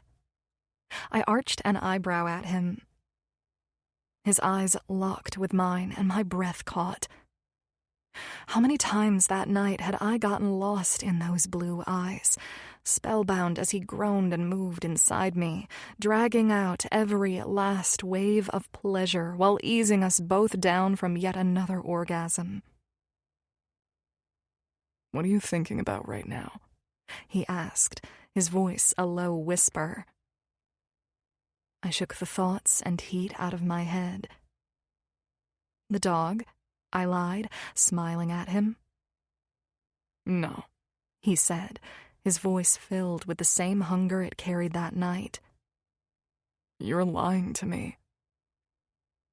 Damn, he was so sexy as hell. "Fine, I'm lying," I said, scrambling for a cover. I was thinking about how this is the kindest thing anyone has ever done for me. I can't believe you remembered our conversation about my first dog and somehow managed to find what feels like the perfect dog. I turned back to Duke, who was stretched on my lap enjoying the attention. I'm the one intrigued now, Dr. Stone. His expression dimmed a little, as if my answer let him down. "Well, I don't want to lose any points here, but I didn't necessarily go out searching for him. I suppose he fell in my lap at the right time." "Oh?" I said, relaxing as Duke grew calmer. "I'd love to hear how you found him." "A patient of mine who has a Yorkie named Daisy was recovering from surgery. While I was checking on her vitals one day, our conversation got around to her daughter needing to rehome that little guy," he said, nodding toward where Duke was now curled in a ball of soft fur asleep on my lap. "I also think he's already in love." He chuckled, and my heart skipped at his boyish expression. "Time will tell," I answered, stroking the soft fur behind Duke's ears. "Little dogs can be tricky." "I've heard that, but I think he's the best little dude. He rode in my lap the entire drive from Long Beach, where I picked him up on my lunch break, and then slept quietly in my office while I saw my last 3 patients of the day." "Seems he's well trained in obedience," I said. "If he's that good at a workplace, then Ash should be fine with him coming to the gallery with me." "I'm telling you, I'm impressed. My patient's daughter, Renee, said he's extremely smart and well-behaved when you need him to be. He's got a playful side, and that's why her kid loved him so much when she got him as a first birthday present." How sad that she had to get rid of him. It's horrible to have a dog for so long and then give it away, especially when it was a present. "I think she's hit some rough times. Vet bills, food, working 2 jobs, paying for daycare. She had to make the hard choice to let him go to a home where he'd get the attention she and her son couldn't give him." "Oh, that breaks my heart," I said, truly saddened that hardship had forced them to give up Duke. "If you keep in touch with her or your patient, will you let them know, I promise, we'll give him the life they hoped he could have?" He smiled. "Of course I will." He stood as the breeze picked up. A chill filled the air as the sun dipped, and beyond Jace's perfectly lit pool, the sky darkened. "If you want to stay a little longer, I can turn on the patio heaters and light the gas fireplace to match the ambiance of my party lights." I nodded. "This place does have ambiance," I said, admiring the deep blue of his infinity pool. "I love how you have the spotlights on the palms and banana leaves. I feel like I'm in a tropical resort."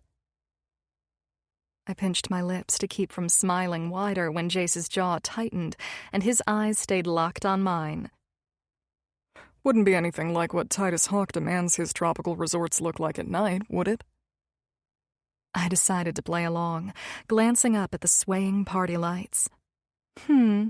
I'm not one to compare, but if I had to, I'd need a margarita in my hand, that fireplace lit, and the sound of a live ukulele playing in the background. "You've come to the right place. I've got talent in all those departments," he said. I watched him light the fireplace before returning to me. "Here," he said, grabbing a remote. It may not be live music, but the sound system I had custom installed might as well be. Let me get your music going while I mix up that cocktail inside. I couldn't stop smiling. I was genuinely happy, more confident than I'd been in a long time. I liked this unexpected side of Jace. He was proving to be a quiet romantic in his own charming way, and I couldn't help but adore that he was just a little jealous of Titus. So, tell me, Jace said, after we'd both had 2 margaritas and our minds were loose enough not to give a shit about anything. are you the type who digs rich tycoons flying you to destinations most people can only dream of? Are you jealous? Absolutely. He answered without hesitation. I hate that the guy I'm up against is Titus fucking Hawk. Most women would kill for a first date with him, let alone a second. And here you are, what, on your 5th? I rolled my eyes. If I take him up on dinner tomorrow night, it'll be my 4th. Jesus Christ, that man is blowing my mind with his pursuit of you, he said, frowning into his margarita glass. You both crack me up, you know? How so? I don't know if it's because I've never had 2 gorgeous men hot on my ass, or because you're both crazy, but it's like you're competing over something, and I'm not entirely sure it's me. His expression sobered, the lightness fading. I don't know what Titus is after. Everyone knows he's never been tempted to settle down, so I can't speak for him. But for myself? His voice grew quieter, more reflective. I'm following something in me that wants more with you. Truthfully, I was just like Titus before I met you. But after the night we shared, I haven't gotten you out of my head. My breath caught at his words. I had felt the same way, but I hadn't thought he did. I'd assumed this was just a power play between billionaire friends, and I was along for the ride, a source of ego while they competed. With Titus, it was all fun and surface level. With Jace, it felt different. There was something deeper I couldn't explain, a pull that made me want more, even if I was afraid to admit it. I thought this was just some silly game between the 2 of you, I said. It may be a game to Titus, but not to me. I want to know you better. I know I've wasted a lot of time working and letting Titus date the fuck out of you, but I'm done sitting back. If he wants you, he'll have to work for it, just like I do. I look forward to that, but I need to cut this short and get my son. I grinned, stood up, and instantly realized I wouldn't be driving anywhere. Oh, shit, I muttered, head spinning. I shouldn't have had that second margarita. I rubbed my temple, shifting Duke into my arm. I have to get Brandon. I'm not buzzed at all, he said, chuckling at my lightweight status. Let me drive you to Ash and Jake's. I would normally decline, but since I drank without eating today, I'll take that offer. I'll get my keys, he said, stepping closer. I wish I could beg you to stay longer, but I can't steal you from your boy like that. His smile was tender, and my heart warmed that he'd consider Brandon over his own needs. Perfect response, I said, tipsy and happy. He stepped forward, eyes locked on mine with quiet intensity as his hand cupped my face. I hadn't realized how much I'd been yearning for his touch until that moment. The warmth of his hand, the way his eyes stayed on mine, the subtle, nervous bite of his lip wrapping around me like gravity I didn't want to resist. I want more with you. I swear to God I won't mess this up. He exhaled. I may not be the best in relationships, but damn it, I'm going to try. If I can be a genius with the physical side of the heart, performing transplants and shit, I sure as hell can figure out the emotional side of it. He gave a tiny smile just before leaning down to seal his words with a kiss. My heart took off, and my mind went blank with the desire to feel his lips on mine. Unfortunately, Duke wasn't having it, and for the first time, the little gentleman rudely interrupted us. His barking sounded like he was yelling at Jace. We both laughed when my little protector decided to break the moment. "Well, that's going to suck," Jace said with a laugh, looking at Duke. "The last thing I need, aside from you stopping me from kissing the girl, is you proving Jake Mitchell right about being a cock-blocking yapper." Duke barked again, sharp and deliberate, his way of saying if Jace planned on sticking around, he'd need to get past the gatekeeper first. "No, Duke," I ordered, which only made the dog go after Jace more. "Looks like you'll need some obedience training when it comes to listening to me," I said as sternly as I could, trying not to laugh. "I'll be paying for that shit too," Jace said with a small laugh, just as Duke gave him a look that could only be described as canine for "go fuck yourself." I hadn't expected to end up with this little guy tonight, and I definitely hadn't expected the sincerity I'd gotten from Jace. We didn't go deep, but his honesty felt real and raw. For the first time, maybe thanks to the margaritas, I let myself consider this could actually lead somewhere if we both stayed open to it. Right now, with a little booze and a lot of adrenaline, I was completely down for that. Maybe I'd feel differently once I sobered up, but for now, the mix of fear and excitement felt like the best part. 20. Andy. "That's my final sale before I'm out of here for the weekend," I told Ash while shutting down my computer and turning to grab my purse. "Just that?" She chuckled, leaning over to pick up Duke in the cute carrier I bought for him. "Listen, me encouraging that couple to spend an extra $500,000 on your Ashley original is just another day in the shop, honey pie," I said with a wink, walking around my desk and over to her. "It still blows my mind that my paintings sell for so much money," she said. "I sometimes wonder if it's because I'm Jake Mitchell's wife and Jim Mitchell's sister-in-law." I shook my head and sighed. "Don't be self-deprecating. Maybe some people buy your work because you're married into a family with notoriety, but don't sell yourself short. Your work sells for that amount because it's more than just a painting. There's so much behind your brushstrokes and the images you bring to life." "Well, thank you, and I don't mean to put myself down, but it's just surreal." She paused and gazed around the shop. "These are all the things I would paint at home in a garage and then throw an old blanket over them to save them from dust.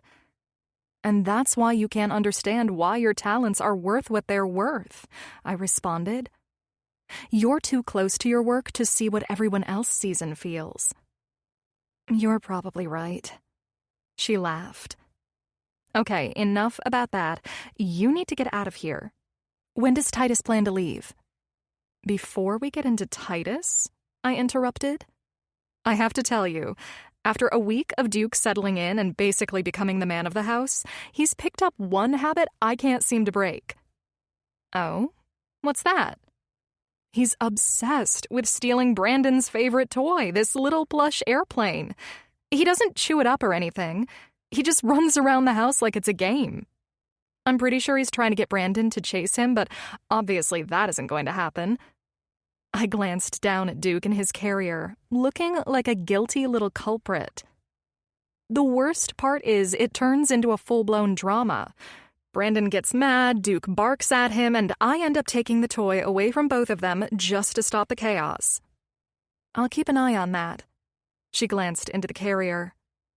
"He's such a cutie, and I'm excited to have him and Brandon for the weekend. Aside from my parents, you and Jake are the only people I trust with my little guys while I'm doing ridiculous things like being whisked away to Costa Rica. Oh, don't you dare start that." She crossed her arms and forced the sternest gaze she could muster. "You are not doing anything wrong by going away for the weekend and allowing your good friends to babysit. This is all normal behavior in the dating world of single moms. You can't sacrifice your life or you'll go insane, be unhappy, and ultimately make your kid unhappy. At precisely 5 o'clock, the doorbell rang. Titus's driver was right on time, ready to whisk me away to whatever elaborate plan he had orchestrated this time. Titus never called or texted ahead, which made it feel more like a scene from some rom-com than real life. The whole mysterious billionaire bit he played was almost laughably over the top, but I had to admit I loved it. Every surprise, every gift, every ride on a private jet or helicopter was ridiculous in the most surreal way. It was like I'd stepped into someone else's fantasy, and I didn't mind staying a while. The driver pulled onto the private tarmac that led to where Titus's jet stood waiting in the hangar. The steps were down, and the red carpet was already set and prepared, likely because Titus had already boarded. I went through the side door to meet with TSA and was then led to where Titus's luxurious jet awaited. I walked over to the plane. It was a dark metallic gray with a subtle gold stripe running its length. It was elegant and commanding, just like Titus Hawk. I smiled at his captain, who had a formal and calculated demeanor to make you feel like you were stepping into something rare. "Good evening, Miss Andy," he said with a small professional smile. "We are honored to have you on board with us again." "Thank you," I answered, shocked that the man remembered me from the last trip.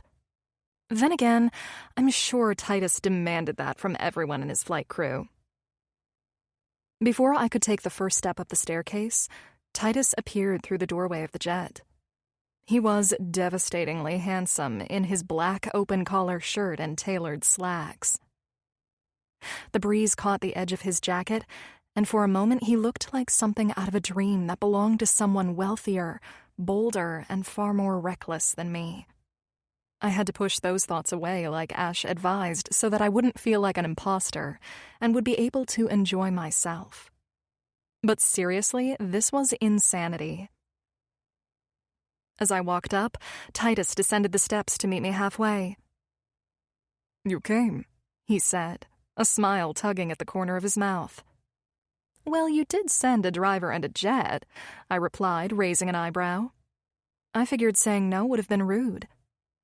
"If you would have said no, perhaps you'd find out just how rude I could be." "Trying to intimidate me?" I playfully responded. "Never. Just trying to inform you that I do not play games when it comes to ensuring I spend time with you." My breath caught with the way his golden eyes became dark and mysterious, looking almost like melting honey. He reached out and took my hand with his warm, steady grip. We stepped into the cabin, and I felt the shift instantly, just like the first time I'd boarded his private jet. The tranquility enveloped me. The scent of leather and expensive cologne mingled with the soft glow of ambient lighting, making everything feel intimate. "Come, sit," he said, leading me to the cream leather seat beside his. "We're just about to take off. Are you comfortable?" "More than." I smiled at him. "Good," he murmured, leaning in just enough to make my skin spark. "Because I've been waiting all day to see you." My heart was thudding as I sank into the seat. Titus leaned over and, without pause, buckled me in himself, fingers grazing my waist while his golden eyes stayed on mine.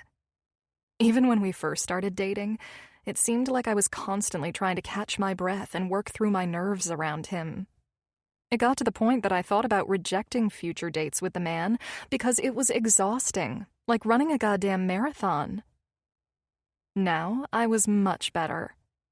Spending the weekend at his resort in Mexico had worked most of the jitters out of my system.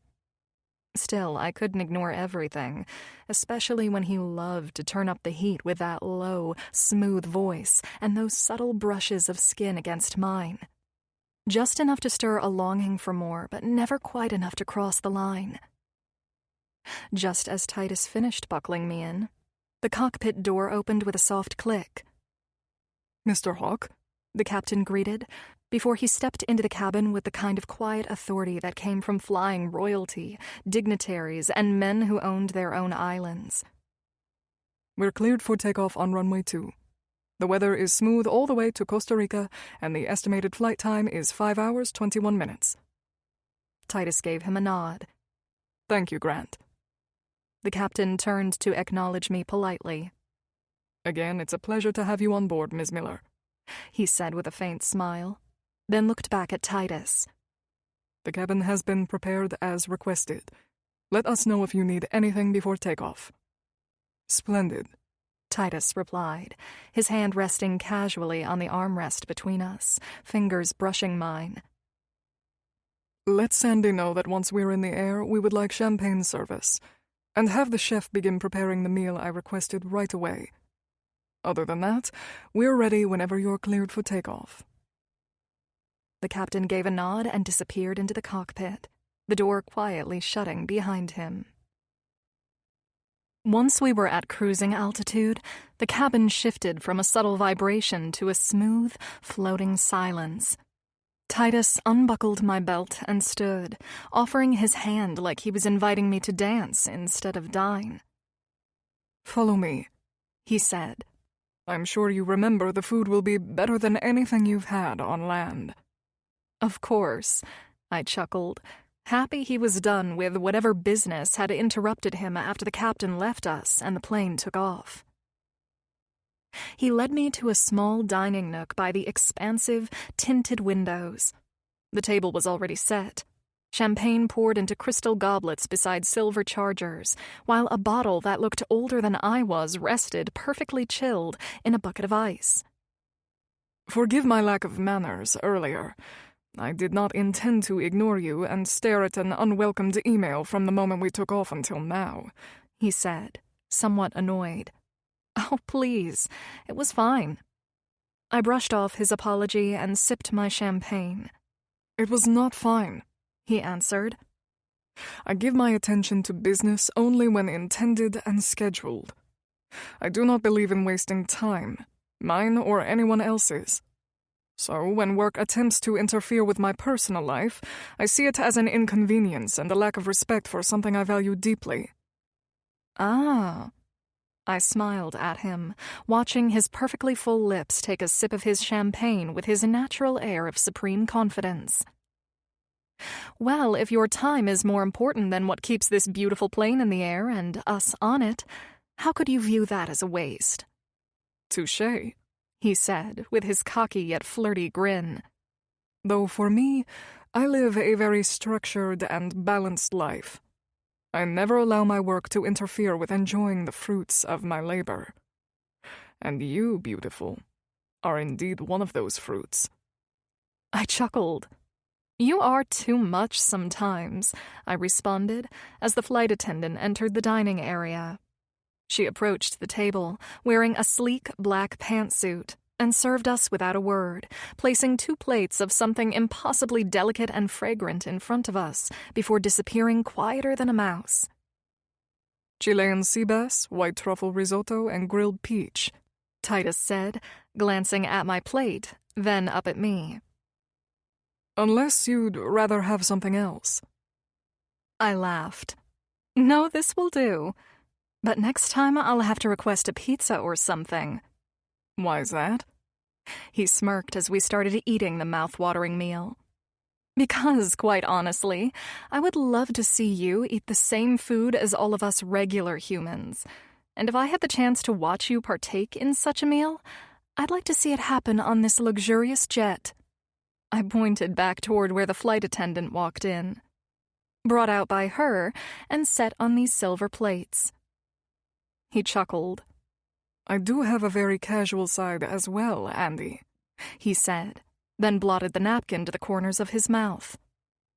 I have been known to eat a burrito from a food truck and even a McDonald's cheeseburger that Jim Mitchell demanded I try, as he felt the same as you about my meal preference. And how did they taste? I questioned, before taking another bite. The burrito was decent, but the burger I couldn't stomach. Jim still gives me shit for it. I laughed. Perhaps you can acquire a taste for it? A smile touched the corner of his lips while he swallowed, and then took a sip of champagne. He set the glass down. I can't imagine why I would do such a horrible thing to my body. That burger made me feel like a horse at a salt lick. You can taste nothing else. Wow, you definitely were raised on another planet. No, I just know what I like, how I like it, and what to do with it when I have it. That is what drives my constant desire to have you join me whenever you can. I'm quite flattered, I said, taking another bite of food and unable to keep the conversation going. Just as we finished our meal, Titus stood. Please stay here. I have something for you, he said casually, walking to a lacquered storage cabinet near the rear of the jet. Titus, you don't have to do this every time, you know, I said, trying to let the man know that he didn't always have to spoil my ass rotten with expensive gifts. I know. He pulled out a sleek black garment bag and a small velvet box. My stomach fluttered, but shit, whose wouldn't? I knew he'd had something made for me when he told me not to bother buying a gown for the grand opening, but the jewelry box, this was a first. He brought them over, setting them on the table like precious offerings. He became more serious. This resort Jim and I built together, Solara Alta, started as my mother's dream. Before she died, she used to talk about this special place. This coastline on the Papagayo Peninsula of Costa Rica, as if it had a heartbeat. He slowly unzipped the garment bag, revealing the gown inside. It was a floor-length, deep emerald silk gown with subtle gold threading that shimmered like sunlight through leaves. The design was otherworldly, somewhere between goddess and heiress. I was speechless. My precious mother had a saying, he said softly. Wear something that turns heads slowly, not all at once. Elegance is never rushed. He opened the velvet box to reveal jewels resting on midnight blue silk, pieces that perfectly embodied his mother's words. I sat in stunned silence, my eyes fixed on a matching set of earrings and a necklace. Rare green sapphires, set in antique gold, so delicate and intricate they looked as if they had been crafted from the very leaves of the Costa Rican rainforest. These were hers, and I humbly ask that you wear them to the opening to help me honor her memory and the resort created for her. I blinked. Titus, I can't wear your mother's— You can, he interrupted in a low, serious voice. Because you are the only woman I know who can walk into that place wearing my mother's jewels and make them more beautiful. Things seemed to be much different with Titus this time, and I wasn't sure how to feel about that.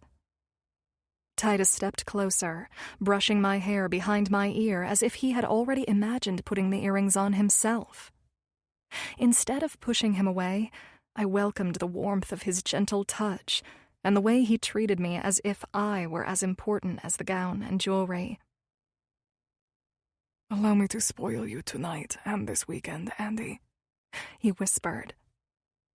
I have so much to offer you, if you'll just allow me. I exhaled all those nerves I fought off whenever I was around this man and his overly charming words and gestures. Jesus, I did not expect this from him tonight. Spoiling me? Yes, that's what I'd gotten used to. Honoring his mother at the grand opening of the hotel he and Jim had designed and created? I wasn't exactly mentally prepared for that. He stepped closer, eyes glittering gold in the low light. You live in my world now. And in my world, I make sure the woman on my arm is the most breathtaking thing in the room. I couldn't stop the flush creeping up my neck, equal parts awe and discomfort.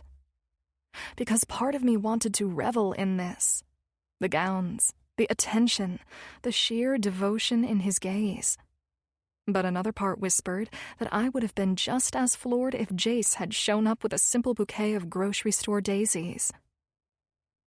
That was the difference. Titus dazzled me. Jace disarmed me. "Try them both on," he urged. "The moment we land, I want to see which one makes you glow brighter." I brushed the fabric, pretending the silk alone could anchor me in this world. But deep down, I knew, if it were Jace standing here, I wouldn't need silk or jewels to feel like I belonged. 21. Jace. Over the last 3 days, saying I'd had a chance to catch my breath would be a flat-out lie. I spent 48 of those hours working back-to-back ER shifts on call with barely a wink of sleep. The next 24 I used trying to recover, only to jump into a 12-hour workday full of patient appointments, surgery scheduling, and post-op rounds at the hospital. I just wanted to go home, take out my boat, which I hadn't seen in weeks, and find my bearings. I still might do that, if I could get out of staying too long at my parents' house tonight. Unfortunately, my brother Dorian, whom I hardly had a relationship with, was visiting before flying off with my parents to the grand opening of Titus's exclusive hotel resort in Costa Rica later tonight. So, we were all here, gathered together to pretend we were some picture-perfect family for a couple of hours.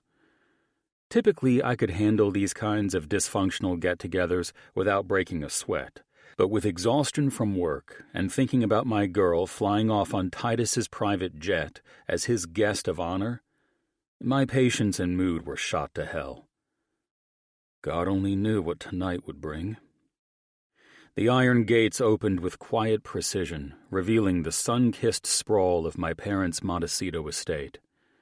I eased the Aston up the long, palm-lined drive, looking beyond the vibrant green manicured lawns to the ocean sparkling beyond the cliffs like a dazzling sapphire. Everything here was perfectly manicured, controlled, curated, and untouchable. All of it was the personification of Mr. and Mrs. Everett and Victoria Stone. My parents' house appeared ahead like some coastal fortress out of a dream. It was covered in whitewashed stone, weathered wood accents, and towering glass that reflected the sky. My mother had designed every inch of it, down to the imported Italian gravel beneath my tires, and my father had signed the deed in a tux on the night they closed their first billion-dollar acquisition. This place perfectly embodied the empire my parents had built, Aurelian stone and air. A legacy of luxury that spanned fleets of mega yachts and private jets catering to royalty, tech moguls, and clients who never cared about price, only about discretion. They named it Aurelian for the gold standard, both literal and symbolic, a nod to Marcus Aurelius, the Roman emperor my father idolized. Rule with restraint, but never with doubt. He'd say it like it was his mantra. Stone was in the name for obvious reasons, but also because our family carried a fuck-ton of weight in this world. And air because, well, legacy isn't meant to stay grounded. There you have it. That's where I come from, and some might say that's who Jace Stone really is. But if you asked anyone who actually knew me, outside the circles my family ran in, they'd probably swear I was adopted into this fuckery most people mistook for a perfect family. I parked in front of the circular fountain and cut the engine. The house loomed with a commanding presence that was both quiet and majestic. It was almost like it was waiting to assess whether I was here as the son or the next heir. Of course, by the lack of fucks I gave about all this bullshit, the house always understood that I was not here as the heir. That was Dorian's destiny. I was merely here doing the duties of a son who loved his parents from a distance, only coming around for occasions such as this. God, I hated this lifestyle, and yet it was built into my DNA. Dr. Stone, Edwin, the family butler since I was a child, greeted me before I could reach the final step to open the door myself. It's always my pleasure. The man was an 83-year-old dedicated staff member and almost more family to me than my own. "Damn, you look healthier than me these days," I said. "What's the secret?"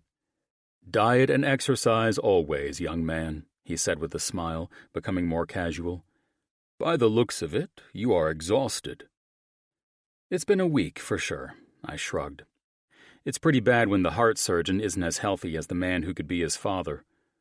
"You're healthy, but you're overworked. You must be careful with that. Stress kills more people than anything else." I chuckled, turning to walk through the polished stone atrium with him. "Listen to you telling me what I just told 4 of my patients today." "You need to live by those words, not just preach them, son," he said. "Your family is on the terrace taking refreshments before dinner is served." "What's for dinner tonight?" "Dorian's here, so I'm sure it's some fancy meal up to par with his fine dining lifestyle in Madrid. Chef Laurent has prepared a 7-course menu this evening. Your mother requested to begin with sea urchin custard and ossetra caviar, followed by—" "Skip to the main course, Edwin. We don't have all day," I teased. I inwardly rolled my eyes that this was sometimes my life, hence the reason I tried to keep my distance from it as best I could. "Of course, the Wagyu beef has been flown in from Miyazaki, your father's preference while entertaining his sons this evening, of course." He eyed me, and I could tell he wanted to continue announcing all the courses. The man loved what he did, and the role he played in our family, and I didn't want him to think I was disinterested in what he'd orchestrated at the request of my parents.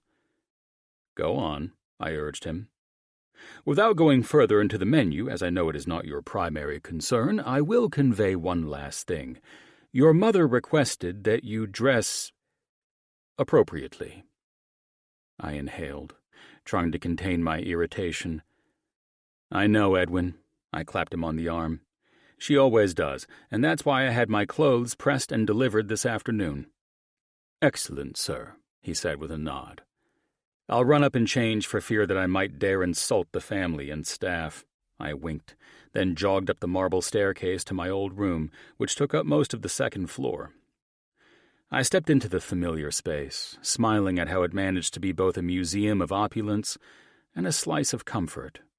Floor-to-ceiling glass replaced walls on nearly every side, except for the section that divided my room from Dorian's and the hallway I'd just come through. I dropped my duffel on the king-sized bed and trotted over to the shower to quickly freshen up and join the fam for happy hour on Mom's immaculate terrace. The quick 5-minute shower was enough to settle my nerves and burn off the raw energy clinging to me. I needed it before stepping into the curated chaos of drinks and small talk on the terrace, perched high above the cliffs, like the house itself owned the entire shoreline and the ocean beyond it. The scent of bergamot from the garden hit first, sharp and sweet, and it blew in the breeze under the setting of the Montecito sun. I followed the muted hum of conversation to the west terrace, the stone steps still warm beneath my polished shoes. The horizon bled into a pink-gold wash, resembling the kind of sky Ashley Mitchell would capture in one of her whimsical sunset paintings. Dad sat like a patriarch and emperor, relaxed but commanding in a crisp linen shirt, one arm resting across the back of his chair with a crystal tumbler in hand. He had that unmistakable stillness about him, the kind of aura that made the most powerful men lean in and listen to whatever he had to say. Mom was opposite him, composed and elegant in a pale silk dress, legs crossed, a coupe glass balanced in her hand. Her smile was the same one I'd grown up with, faint, practiced, and perfectly polished. And then there was Dorian, seated at Dad's right side, lounging on the outdoor seating like he owned the entire fucking coastline.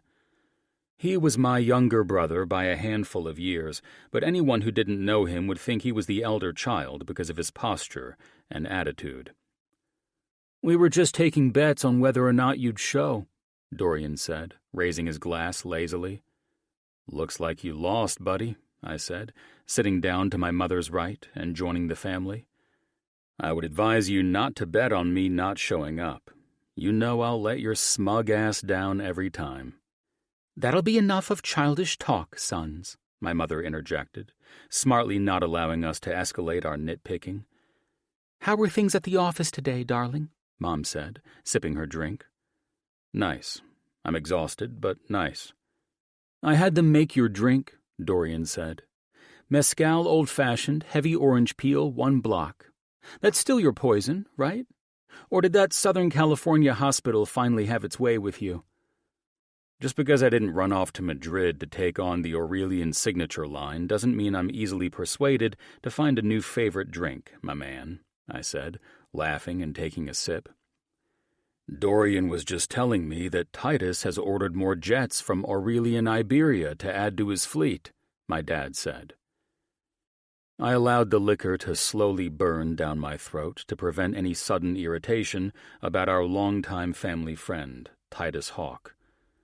Titus was closer with Dorian because they were both business tycoons in their own right. My brother had taken the reins of the European division of our family's empire and created Aurelian Iberia. It was more than just some satellite office in Madrid now, with Dorian at the helm.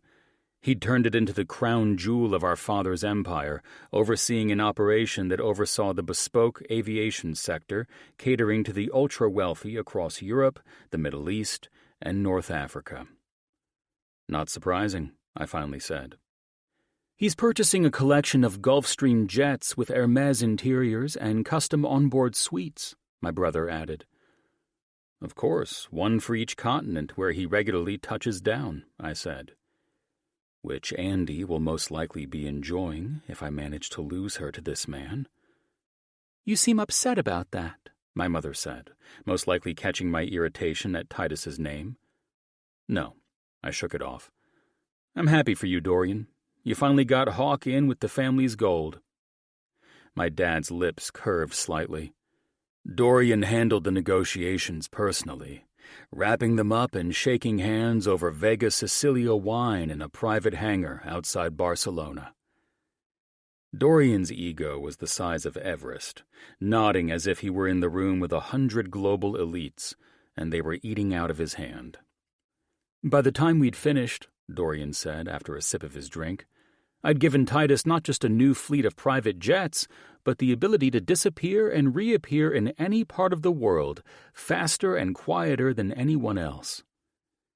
"Cheers to you, then," I said, trying to refrain from making snarky comments about Titus and the goddamn Vega Sicilia wine toast of it all. "Darling," my mother said, while Dad and Dorian continued talking about a new client, "tell me how work has been for you. You're rarely over anymore, and I have to say I've missed those blue eyes and vibrant smile of yours." This is how it usually went when we got together to catch up when Dorian was visiting. Dorian spoke of how well he was furthering the family's legacy, reassuring Dad he had nothing to worry about with the business in Spain, Mom feeling the need to elevate my career as if I worked at a gas station and was barely scraping by, and me trying not to dissociate and leave my body so I didn't have to deal with all the pretentiousness. "There's nothing to talk about," I said, dismissing it to allow Dorian all the space he wanted to keep playing show and tell, getting as many pats on the head from Dad as he could handle. "Nothing to talk about? Surely there's something new happening at St. John's," Dorian mocked. "There must be a new scandal." He chuckled with my father.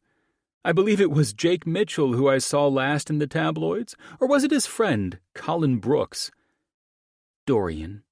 My mother's icy gaze immediately killed the smile on my brother's face.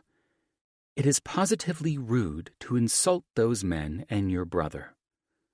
"The scandals in your circles tend to run much stronger than the ones at my hospital," I added.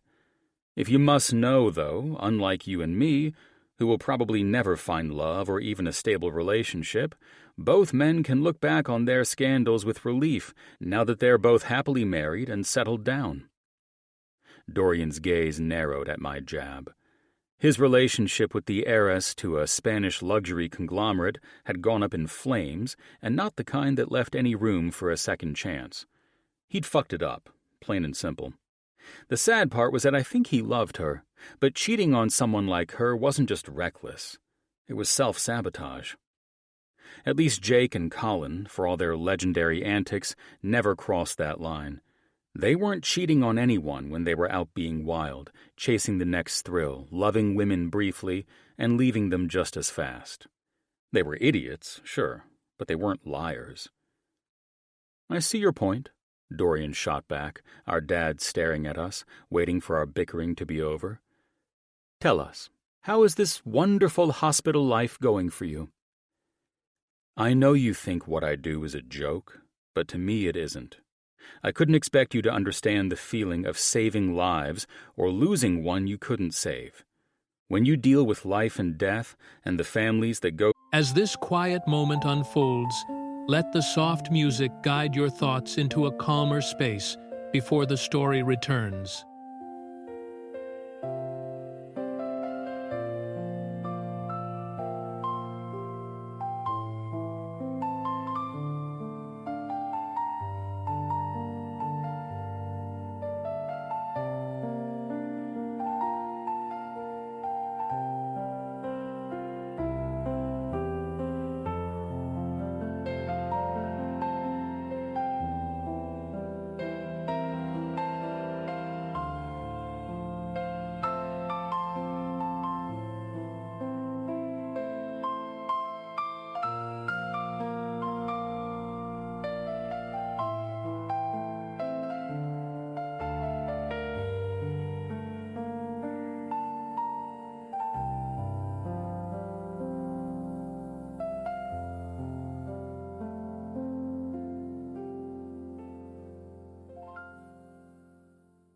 Through these journeys with their loved ones, you see the world much differently than if you are closing deals while toasting with specialty wines. "That will be enough," my dad said right on cue before standing. "Dinner is about to be served, and your mother wishes to enjoy the meal with her sons in the garden chalet this evening. Dorian, I want to go over some details about the latest venture Sebastian and I will be moving forward with." Dad was practically best friends with old man Sebastian Astor, and Dorian looked up to the guy as if he were another father. The Astor I was closest to was John, for obvious reasons. We both chose to go into medicine rather than carry out the family legacy, and we both had to hear shit about it all the time. This was going to be a long-ass night, and dinner hadn't even been served yet. I'd planned to be in Costa Rica for the grand opening, before I knew Andy was going with Titus, but 3 doctors called out this week, leaving Jake, me, and 2 others to spread ourselves thin. So instead I planned to spend the night on my boat, under the stars. Tomorrow was my only day off, and I wanted the kind of silence you can't buy. Let Titus have the lights, the cameras, the spectacle. That wasn't my arena anyway. Mine was with the ocean, the sky, and the steady knowledge that when it came to Andy, I didn't need to dazzle her. I just needed to be real. 22. Andy. The helicopter touched down on the private helipad just after 10. As the blade slowed, staff dressed head to toe in white emerged like a choreographed welcome. One opened the door, another reached for my hand, and a third disappeared with our luggage, carrying it down torchlit paths that split in opposite directions. "I've secured one of the best villas at Solara Alta for us," Titus said, his hand settling on the small of my bag. "The view alone is worth the trip." Instead of stepping away, I let myself sink into the indulgence of it all. This dream weekend I'd somehow stumbled into. "Very good, sir," I teased, slipping into his rhythm. I expect only the best when I attend these events. "As you should." His smile curved, half amusement, half possession. "Any woman on my arm deserves better than me, or there will be trouble." He guided me along the glowing stone path, and with each step the jungle peeled back to reveal something even more unreal. The reception opened on a cliffside terrace, suspended above the Pacific like it was floating on air. Glass railings erased the horizon so that the sky bled into the sea, a canvas of ink and starlight. Gardens lined with golden lanterns spilled fragrance into the air. Orchids twined with salt and ocean breeze. At the center, a sunken fire lounge glowed with warmth, its curved seating and plush cream cushions filled with guests sipping champagne behind crystal rims. Beyond it, a reflecting pool shimmered under floating candles and pale pink blossoms. Off to the side, a string trio played hushed jazz beneath a linen-draped canopy, their music soft enough to let the waves answer back. It didn't feel like a resort opening. It felt like stepping into something dangerously intimate, an unspoken gathering where the elite moved among themselves and left the rest of us behind. As if I'd crossed a portal into a world where power fed on itself, where the wealthy were both audience and show. I kept it small for tonight, Titus murmured, as I watched servers in white linen glide through the terrace with trays of lobster canapes, caviar, and seared scallops. Tonight, you'll be respected and adored by the only ones in my world who matter to me. My pulse kicked up, my mind scrambling to simplify this surreal reality into something I could handle. Holy shit, it was beautiful. The stone gleamed, the glass glowed, and even the guests seemed to shimmer with an impossible kind of magnificence. "It might be small in attendance," I said softly, careful not to embarrass myself in front of these people. "But this is hardly small." I offered him a smile. "It's beautiful, Titus. I'm impressed with how you brought your mother's vision to life." "This," he said with a touch of humor, "is the only compliment I wanted." Dear God, how was I supposed to walk through these crowds on Titus's arm as if I belonged here? These weren't strangers. They were the same people I sold Ash's art to at the gallery, and that realization rattled me, leaving me caught between guest and outsider. Even standing in the center of it, I felt like I was watching from the edges, performing a role that wasn't mine. "Mitchell!" Titus's voice carried warmly as we reached Jim. "It's everything we envisioned." "That and more," Jim replied with good humor, clasping his hand. "The more being how you managed to bring every detail to life." He turned to me, his dark green eyes sparking with quiet amusement. "Very nice to see you again, Andy." The man knew everything Jake knew, and being Avery's husband put him squarely in the loop about me dating both Titus and Jace. And now, God, I felt stupid for ever thinking that was a good idea. I'd brushed it off as casual, just some fun, nothing serious. But tonight shattered that lie. Titus had pressed his mother's jewels into my hands and placed me at his side at the grand opening of a resort built in her honor. That wasn't casual. That was something else entirely. And standing here, I felt like some strange two-timer caught in a game I hadn't meant to play. "You too, Jim," I said lightly, fighting to keep my thoughts from spiraling and just stay in the moment. "Where's Avery?" "She'll be here in a moment. We landed about an hour ago, so she's in the villa getting dressed. Avoiding the guests, I'm sure," Titus said with a chuckle. Jim smirked, lifting his bourbon in a small salute. "Everyone knows my wife, and no one judges her for it." I had forgotten how Avery came from a world like mine, yet she had grown into this life without ever letting it own her. She loved Jim, not his status, and she wore that truth like armor. No one dared question her choices because everyone in these circles needed James Mitchell for something. That gave her a freedom I envied at the moment, the ability to stand apart and still belong. But knowing that didn't make it easier for me. This world still pressed in at the edges, dazzling and suffocating all at once. I loved dipping my toes into it, pretending for a weekend or two, but living in it, Really living this kind of life? If things grew serious with Titus, I wasn't sure I could survive it.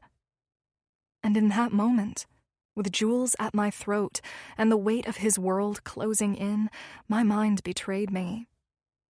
I thought of Jace. Of the way one stolen night with him had left me feeling more wanted than all of Titus's wealth ever could.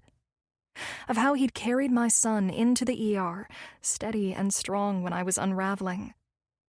That was what I missed.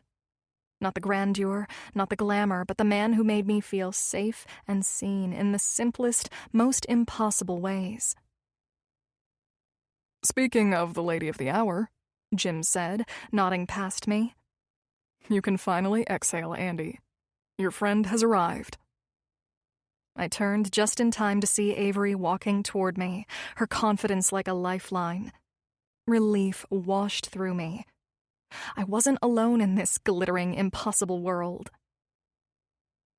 I loved watching Jim's commanding CEO mask, always so severe in the presence of others, soften the instant Avery appeared. That said everything about his love for her. That was real. That was lasting. I hadn't found it yet, but seeing it reminded me it existed, and maybe it was still out there for me. "And here I thought you'd back out on me at the last minute," Avery teased, smiling as Jim handed her a champagne flute. "Hey, handsome," she added, leaning in to kiss his cheek. "Our villa is amazing." Then her sharp green eyes cut to me. "How's the view from your guys' place?" "I haven't seen mine yet," I said with a smile, knowing Avery was prying and most likely spying for Jace. "But Titus promised it's the best one with the best views." "It was the least I could do," Titus said smoothly, sliding an arm around me. "After she agreed to join me for such a special weekend." He lifted his glass toward Jim. "To our first project, supported by one of the most brilliant men I know, who believed in the vision from the start." Jim, surprisingly humble for a man of his stature, tipped his glass with quiet grace before replying, "This wasn't just about real estate, my friend. It was about honoring your mother and this country. You had my attention when you went deeper." "Look at these two getting all sentimental," Avery said with a laugh. She turned to me. "Ash told you Brienne and Alex's firm was involved in the design, right?" "Yes," I said with a smile. "Are they here too?" I glanced over the crowd, scanning the glittering guests. "They were delayed because family stuff came up," Jim said. "They should join us tomorrow at the celebration if things smooth out for them. I appreciate those two and their dedication to putting their family first," Titus said, before he and Jim moved into a side, globally operated and owned CEO conversation, leaving me and Avery to enjoy our champagne and a little fun gossip of our own. "You'll meet Bree tomorrow if they can make it," Avery said. "But if not, I'm sure a get-together will be arranged, and, well..." She stopped herself, smirked, and arched an eyebrow at me. "Well, what?" I chuckled, eyeing Titus and Jim, who were approached in conversation by two other men, leaving us ladies to fill each other in outside their hearing range. "Well, I'm just sure you'll meet Alex and Brie at one of the events. I'm just not sure whose arm you'll be on." Lord. I rolled my eyes. "We ladies initially decided this was no big thing, didn't we? I was just enjoying being out with these two men. However, this is a bit much," I admitted. "Ladies," I heard Natalia announce herself. "What have I missed besides arrival sex in the villa, and how many of those?" The striking woman eyed our champagne glasses. "Do I need to throw down so I can catch up?" "Nat, I'm shocked," Avery said, hugging her friend. "You're late, behind us on drinks, and you didn't have arrival in the villa sex? The earth must have got knocked off its axis." "Tell me about it, love," Nat laughed. Avery looked at me. "You remember Andy, don't you?" "Of course I do." She smiled, then took a champagne glass from a passing waiter. "Our little love goddess of the night with Dr. J. Stone." She sipped slowly, eyes twinkling. Are you here with him? The question hit harder than it should have. For a moment I thought of Jace, of how much I'd rather be on his arm than anyone else's. The ache of that truth pressed sharp and real in my chest. I lifted my glass, hiding behind a sip of champagne and a practiced laugh, forcing the thought away before it could show on my face. No, I said, surprised the gossip hadn't reached Nat's ears by now. Then again, my life wasn't exactly important enough for anyone in these circles to care about. I was invited by Titus. Titus fucking Hawk, you say? Nat nearly spit her champagne back into her glass. Honey, that man is smooth as silk and sweeter than tea at an Alabama summer barbecue. How the hell did you manage to capture the attention of a man who never brings a woman to his own events? Her grin was wicked, playful. I'd forgotten how disarmingly blunt she was. The night I wandered off the yacht and into Jace's orbit, she'd cracked me up with her lively, overly sensual commentary. I'm as clueless as you are, I admitted honestly. You give yourself much too little credit, she said, and Avery nodded in agreement. She does, Avery added. And what I'm about to say is really going to get your attention. Go on. Nat smirked at me, then turned back to Avery as she drained her glass with glamorous ease. From the look on your face, Ave, I'm going to need another drink. Well, Avery began, eyes glinting. Our goddess here caught Titus's attention when she sold him a piece from Ash's gallery. As I said, you're a pro when it comes to selling art, but now it seems you've managed to upsell yourself on a man whose ego has its own zip code. That's just my style, honey. She beamed. Well, she sold Titus in the gallery, and you and I haven't spoken much since, but you remember she also sold Jace all night on Jake's yacht, too? Hell yes, Nat said, snatching another glass of champagne. God damn, why would any of you leave me out of this? She looked from me to Avery. Avery, you know very well that we've not had any juicy shit like this since Darcy sat Sebastian Astor on his ass and taught him how to say please. She chuckled, then looked at me again.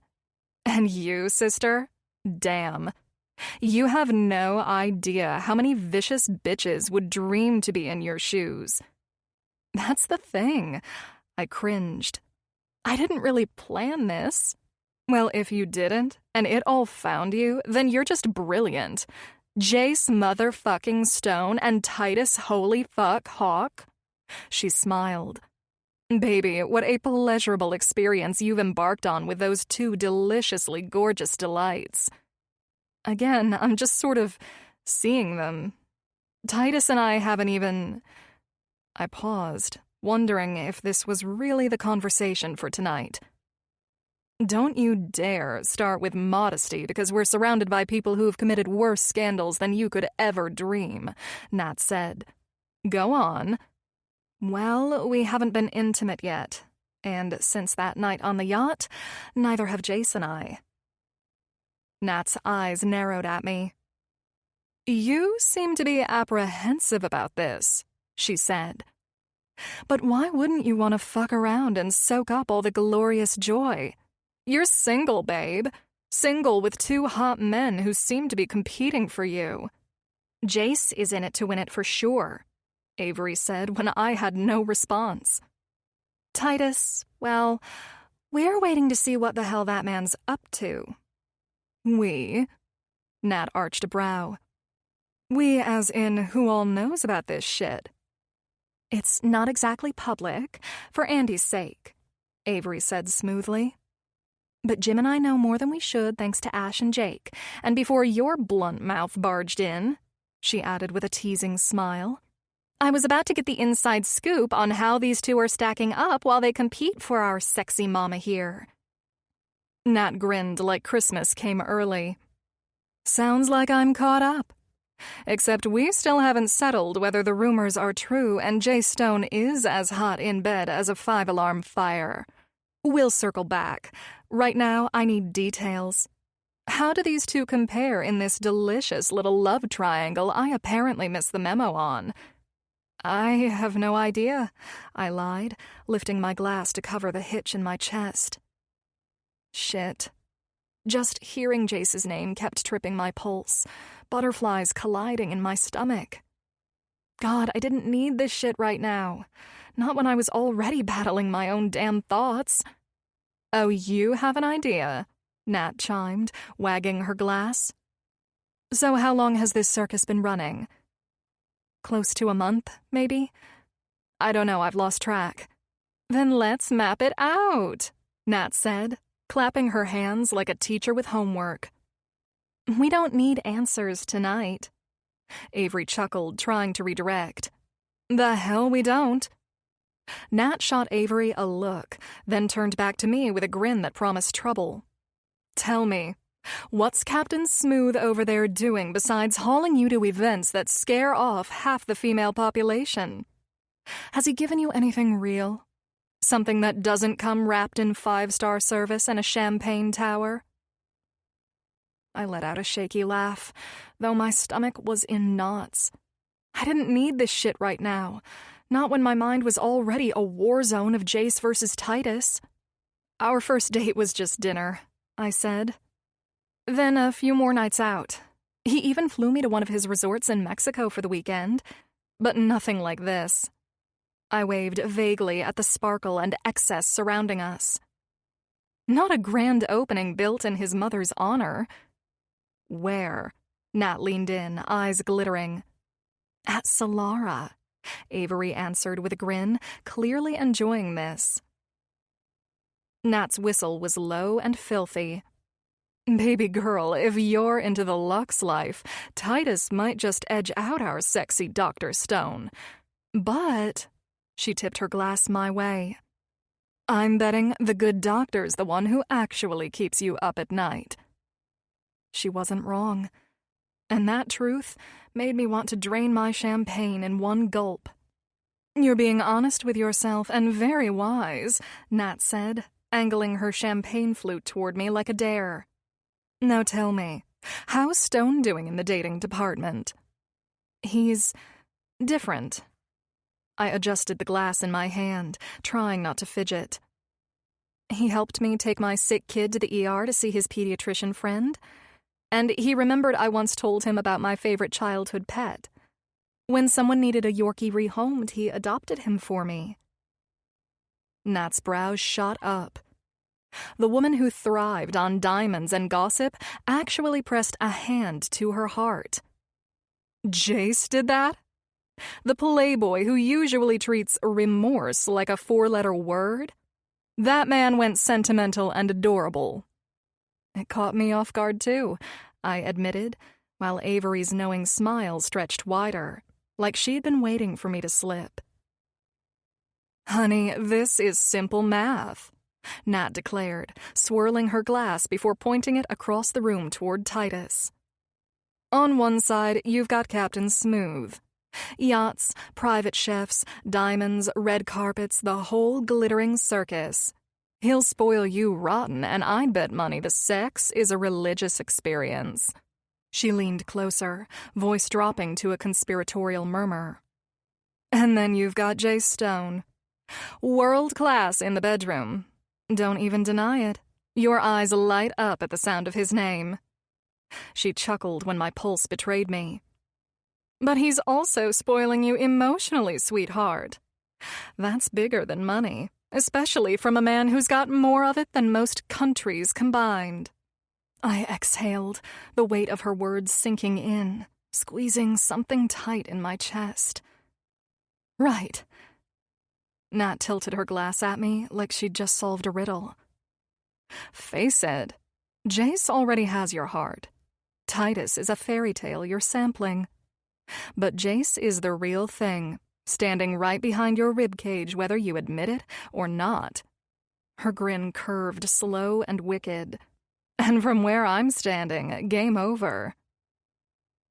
We all laughed as the subject moved back to Titus's grand opening, And even though Nat was going hard tonight, I welcomed the nosy dive into my dating life. She made it flirty and fun, but underneath it, I was starting to realize I was wasting time with Titus. I felt it the moment we stepped into his world, surrounded by people who lived for the sparkle. I didn't belong here, and I didn't even want to. I had a beautiful son at home, a ridiculous little dog, and a man who was offering sincerity instead of charm. Titus and I were playing a superficial game. Fun, distracting, and filled with luxury, but still a game. What Jace was giving me felt more real, more my style. And even though his family carried the same weight as the rest of these elites, I'd never have known if Ash and Avery hadn't told me. Something inside me finally clicked. I needed to find out why I kept being pulled to Jace. Stringing Titus along across the Western Hemisphere was just wasting everyone's time. I'd miss him, but we'd never gone deep enough for it to hurt. I wasn't sad, just ready. After this weekend, I'd stop pretending and finally see what could happen with Jace. 23. Andy. Titus escorted me to my private villa like the perfect, exotically wealthy man he was. His constant flattery was interesting, but it felt hollow after talking to the other women tonight. Thinking back on our time together, beyond the gorgeous man spoiling me with riches beyond what any normal woman could dream of, I realized Titus was all surface. He seemed genuinely attracted to me, but now it all felt like empty words. I couldn't tell if he was waiting for me to make the first move or holding out for some grand moment to push past the dreamy romance and material things. Don't get me wrong, Titus was a lovely man and a blast to be around. He had an intoxicating kind of energy. Being with him meant living in the moment. No pressure, no expectations, and absolutely no risk of heartbreak. That's what made him easy. He was luxury in motion, the kind of man who made every hour feel like a celebration. But Jace was something else entirely. He wasn't offering the escape. He was offering the home. He was slowly and steadily winning my heart, speaking to the part of me that had been aching for something real ever since my son's father walked out. Titus couldn't touch that depth, but God, he was fun to fall into for a while. I smiled as I leaned into his arm, which I held as he led me through tall palms and flowering vines. The air was thick with the scent of night-blooming jasmine and the warm, salty breeze from the ocean I heard crashing below, where the resort clung to the cliffside. "Damn, Titus," I said as the villa came into view. "Do you love it?" he asked, pride curling around every word, the way it always did when he spoke of his accomplishments. He lifted my hand and brushed a kiss across my knuckles. "Your approval means more than anyone else's love. I do hope you know that." "I'm sure that's not true, but I appreciate the compliment," I said. "This place feels like some hidden secret, something out of a dream." "Ah," he said, voice smooth, warm, daringly friendly. "Then you've noticed the quality I demanded in these private villas. A reflection of myself, actually."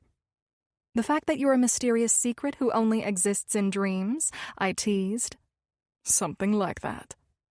His grin was slow, dark, and far too dangerous. "Go enjoy your privacy," he said at last. "The staff and butlers will see to anything you desire until tomorrow, love." And then he turned away. Shoulders squared, stride deliberate, he disappeared into the night like a storm pulling back to sea. Beautiful, consuming, and far too easy to drown in. I stood there, breath caught, shaking my head with a half smile. God damn, that was a near miss. Falling for him would have been effortless.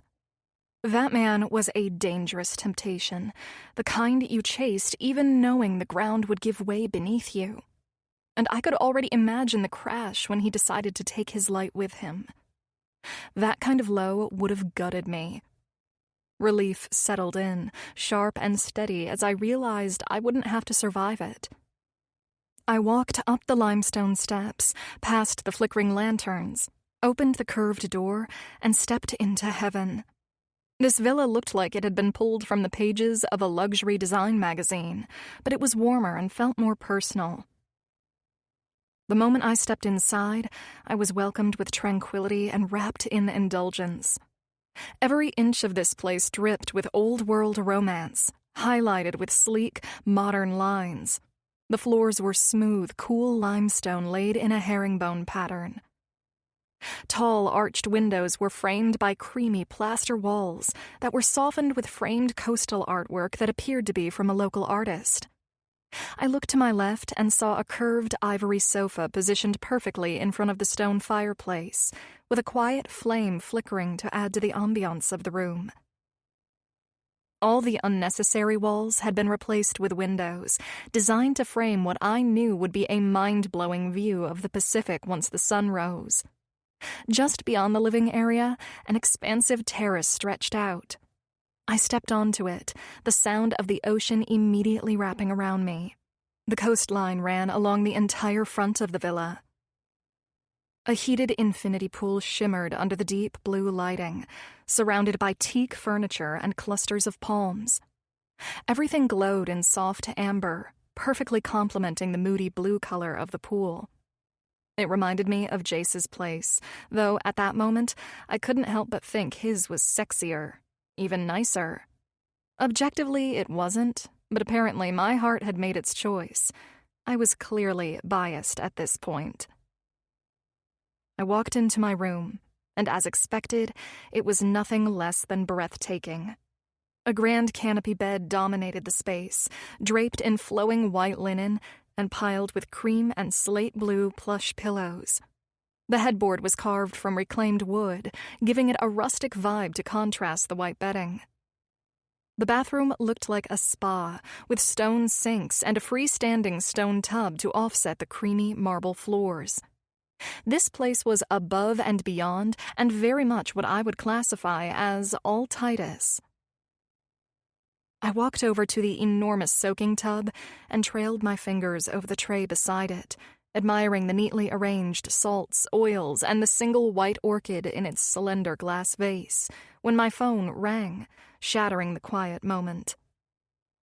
"Hey, Avery," I said. "Everything cool?" "It's great.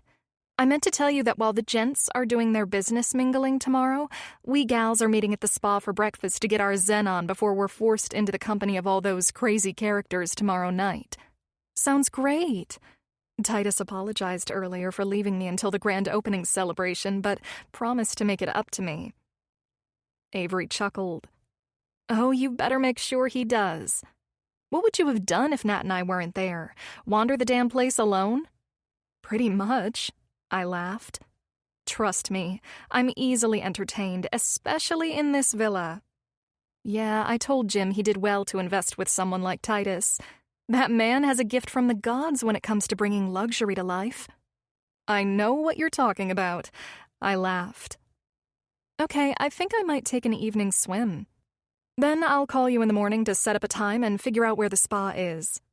"Perfect. Oh, and you should really turn that swim into a skinny dip. Everything is hidden and secluded, and no one will see anything. Jim and I just finished the night that way, and now my man will be in the best of moods when he's forced to mingle with those weirdos tomorrow night." I laughed. "I might have to try that. It's rewarding. Trust me, you won't regret it." The night still felt young, and the idea of skinny dipping in the pool was undeniably tempting. Knowing this would be my last weekend with Titus, that I was ready to close this chapter and see if something real might grow with the man I couldn't stop thinking about, I figured I should savor this lavish lifestyle while I still had the chance. The next morning, I was on my way to meet the girls at the spa. They decided on a late start at around 2 after spending time alone with their men, enjoying breakfast and lunch catered to their rooms. I had done the same, though the man I wanted to share my villa with was back in the States, and the one who had been whining and dining me was nowhere to be found. I figured that would be the case all day, and I wouldn't see Titus until dinner. Still, the quiet was nice. I'd had a delicious breakfast overlooking the endless, sparkling ocean my villa gave me a spectacular view of, so I had no complaints. On my way to meet the girls, I couldn't resist admiring the otherworldly charm of this serene cliffside resort. I took my sandals off to feel the warmth of the natural stone pathways that led to the spa. The soft sounds of the breeze blowing through the palms overhead and the sunlight casting its brilliant rays through the jungle surrounded me, creating a kind of magic that hung in the atmosphere. The scents of plumeria and lemongrass drifted through the air, adding to the tranquil beauty of the water seeping down the faces of the stone rocks that extended throughout the side of the cliff. Everything about this resort seemed intentional, as if Titus hadn't just built luxury, he had curated it. I passed through a vine-covered terrace and was greeted by the spa attendant. She smiled, nodded, and gestured for me to follow her deeper into the cave-like structure, where, at the back, Nat and Avery were already indulging themselves in the steam-filled pool. "Finally," Avery chirped. "What held you up? Did Titus join you for lunch?" Nat smirked. "It would be an interesting plot twist if he had." She winked. "Step in, gorgeous. This water is singing your name." I chuckled at Nat's dramatics. "No, I didn't have lunch with Titus," I said, getting in and taking the glass of rosé Avery handed me once I sat in the sunken stone pool. "I probably won't see him until tonight." I took a sip. "The guy is opening his resort to all these people, so I'm sure he's busy." "To that point, thank God you didn't fall for the guy. He's great and everything, but damn. He puts all his energy into work, like he's trying to prove something with every project. It's like everything else comes in second, and whatever he's building always gets the best of him," Nat said. "I mean, all these rich men are busy, self-absorbed dicks, but some actually make time for other people's emotional needs. Titus doesn't seem to be the latter." "He'll learn one day," Avery grinned. "Jim was the same way before we met. Who knows, you could be the one who brings his head out of his ass?" "I'm not in the business of fixing men or helping them figure out how to be present in a relationship. Besides, something's off with him. Everyone says he's a player, has his ladies for a night, and then moves on, kind of the way Ash says that Jace was before me. But the only sexual advance Titus has made is to kiss the back of my hand." Nat practically spit her drink back into her glass. "And you haven't kicked his dry ass to the curb over that yet? I'm telling you, honey, a man who won't fuck you to prove he's got a dick bigger than his ego has got to kick rocks." "I know," I agreed. "It doesn't bother me or anything, and I think that's because I'm not really interested in fucking him anyway. It just seems odd, the things he says to me as if I'm the only woman he has ever adored and will ever adore. He spoils me with bespoke gowns for our dates, but nothing more. His words always seem dangerously daring, but homeboy ain't got the actions to back that shit up." I chuckled.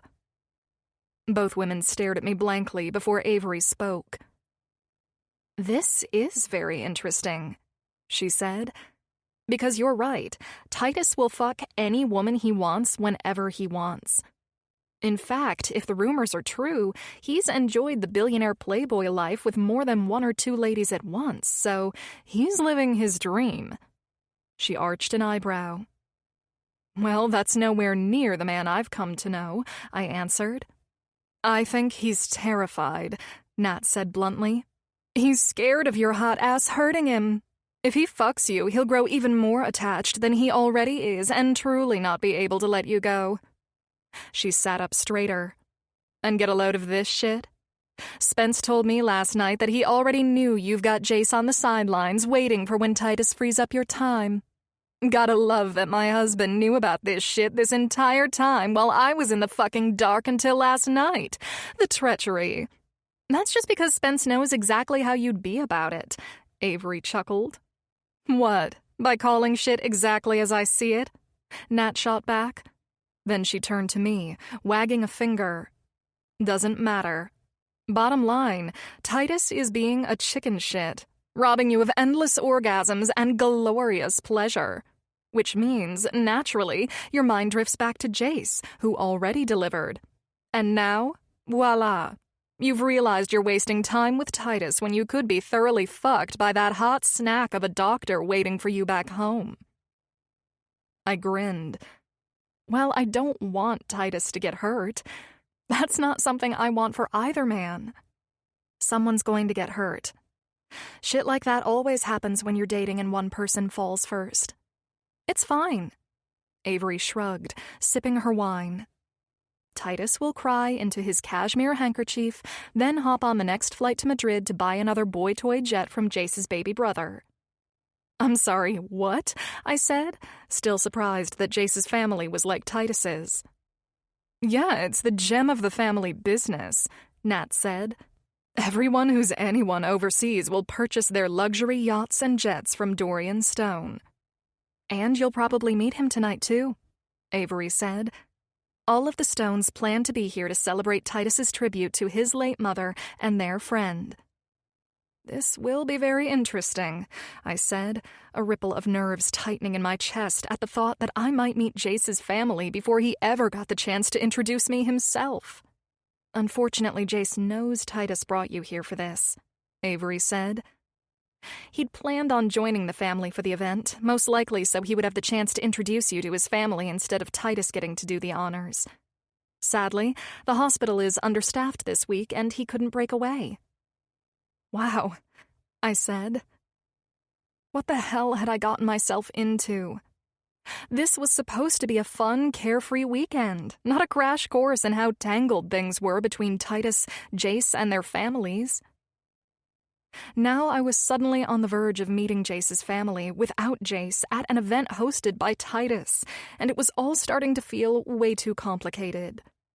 Suddenly, this weekend felt less like an escape and more like a collision course. I just had to hope I could get through it with as little drama as possible, but considering I was basically living in the Billionaire Bachelorette, I was starting to doubt that was even an option. 24. Andy. The evening was beyond perfect and beautiful.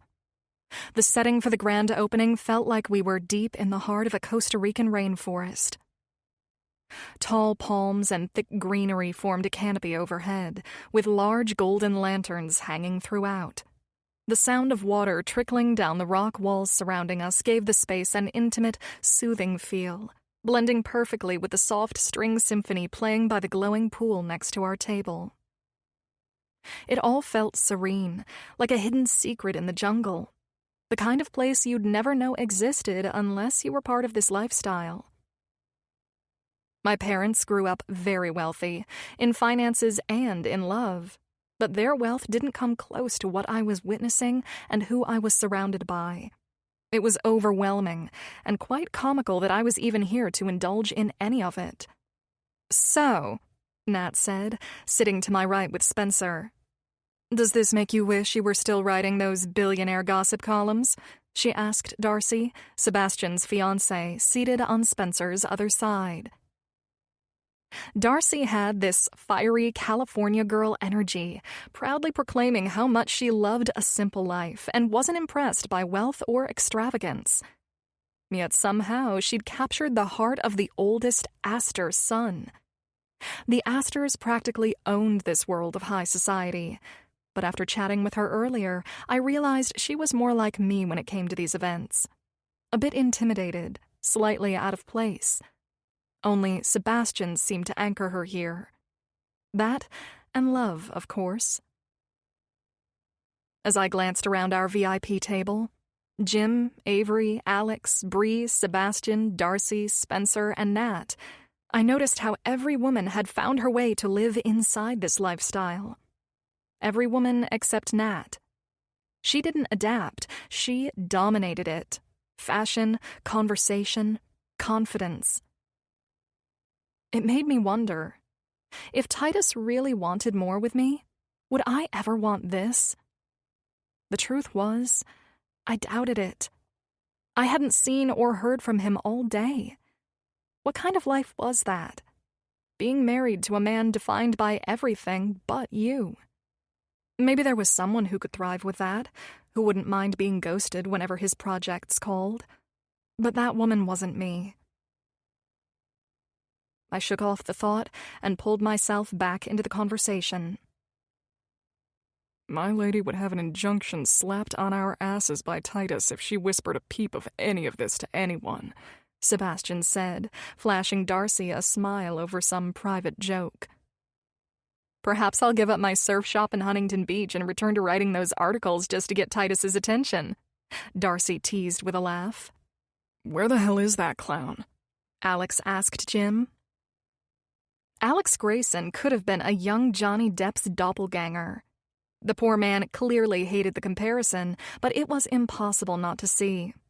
His sweet wife Bree was one lucky woman. Trying to show up fashionably late, I presume, Jim said with a chuckle, sipping his bourbon. Well, his date's sitting right here, Avery added slyly. Perhaps she knows where the man of the hour is? Don't look at me. I rolled my eyes. I'm starting to think this is a trademark Titus move. Leave it to a hot Spaniard to keep us all hanging, waiting on his charming and seductive ass, Nat quipped, her voice dripping with humor. You're dating him? Alex's dark eyes cut to me, and for a second I thought he might actually think I was a damn fool. Thankfully, he smiled and the tension popped. Not tonight, apparently. I let out a chuckle and glanced around the torchlit space. Either a python dragged him into the rainforest or I scared his ass off entirely. Looks like we conjured him just by saying his name, Spencer said, grinning. Finally, I'm starving. Laughter rippled around the table as Titus strode onto the stage. It was set against a soft waterfall, lit with golden spotlights, and directly in front of our table, his chosen audience of honor. Forgive my tardiness and lack of proper manners, Titus began, his gaze finding mine first before turning to Jim. It was never my intention to arrive so late, especially not without the lovely Miss Andy Miller, who so graciously accepted my invitation. I'm honored she's here tonight, joining me for what I hope will be an evening of family and good friends.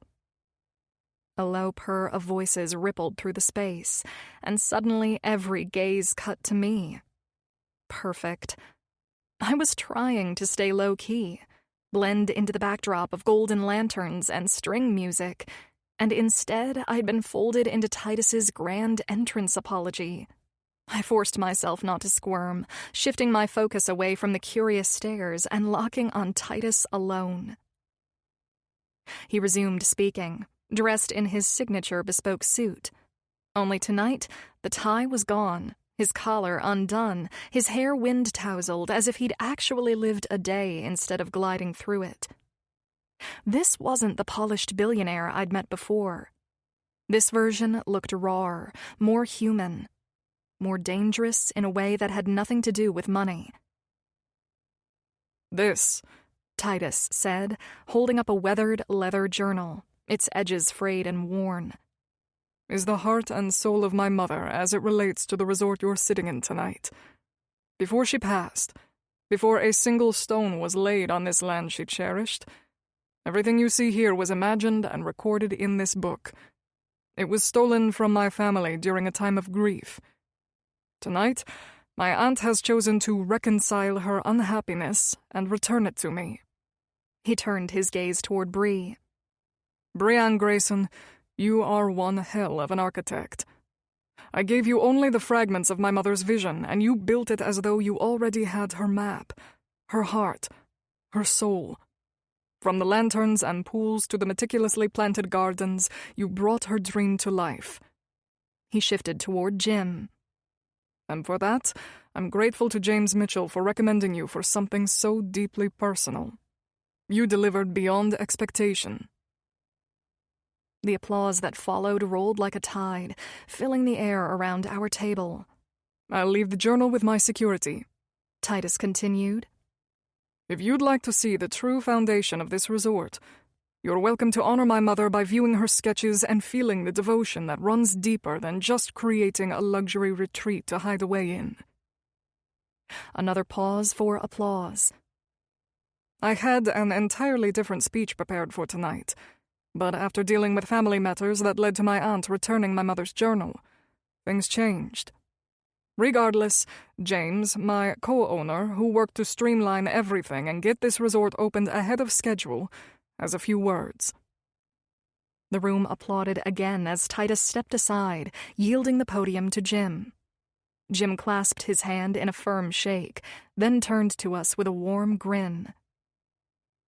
"Following that might be a little difficult," Jim chuckled, before glancing back at Titus. "I'm truly glad you finally have your mother's journal. Every time we sat with Bree and her architects, I knew how deeply it unsettled you not to have it. Thank you," Titus said with a nod, his expression briefly stripped of polish and pride. For the first time, I saw something raw flicker across his face. Something that wasn't about flaunting money. Jim cleared his throat and faced the crowd again. "I met Titus and his brothers years ago, and knew I wanted to invest in their bold vision for lavish resorts. Still, I wasn't sure we'd be the right fit. My only condition was simple. It had to be inclusive. These places had to welcome everyone, not just the VIPs. The price needed to stay accessible, but the experience had to feel anything but." He chuckled, tossing a look at Spencer Monroe, his VP, before meeting Titus's gaze again. With a little convincing, we managed to get him on board. Titus smirked, boyish, disarming, and undeniably handsome. Again, it was a version of him I hadn't seen before.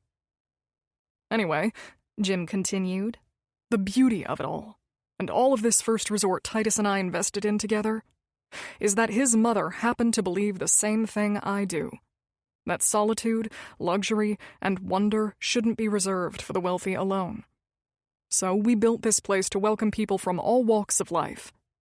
Yes, the pricing will still bring excellent returns for Hawk and Mitchell, but after this weekend, the resort won't cater exclusively to VIPs. Most of you know my name and my family," he added, pausing briefly, the weight of the admission softening his tone. "And while my father would disagree, preferring to keep everything above and apart, I'm not like that. My goal has always been to share these visions with the world, not just a chosen few. That's the foundation of my company. And after getting to know Titus better, I'm honored to say he feels the same. Thank you." The room applauded as Jim and Titus clasped hands once more. Then Titus reclaimed the stage, his gaze sweeping over the crowd with quiet conviction. "With that introduction," he said, "I'm pleased to reveal that Solara Alta will be the first resort not exclusive to the ultra-elite. And from this point forward, all future hotels my brothers and I design will follow that vision. Today was eye-opening for me, and I'm grateful for it. For my aunt's honesty, for my mother's legacy, and for the chance to see her dream more clearly. From here on, our family's name will not be about exclusion. Instead, it will stand as a promise that all are welcome." With that, Titus nodded, and I sat there in shock, reeling from his come-to-Jesus moment with his aunt. The man on stage wasn't the untouchable, brooding Spaniard I'd come to know. He was softer now, his usual stern edges blurred by something startlingly human. I'd always thought he was attractive, but this was dangerous. He crossed the space toward me, each step carrying a new weight, and when his amber eyes locked on mine, my pulse skipped.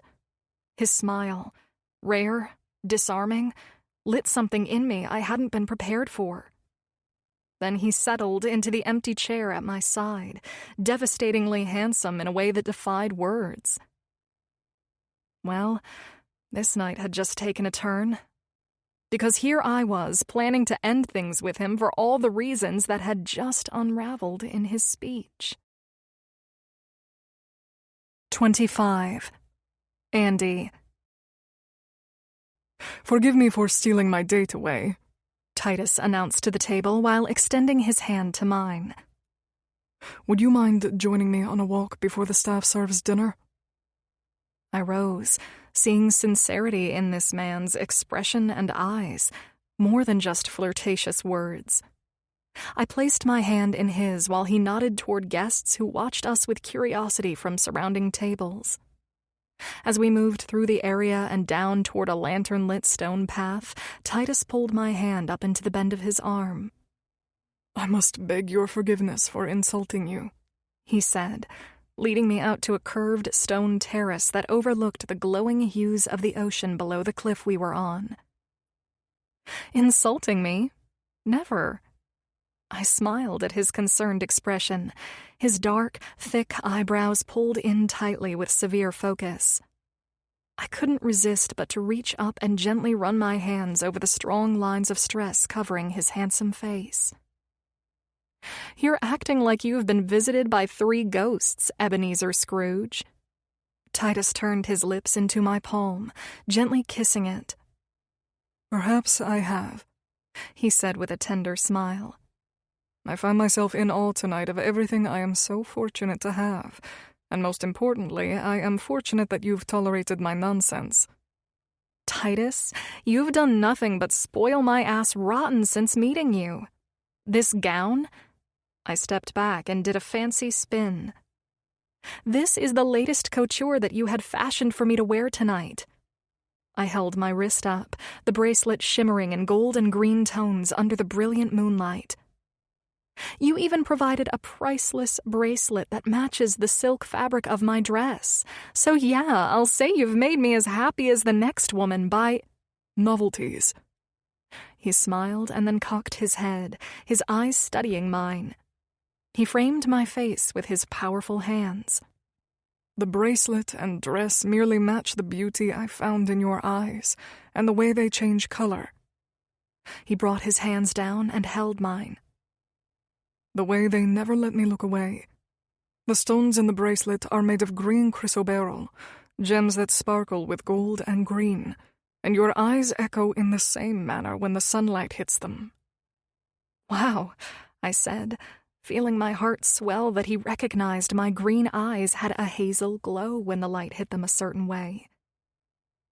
I'm surprised you've noticed my eyes change colors like that. He sighed, brows knitting. Yes, but I realized something. You only get that shade of green in your eyes with the gold fleck shining when you're happy, entertained. I hadn't seen them light up like that with me. Only when you were laughing with the ladies. That night, I couldn't stop watching you. My business partners were talking and I couldn't hear a damn word. You dazzled me in a way I couldn't explain. My heart thudded hard, heat curling inside me. Thank God for the breeze, because I was burning up inside. We were actually making fun of you, I think, I teased with a chuckle, trying to ease the weight of his guilt. Titus, really, I'm not upset. This has been extravagant and lovely. He shook his head, voice low. But not with me. That's the truth, isn't it? And you're right to feel that way. Because last night, you inspired me. To want more than money and investments. To stop burying everything that mattered. Something shifted in his eyes. Something heavier. I spoke of my aunt tonight.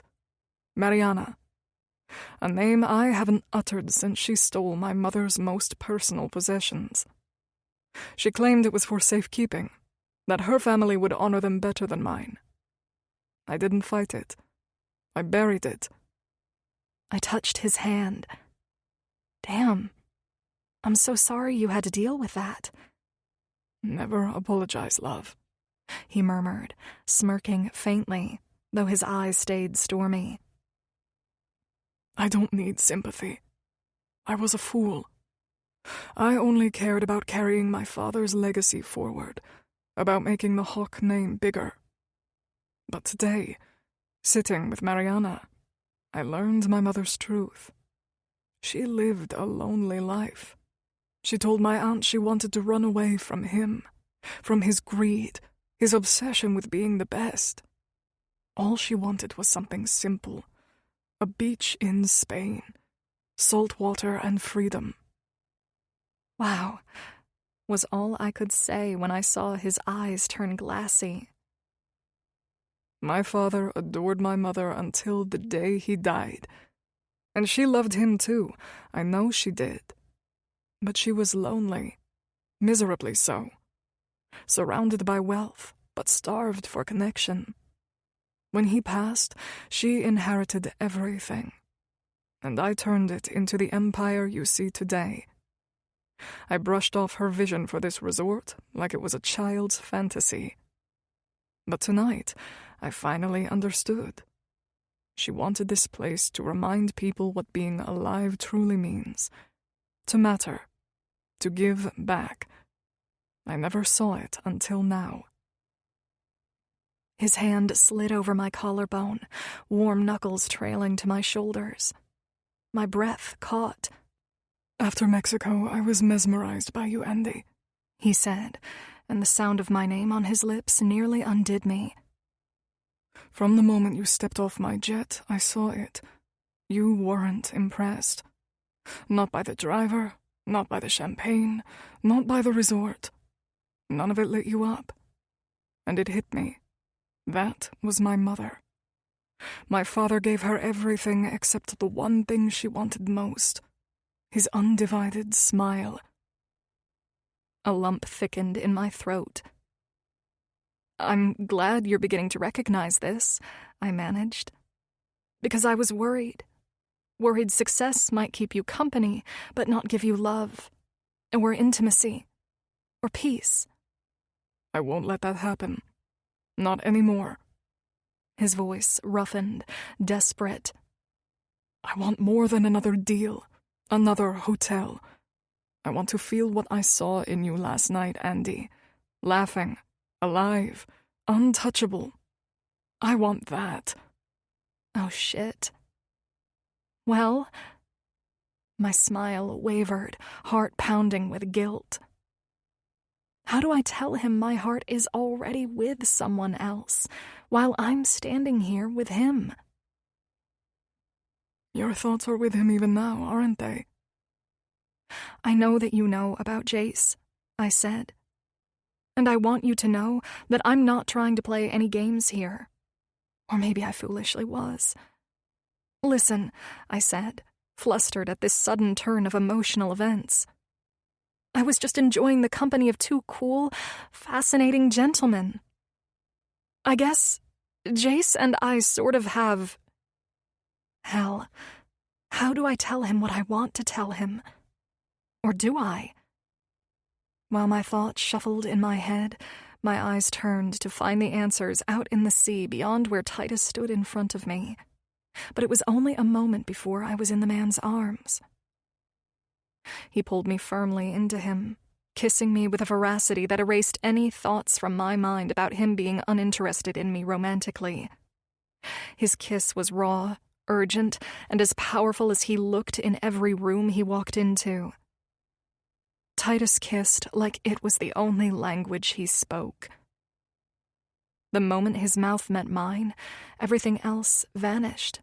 The ocean, the breeze, the low hum of music from the event behind us. It was just him and me. His lips were warm and firm, moving over mine with unrelenting precision. Titus didn't ask. He took like he already knew I'd give. He tasted like heat and spice, dark rum and something smoky. When his tongue brushed mine, my knees almost buckled. My body leaned into him like it was under his spell. His scent wrapped me further into this moment. Sandalwood, amber, and a hint of something primal. It was dizzying. Titus's hand slid up my spine, then curled behind my neck, tilting my head just enough for him to deepen the kiss. And dear God, he kissed deeply, like he was pouring every unspoken promise and buried need into that moment. He devoured me, hungry, slow, and controlled. Suddenly, my mind was ripped from the pleasurable moment. Jace. I saw Jace's eyes. I heard his voice and that memory of how he touched me like he knew me on Jake's yacht. My breath caught. I pulled back fast, chest heaving. Titus. My voice cracked. I can't. His hands loosened around me reluctantly.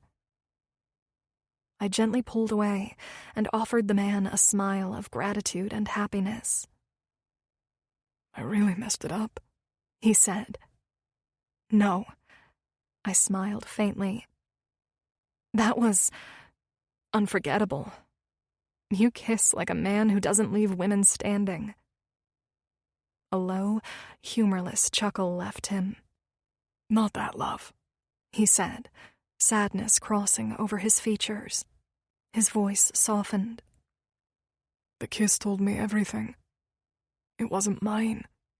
It was his. The way you gave, the way you pulled back. I'd have to be blind not to see that it already belongs to Jace. I've known him most of my life, and I'd sooner cut off my own hand than steal what belongs to him. I swallowed hard and paused momentarily. How can you see that in my eyes when I'm just now figuring it out? He smiled the sexiest smile that lit up his beautiful eyes. Because a woman has a certain look when she's in love. Like she's looking at you but sees someone else. It's actually very beautiful, and you are even more beautiful with it. I saw it last night and knew my good friend was a most fortunate man. You like him a lot, it seems, I said, curious about how Titus really felt about Jace. As if he were my own brother, Titus said. However, my love for the man only goes so far, and if he dares to neglect or hurt you the same way I have proven to be capable, then I will kick his ass and work to ensure you are mine. I don't mind second place if it means I might still have the privilege of securing you for myself should the first place winner screw everything up. He winked. Now, let's rejoin the others. I'm sure Jim, Spence, and Alex are already complaining about their appetites, and I'd like to enjoy dinner with the loveliest woman I've ever known. And that was that. No drama, no punches thrown. No best friends turned enemies over me. Honestly, I couldn't have asked for a better way to close the chapter on whatever complicated thing Titus and I had been circling. The best part? Realizing we might actually make better friends than lovers. And with the pace he was setting, this new way of seeing what it truly meant to have a woman in his life, I couldn't help but believe Titus had a future. A damn good one. 26. Andy. After rejoining everyone, we began eating food that was nothing short of refined culinary artistry. The menu offered a playful yet comforting nod to the culture of the resort, and the Michelin-starred chefs went above board in showcasing their talents while accommodating this particular group. It was difficult to stay focused after what had happened with Titus. Even after he'd kissed me senseless, and despite the knowing smiles on the faces of those who had clearly noticed, I couldn't contain the restless urge building inside me. I wanted to be back in the States, with Jace. It felt as if the moment I admitted what my heart already knew, everything inside me shifted. My emotions, my desire. That old saying suddenly made sense. You find love when you're not looking for it. How's your filet, love? Titus asked after finishing his conversation with Jim. It's delicious, I replied, though I'd barely touched it. I was embarrassed that my appetite had been replaced with anticipation. The best part was knowing the man I wanted apparently wanted me just as much. He'd simply been a few steps ahead of me all along. Very good, Titus said, his smile warmer than ever. His eyes flicked to my barely disturbed plate. If it doesn't suit you, you need only say the word and I'll have something else prepared. Perhaps pizza. He chuckled before taking a bite of his steak. I laughed softly. I have no idea why I don't have much of an appetite, I admitted, while everyone around the table carried on in quiet conversation over their meals. Titus smirked. Perhaps you feel you've made a horrible decision, choosing the wrong man to spoil you with passion and purpose for the rest of your life? Proposing marriage, are you? I teased, laughing under my breath. Why the hell not? He shot back, more playful and carefree than I'd ever seen him. Anything to keep the girl, right? Once our plates were cleared, the atmosphere shifted, the dinner morphing into a more casual setting for guests to mingle. That was when I was introduced to some of Titus's dearest, longtime family friends, the Stone family. I had to bite back a laugh at the irony. Instead of putting on a show that this would be Titus's and my last appearance as a couple, which would only stir more gossip, we silently agreed to enjoy the evening as planned. Still, the moment I was swept into Jace's arms after tonight, everyone would have plenty of shit to say about me anyway. This is a most excellent tribute to your mother, Titus, Everett Stone said as he extended his hand. Jace's father was an imposing man, the kind who didn't need to say much. His presence filled the space without effort. Everything I was hoping to hear, Titus replied with a rare, easy smile. Your opinions on my investments have always been held in high regard. While Titus continued talking with the Stones, I stayed quiet, studying Jace's parents. They hung on his every word about the personalization of the resort and his reconciliation with his aunt. Their approval seemed to carry more weight than any investor's signature, almost as if their nod alone could open the doors to the public in 2 days when the event was over. Jace's father carried a quiet command, dressed in a bespoke suit the same deep blue as the night sky. He looked every inch the billionaire tycoon, blending seamlessly with the crowd around us. His silver hair was combed neatly back, a sharp contrast to his sun-browned skin and piercing steel-blue eyes. Jace's eyes. His expression held a balance of admiration and critique. Clearly impressed with Titus, yet too seasoned to show it outright. Beside him, Jace's mother was the embodiment of timeless sophistication. Her floor-length gown shimmered with crystal embroidery, like starlight scattered across water. Blonde hair curled and swept to one side revealed diamond drop earrings that caught every flicker of light. She was the kind of woman who turned heads with a whisper, never a shout. "It is all perfectly lovely," Victoria said with poise, her voice calm but resonant. "Isabel would be dearly impressed that her vision has been brought to life, and that her darling son made it happen." Her icy blue eyes shifted to me, locking on with quiet intensity. "It is always a pleasure to meet a dear friend of Titus's. Forgive me if I seem surprised. Titus has never introduced us to any of his lady friends." A smile curved her lips, softening her tone. "You must be very special indeed." My stomach tightened. What the hell was I supposed to say to my maybe boyfriend's parents while clinging to Titus's arm like some rare ornament? If I wasn't ready for Jace to meet my dad, there was no way I was ready for this. "That's very kind of you to say," I managed, scrambling for composure. "I'm humbled he thought to invite me." "We're all humbled this guy thought to invite any of us," a tall, dark-haired man chimed in, his features a strong echo of Jace's mother. His grin was easy, but his words carried weight, pulling every set of eyes back to Titus. This is Jace's younger brother, Dorian, Titus said with a broad smile.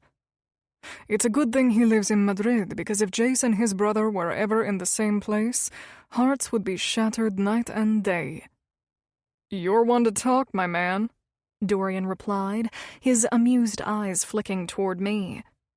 Very lovely to meet you, Ms. This is my lovely date, Andy Miller, Titus said smoothly. As Jace's parents drifted away, Dorian took my hand. His gaze lingered, curious and sharp, as if he were trying to unravel who I was and why Titus had brought me here. He didn't strike me as younger than Jace. If anything, his presence mirrored their father's commanding gravity.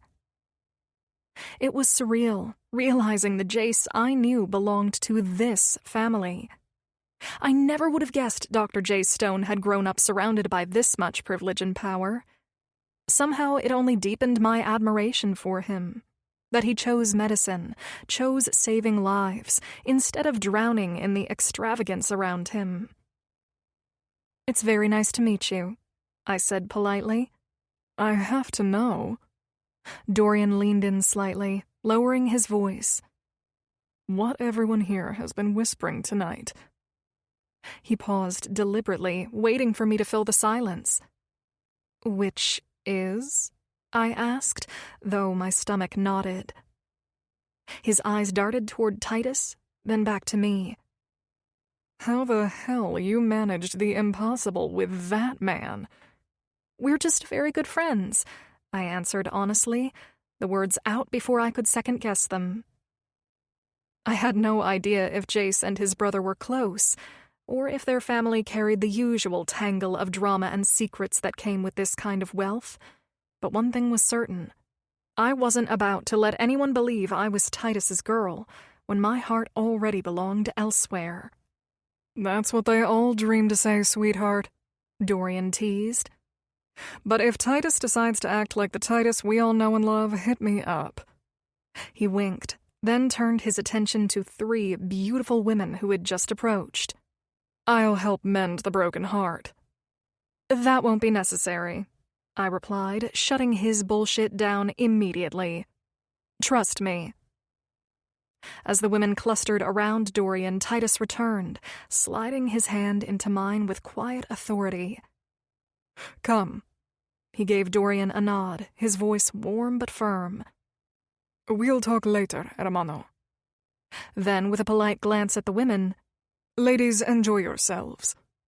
He dismissed us without apology. I'm sorry for Dorian's lack of manners, Titus said as he steered me away. He's a good friend and a fun time, but a shark when it comes to women. Don't worry about it. I smiled. Are he and Jace close? Not really, Titus admitted. Not from jealousy, just a lack of common ground. Jace has no interest in this lifestyle, and Dorian is obsessed with it. They manage each other in small doses, and the rest of us break them apart before it goes too far. He gave a low chuckle. But out of respect for you and for Jace, there was no way I'd let his brother talk to you like that. That's nice of you, and I appreciate it, I said. Jace will have to thank you later. Titus grinned. Jace always has to thank me later, love. Especially when those idiots start saying Dorian's the wiser of the two, and dismiss Jace's profession as some kind of insult to their family legacy. Dorian feeds that narrative, but I've always said those old men with their money and arrogance will change their tune the day Jace is the one holding their life in his hands. Well, let's hope it doesn't come to that. I laughed. It is probably impossible anyway. Most of them don't have a heart to speak of. Titus laughed. His gaze softened on me. Listen, you look radiant tonight, and I have cherished every second of having you on my arm, but please don't feel forced to stay and mingle with these people. If you'd rather retreat to your villa and relax, I'll make sure you're not missed. He glanced around the pool deck before chuckling.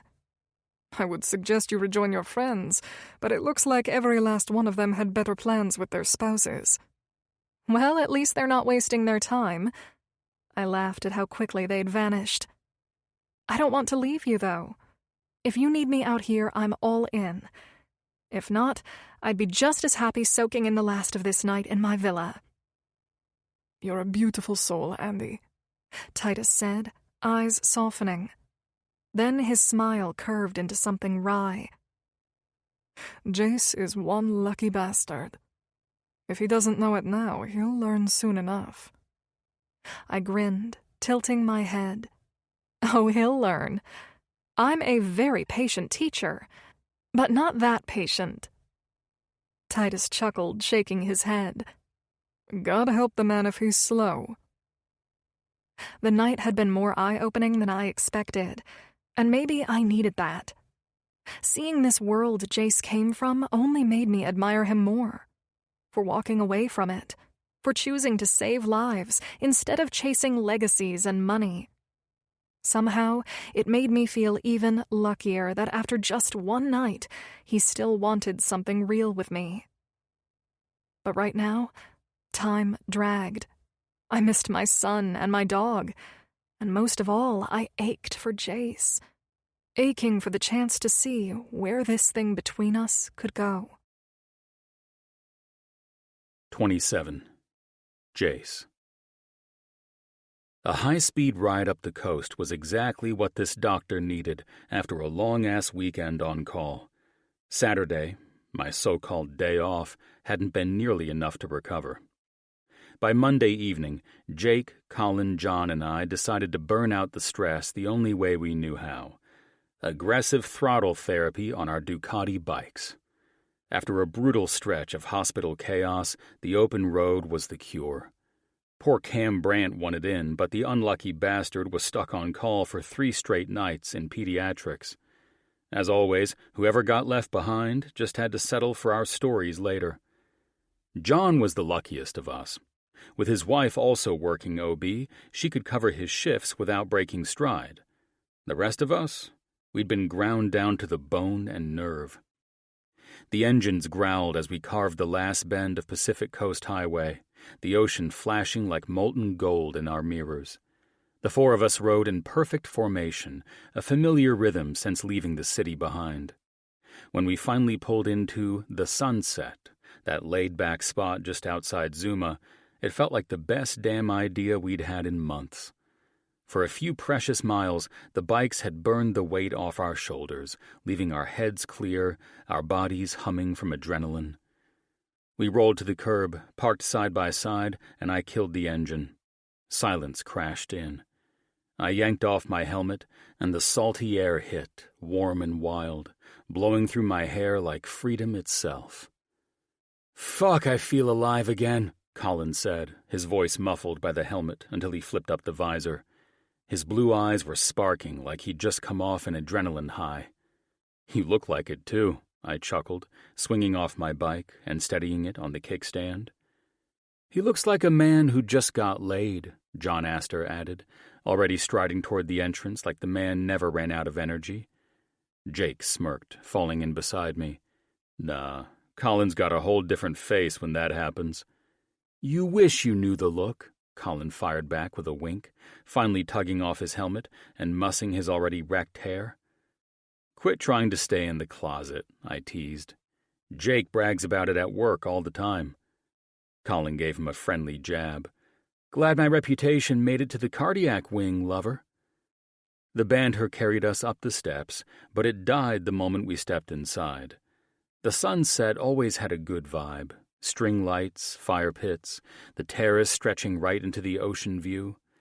Malibu's usual crowd of influencers filled the bar, but it still managed to feel laid back, the kind of place where we could catch our breath over steaks and beer. The hostess locked eyes with me, then blinked as the other 3 Heartstoppers filed in behind. Her cheeks flushed pink, and I almost laughed in response. For a second, I considered my old play, slipping her my number, chasing the invitation in her eyes.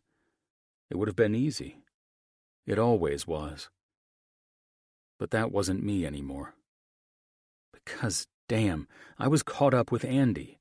Hopelessly, inexplicably, completely. And the strangest fucking part, for the first time in my life, I didn't want to chase anyone else. "Table for 4, I said with a smile. "Excellent." The hostess flashed me a grin that should have sparked something. It didn't. "Is the terrace okay tonight?" "You read his mind," John laughed softly. He knew me well, just not well enough to realize how much Andy had changed me. "Follow me," she said, menus tucked to her side as her tight hips led the way. As we trailed behind, another woman at the bar caught my eye. Her friends were mid-laugh, but she went still, staring at me like I was the punchline. That had always been my game, my thing. The thrill of knowing I could reel a woman in with nothing more than a look. But now, the only woman I wanted to charm with a look was spending an extravagant 3-day weekend with Titus.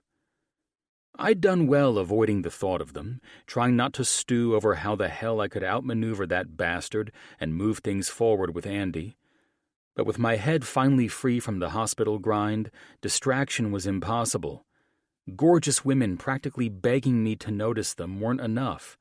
They only reminded me of the tug-of-war Hawk and I were playing, and how much I needed to win.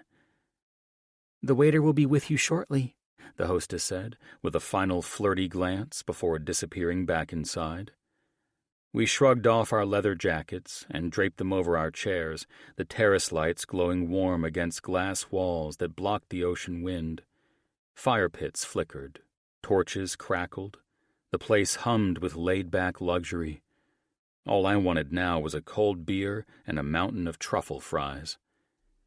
"We need to do this more often," Colin said. "Why the hell did we park those bikes for so long?" "Maybe having a wife and kids had something to do with it," Jake muttered, eyes still on the menu. "Nah, don't blame them," I said, not even opening mine. I knew exactly what I wanted. Truffle fries and a bloody steak. You two just got soft and forgot how to thrive like you used to. Jake smirked, while John added, "For me, there was no chance in hell I was riding all the way up here from our old place before we finally gave in and bought in Malibu." "What convinced Mick to ditch the cute Stepford town?" Colin asked, lifting his beer the second it hit the table. "She loved the vibe whenever we came to your kids' parties. Then Nat worked her magic, found us a beach place we couldn't pass up. Now we're all fucking neighbors." I laughed, downing another gulp of beer.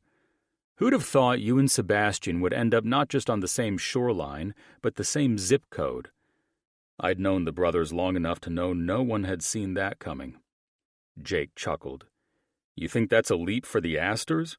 He leaned back, smirk tugging like he was about to drop classified intel. "Jim told me something you bastards won't believe."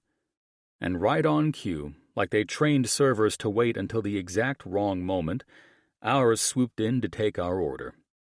When they finally left, I leaned forward with my beer.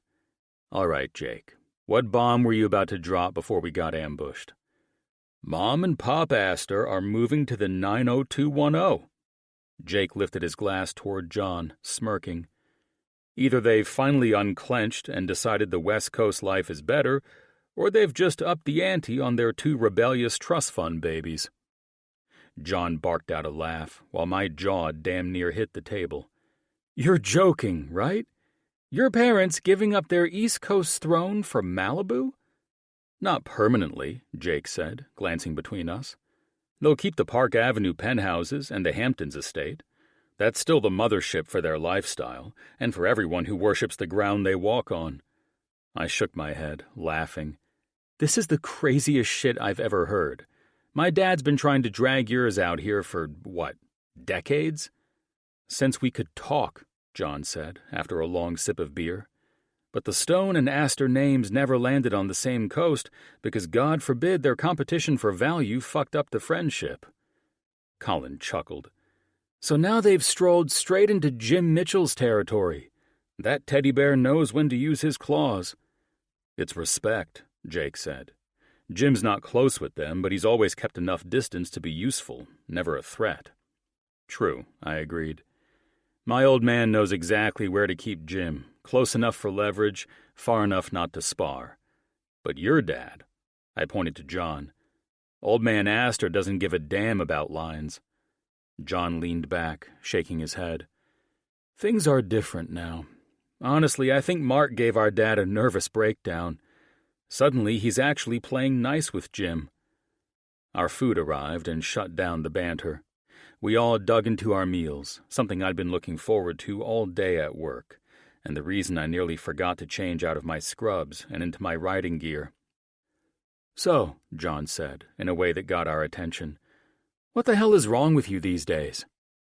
I eyed John. Who? I looked at the other men, wondering who he was talking to. Me? No, dumb fuck, he answered with a grin. The other guy who apparently doesn't hit on all the chicks who are eye-fucking him when he walks into a restaurant. I frowned. Nothing's wrong with me. Jake and Colin chuckled, focused on their steaks, and trying not to say anything, but my longer-than-usual silence prompted Jake to jump into the conversation first. He's in love, he said nonchalantly, while taking a bite of his steak. He raised both his eyebrows while smiling and chewing to taunt me. In love? John said, looking at me with the same shock I had on my face moments ago, hearing the news about his parents purchasing a home out here. I'm not in fucking love. I barely know the woman. That's true, Colin chimed in. They started the usual way. You know, Jace hooking up with a girl and forgetting her by sunrise. But this one, that gorgeous goddess must have lassoed his balls and never let go, because now he's so damn head over heels, he's doing ER visits with her kid, adopted a puppy for her, and... He trailed off, shooting a look at Jake to finish the story and highlight just how deep I was in with this woman. He's allowing her to date Hawk while he sits on the sidelines, Jake said, dramatically acting his part out. The fuck? John dropped his knife and fork to each side of his plate and turned more to face me. When did this happen? Trust me, I answered. I can't figure that shit out either. You're into a chick, and Hawk is too? John asked with a smirk. Fucking Titus, the guy who's never had one woman for longer than a minute? That's the one, I said, laughing at what a joke it all was. Homeboy here, Colin said, pointing with his fork in the direction of where I sat. He's playing shit safe, all while his lady spent the 3 days in Costa Rica with the man. He flashed me a, when are you going to man up and handle your business kind of smile. He brought her to the grand opening of his new resort. Why the hell are you sitting back here? Why aren't you out there fighting for her? When did you suddenly become the kind of guy to play nice? John questioned. I don't know, man. The whole thing has caught me by surprise. I don't even recognize who I am right now. I'm not trying to be like this. Not and trying are the operative words here, Jake said. And tonight, it all ends. He cleared his throat and glanced at his watch. When we're done here, we're heading to my place in Malibu, where Andy should be arriving to pick her kid and dog up in a couple hours or so. We'll act like you had bike trouble or something, and from there you're going to get your ass in gear and seal this deal. That's exactly what you're going to do, Colin said, sharp enough to shut me up. Perhaps you'd like to meet the lovely lady who owns your friend's balls? Colin suggested with a laugh. Be ye warned, Jake said, somewhat annoyed. The fucking bark factory this chump adopted for Andy is a little dickhead. Hey now, I said. Jake rolled his eyes. He hates men. I have no other way to describe it. Every time I walk into a room where he is with Ash and the kids, all he does is rain down barking hell all over me. What kind of dog is it? John chuckled. A bitch-ass yapping hoe, that's what kind, Jake said, all of us laughing at how annoyed he was with dog-sitting this weekend. A teacup Yorkie, I said, as Jake rolled his eyes. John laughed. Oh, hell. You're screwed. Oh, fuck is right, Colin added. The smaller the dog, the more obnoxious the yap. He laughed again and looked at me. You're fucked unless you get that boy to respect your ass. A couple of rounds of obedience training wouldn't hurt, I'm sure, I said. We'll see about that, Jake chuckled. All right, let's wrap this shit up and get this fucker reunited with his girl so they can take that annoying-ass dog out of my house. I was excited to go to Jake's tonight. Enough sitting on the sidelines in this mess. I needed to see for myself how Andy looked and how she felt after that glamorous weekend with Titus. I had to know if I still had a shot at this, or if it was time to walk away with whatever self-esteem I had left. 28. Andy. Titus's jet landed close to 7 in the evening on Monday night, after one last long and delightful day at his resort. The morning after his grand opening began with brunch on Titus's private terrace with the same friends who shared a table with us at the opening ceremony the night before. It was all lovely and dreamy, but I struggled to stay present with the people around me. I was just ready to be home. As much as I looked forward to seeing Jace and whatever might come next, I really couldn't wait to see my son. By the third day away, it always hit me. How much I missed picking him up, seeing his bright eyes light up when he smiled, and hearing those happy little shrieks of his. That moment was finally coming. Thank you again. I smiled at Titus, who shared the back seat of his car with me. Whatever will I do without these extravagant weekend getaways, the personal drivers? I glanced at his driver, Edmund, who was on chauffeur duty tonight, and turned back to Titus. And of course, your handsome self, ensuring I'm treated like a queen. I have no idea. He smiled, his amber eyes illuminating brightly. But if Jace can't figure out how to treat you right, you know I'll be waiting in the shadows to snatch you up at the first sign I get. You're too funny, I said, smiling. Seriously, Titus, thank you for everything. This has all been a lot of fun and a very dreamy experience. He took my hand in his signature romantic gesture, and brought the back of it to his lips. It's my wish that you and Jace have a relationship that poets envy and fairy tales strive to bring to life, love. I shook my head and smiled. You are a man of very beautiful words. You know that? He nodded, his humor displayed in the subtle curve of his closed lips. Of course I know. How else would I be the man I am today? This is all very true. I turned to step out of the car after Edmund opened my door. Titus, I said before I got out of the vehicle. Yes, love, he answered, pulling his head up from where he glanced down at his phone while I stepped out of the car. I know you'll make some remarkable woman very happy one day. I know I will as well. Thank you for joining me on our adventures, and again, all the best to you and Jace. Maybe it was cheesy for me to tell him that, but it was the only thing that came to mind, hoping he'd eventually put his words into action with the right woman. The more I thought about Titus and me, the clearer it became that beneath all the superficial bullshit, we were never really each other's type. It was 8:30 by the time I'd arrived at Jake and Ash's place, only to find a bunch of sleek motorcycles parked and tucked into each other on the driveway. What the hell? I said to myself as I pulled into Ash's driveway and froze. 3 blood-red and sleek Ducati motorcycles were parked diagonally near the garage like they were guarding the place.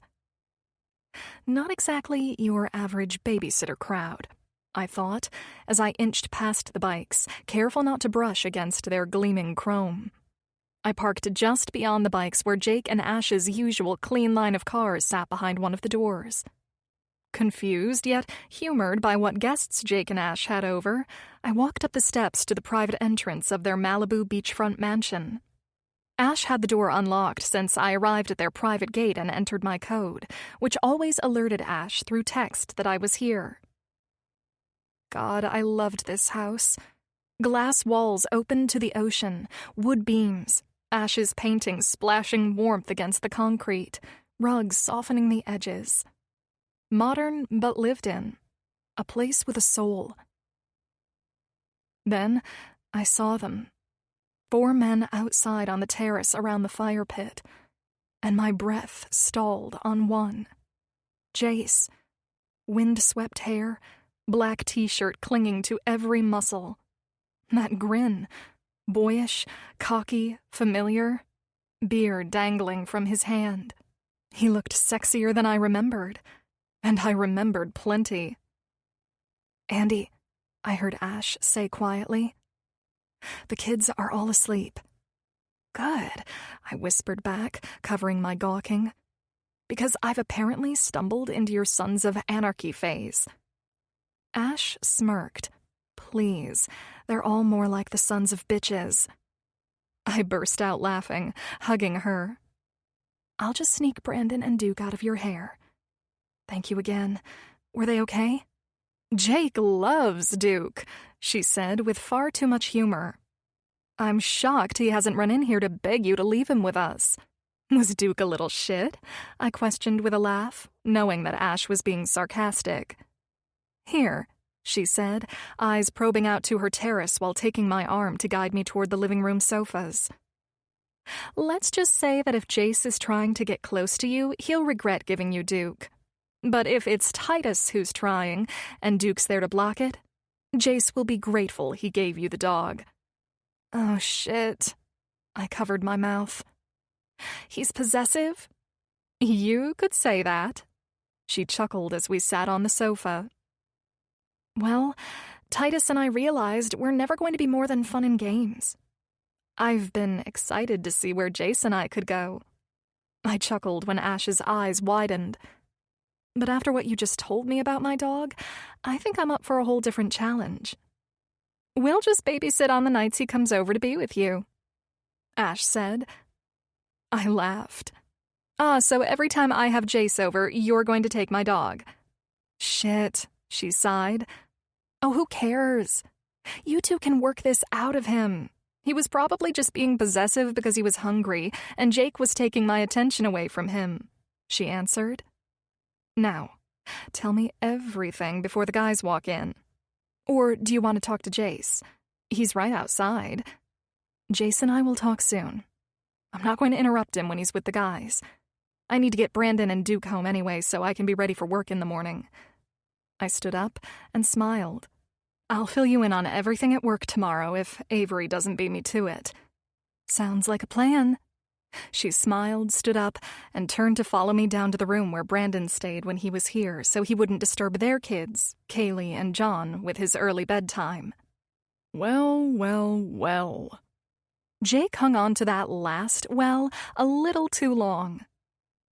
I turned and tried to remain focused solely on Jake's humored expression and not the damn glistening blue eyes and sexy grin coming from Jace. I knew one of the two other men pretty well, Elena's husband, Colin Brooks, but I couldn't remember the other man's name. "Hey, Jake." I glanced at Jace, unable to resist. "Hey, Jace," I said, like a schoolgirl talking to her crush for the first time, completely forgetting the two others standing behind them. "Andy, of course you remember Jace," Jake said with a knowing grin. "And Colin as well. This is Dr. John Astor. You've met his brother Sebastian a few times." "Very nice to meet you," I said, not really wanting to do introductions. I much preferred a moment alone with Jace to get past this weirdness I was feeling. "You all are bikers now, I see?" My smile and eyes fell only on Jace because, quite honestly, he was the only one in the world I cared about right now. Jace grinned, but the shy, more reserved side of him I'd become accustomed to wasn't present tonight. He seemed sexier and fueled by desire, and it was forcing my body into some adrenaline response. "We sort of all got our asses kicked at work this past week, so we decided to take it out on the bikes." He licked his lips, my eyes following like a hungry animal. "You look stunning. Did you have an enjoyable trip?" "I did," I answered. "We're all going to just step aside," I heard Jake say. At least, I think it was Jake. "Yeah, don't let us interrupt anything," another said. "You should go get the dog just for kicks, man," another said. "How are you?" Jace asked, the only voice that mattered. "I've missed you," I said bluntly and honestly. His eyes grew more serious, while one of his strong hands gently caressed my cheek. I've missed you more, gorgeous. Something was crackling in the thick, heavy air surrounding us, and I couldn't explain anything except that it was all I wanted.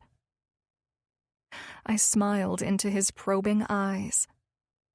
I told Titus that I couldn't keep going out with him if I was going to be with you. I hope that works for you. Holy fuck, he answered, eyes widening. You want to date only me? I chuckled and brought my hands up along both of his biceps. The exact reaction I was praying for, I said, before hugging him and feeling hot energy surge between us, wrapping us tightly together as if this were happily ever after. I promise you, gorgeous, he said against my neck after he kissed it. I will not let you regret that call. He stepped back. I'd invite you, Brandon, and Duke to stay over tonight, but I feel that is a knee-jerk reaction and moving possibly a bit too fast. How about you meet me for lunch tomorrow? I asked. I need to get Brandon home, and I'm just learning that Duke might be your biggest obstacle when it comes to dating me. I heard the same. Jace chuckled. Perhaps we'll just give him to Hawk as compensation for playing along? Be nice. I arched an eyebrow at him. It was how he played along that pushed me in your direction. I stepped back before we could give the group in the other room anything more to talk about for the night.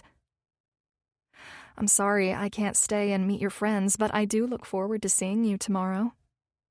Oh, no. He stepped toward me, and then I was in his arms. I'm not letting you drop this unexpected announcement on me, and then just disappear into the night before I can do this. Jace's powerful kiss made my body instantly react, and every single memory of our night together flooded back with a surge of energy that had been held back for too damn long. This was crazy. This didn't feel real, but it sure as fuck felt right. I melted into the man's fiery kiss, tasting the flavors of him that I remembered well from that night, his warm, masculine scent flooding my senses. I had no idea why it took me so long to realize he was the only one I wanted. Playing games and wasting time was so senseless. The only good thing about it was that I was certain I wanted him more than anyone else. 29. Jace. I finished the last of my office work at 10 this morning, tightening up a few medical charts for patients. It sucked having to come in on my day off, but I was playing catch-up from the last week of nonstop hell. Here's the deal, Jake said, while I was packing up, hoping not to see anyone. I glanced at my watch. You've got 15 minutes to tell me the deal, which I'm going to refuse because I have to pick up Andy for lunch. He leaned casually in my doorway, smiling brighter than the lights in the OR, and nodded. I'm not asking you to come on shift, dip fucker, he sighed. Ah, love. Love, love. Jake, honestly, I don't have time for you to quote Ben Stiller from one of your movies. I seriously have wasted enough time when it comes to dating Andy? Yeah, we know. He smirked. I'll hit you straight. What car did you plan to impress her with today? I brought my bike, which is why I'm in jeans and a shirt, I said, shutting down the computer and clearing my desk. You brought your bike? Why not?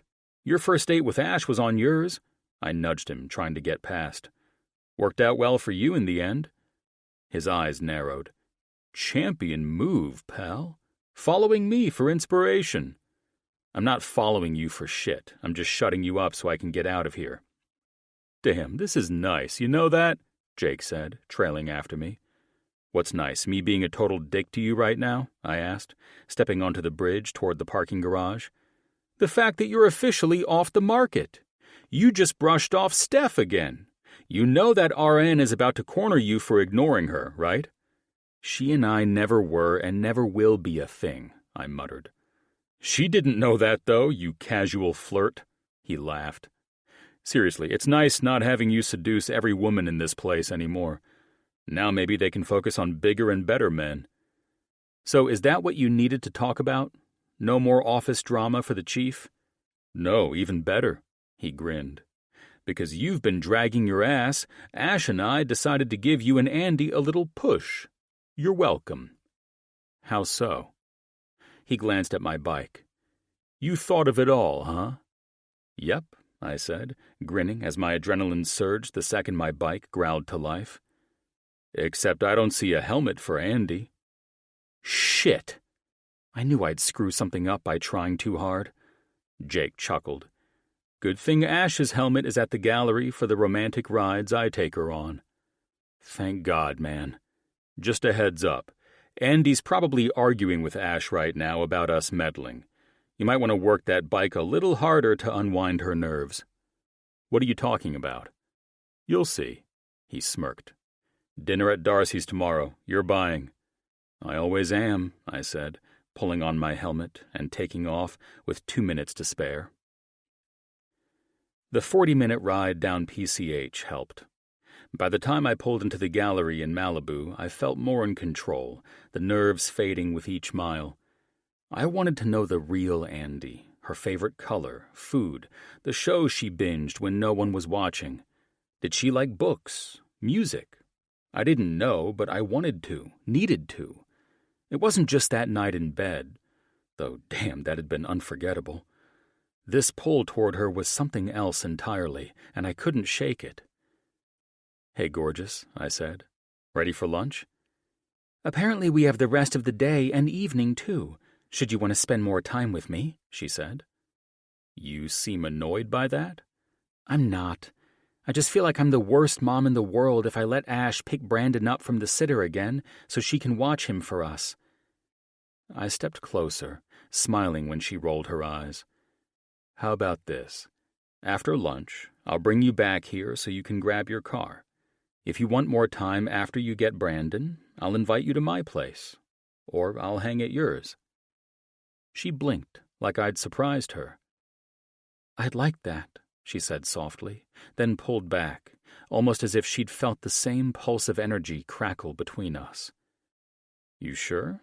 You've got a look, I teased. You remembered my son's name, she said, smiling in a way that damn near wrecked me. Thank you. No thanks needed. He and I hit it off that night. I even remembered Duke's name, too. She laughed. That means everything to me. Oh, quick question. You up for a ride on my bike? Otherwise, you're driving, Miller. Her daring smile was all the answer I needed. I think that would be sexy as hell. Except no helmet, and I'm not dressed for it. Your outfit's perfect. Ash has a spare helmet. Jake said she'd set you up. Yes, she laughed, heading toward the painting room. Apparently they're babysitting my carefree ass again this afternoon. Andy, I stopped her. She turned, and damn, her beauty would never stop hitting me like a punch to the chest. Don't talk about yourself like that. From everything I've heard, you're a mom who puts her son before everything else, even yourself. She licked her lips, uneasy with the compliment. Everyone says that, I just don't feel like it. Then she softened. But yes, to your earlier offer. Brandon, Duke, and I would love to have you over tonight. Hope you're up for chicken nuggets and fries. I chuckled. More than a Michelin-starred meal, gorgeous. A walk on the beach after, maybe? Am I pushing the stroller or walking the dog? Walking the dog, she grinned. He hates men around women. I'll win him over in minutes. That's what Jake said. Come on, let's get out of here. I'm starving. Andy climbed onto the back of my bike like she'd done it 100 times.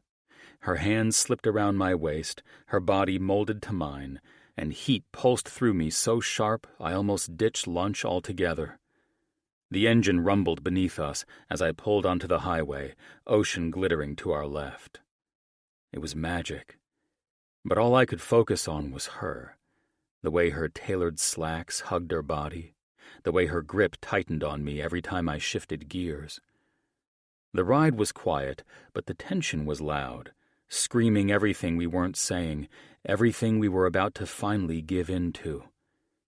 By the time we pulled into Paradise Cove and I killed the engine, we were both ready for more than food. Maybe she'd take Jake and Ash up on their babysitting offer. Maybe tonight we'd finally make up for lost time. 30. Andy. Everything that happened from when Jace picked me up from work, the bike ride, the casual dinner, and now this evening walk on the beach, felt like more than just a breath of fresh air. It was a complete reset. The adrenaline from the ride had kicked everything into a supercharged new gear, and now I was just hanging on with excitement. I glanced over and smiled at Jace and Duke, seemingly getting along on our walk. "Looks like you might have dodged a bullet with Mr. Duke," I said.